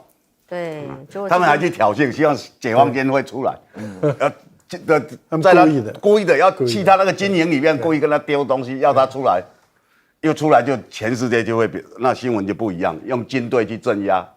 可是美国的民调很有意思，他们说调查出来的结果有包括对 CNN 等等，他们是支持处理非法移民的，支持川普的做法的。我就说哇，所以美国但是没有超过半数，两极啊，四成多，两极，就基本盘了。不是小军长是已经要拿出什么压箱宝的感觉？就你刚刚讲的那个民调啊。你有啊？你太厉害了吧？你什么都有。看一下有没有带。我是很难想象，就是大家想象中最支持多元民主意见、多元种族的美国。提醒大家，这个 QR code 如果有各种电商的问题，加入之后呢，不管资讯的询问啊，或者是有一些最新的消息，都可以在上面直接询问我们工作人员，这是最快的一个沟通模式。欢迎大家用 QR code 扫进去，就可以有更快速的相关的我们的直营电商同事可以帮大家服务哦。有兴趣的朋友可以扫一下。赶快把握最新的消息。没电啊，手机。时间过很快。我都有从无人机开始讲。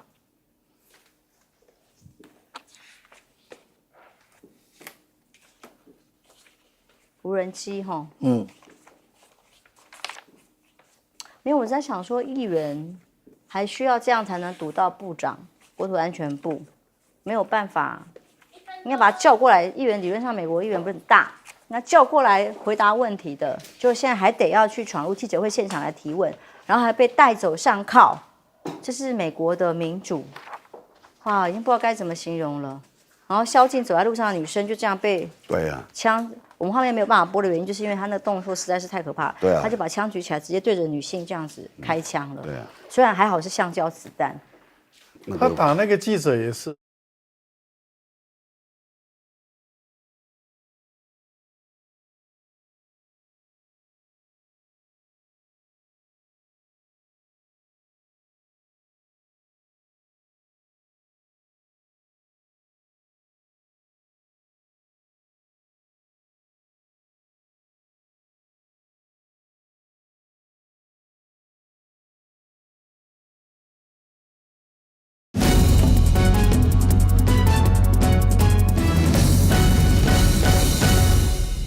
美国加州持续在宵禁当中，海军陆战队进驻了，很多人被抓了。那么全美很多城市都准备明天要发起示威，这个是美国现在的画面。小警长，我们很难想象啊，以前所谓的 American Dream 的这个国家，现在变成这个样子啊。那现在呢，甚至以这个死神无人机，也就是海关与边境保护局它的无人机啊，来进行监控任务。我们这样讲，无人机本身啊，那死神无人机是这样，但是无人机最厉害的是什么？它可以加挂非常多的夹舱，就是这个夹舱，电子战夹舱，它可以监控所有的频道。意思是什么？